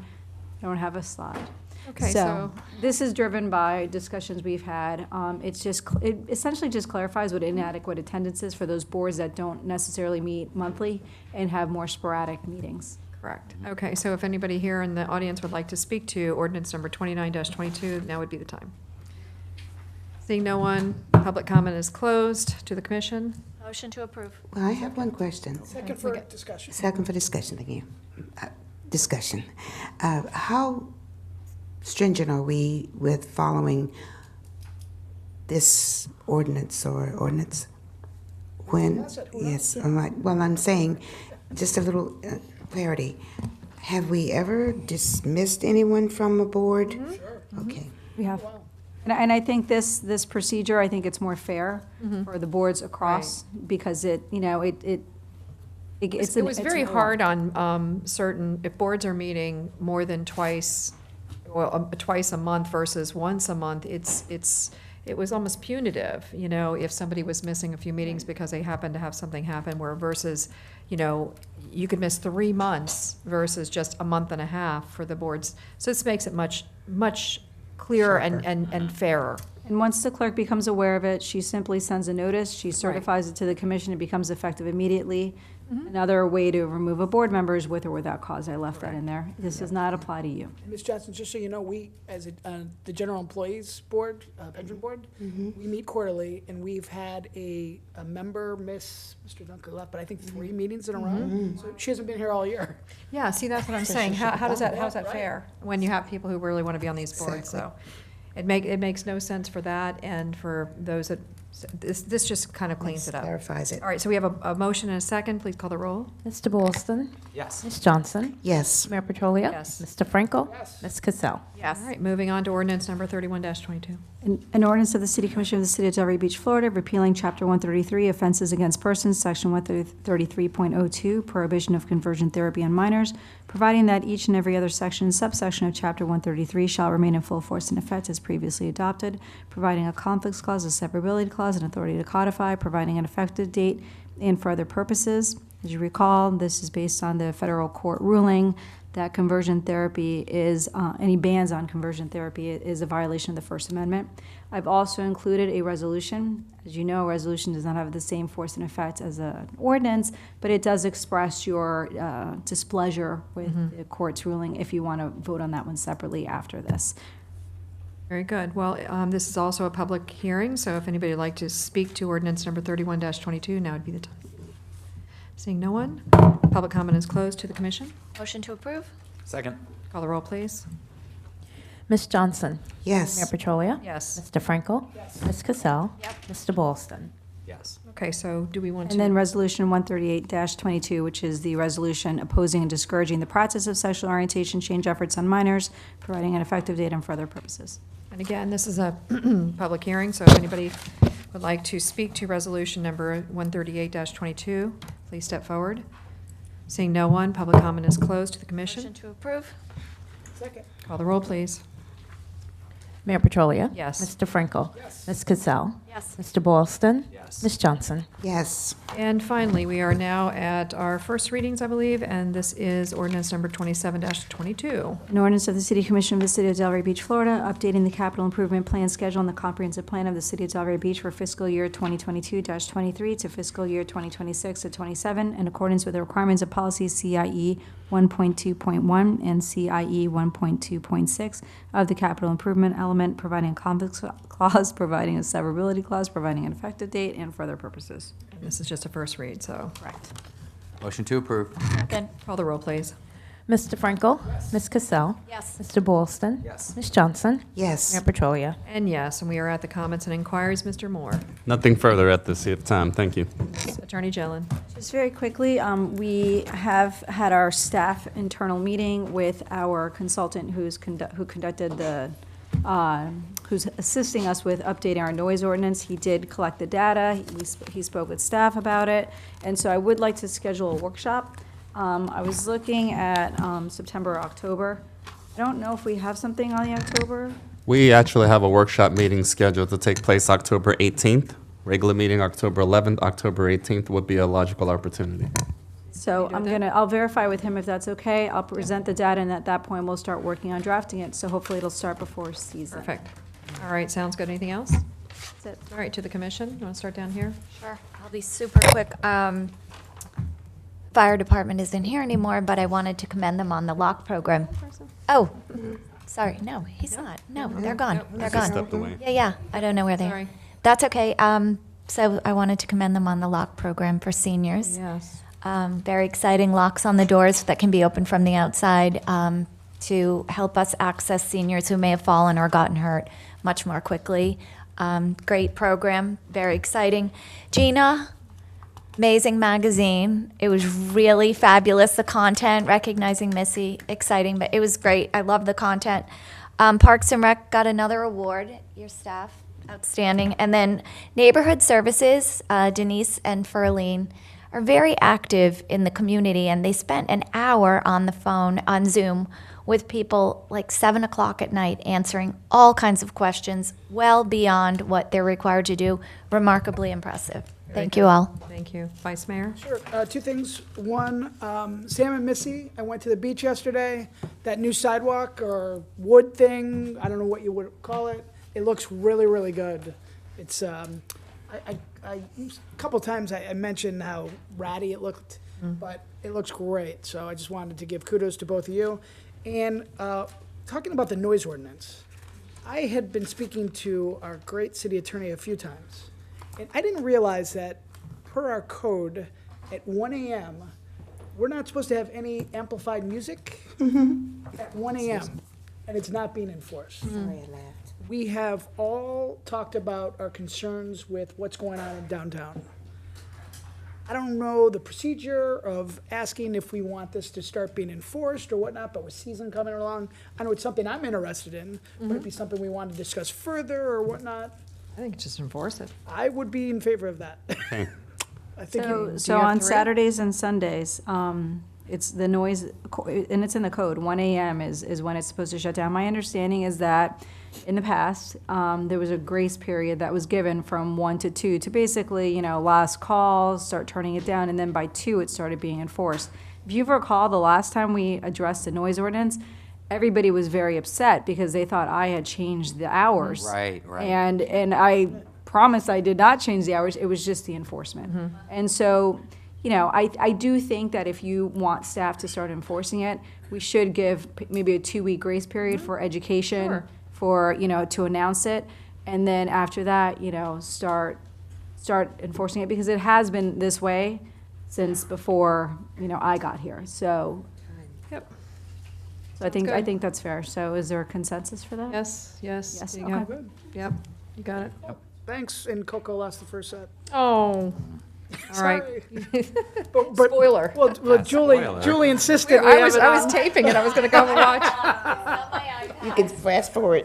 Now, exactly. Spoiler, I'm sorry. Commissioner, I know, I taped it to go back and watch it. I know, that's all right. Commissioner Boylston? I just wanted to note that we have our new chief here tonight. And, the mayor and I were able to attend the swearing in. Yeah.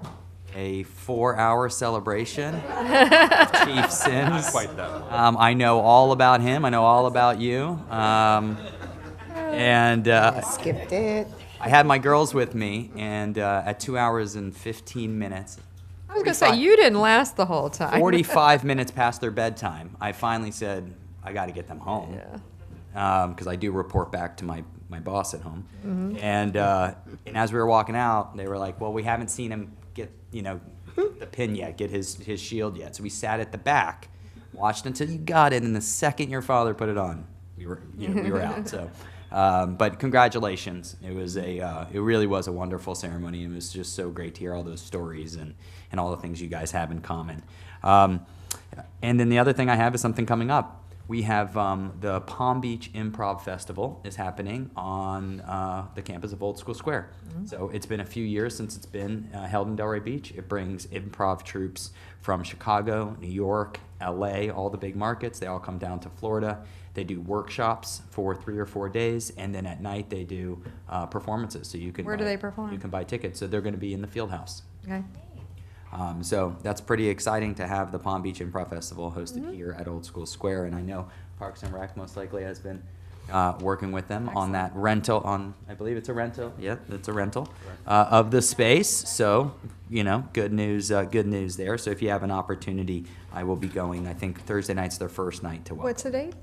It's Thursday, Friday, Saturday, and maybe even Sunday. This week. This weekend. Oh.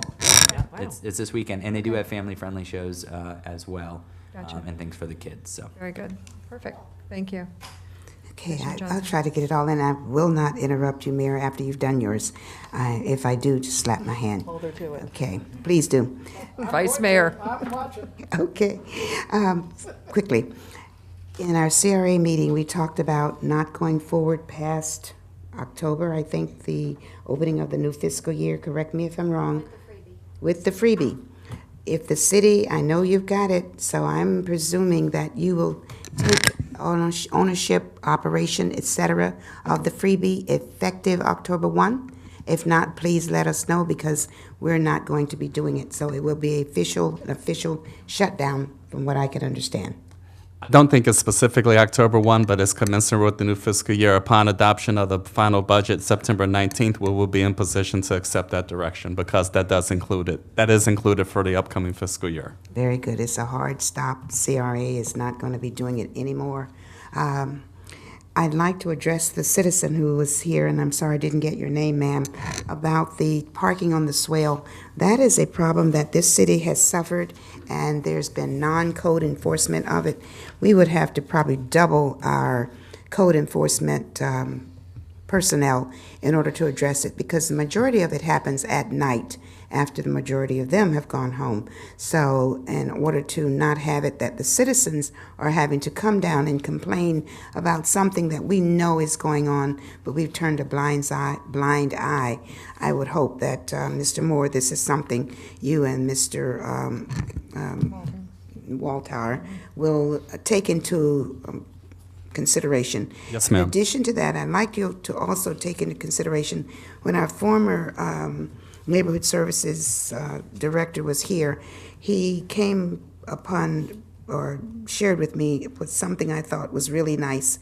I am almost 6 years again here in this position, and we have had boarded up houses, apartment buildings, you name it, with the boards that go up and they stay up, because I believe some companies are just waiting until the right time comes for them to cash in on our increased property values. There's got to be something that helps us with their elimination of slum and blight. It's not all on the CRA. It has to be an enforcement of how long can they have these buildings boarded up. And if I've seen them be boarded up for years, nothing happens. It just stays boarded up. And my favorite one, they've got two. There's one on 12th Avenue, I believe. It's a two-story. And there is one at the corner of Lake Ida, and I think it's Lake Ida. It might have been turned into 4th by then, and 4th Avenue. So it's just sad, and the more we do.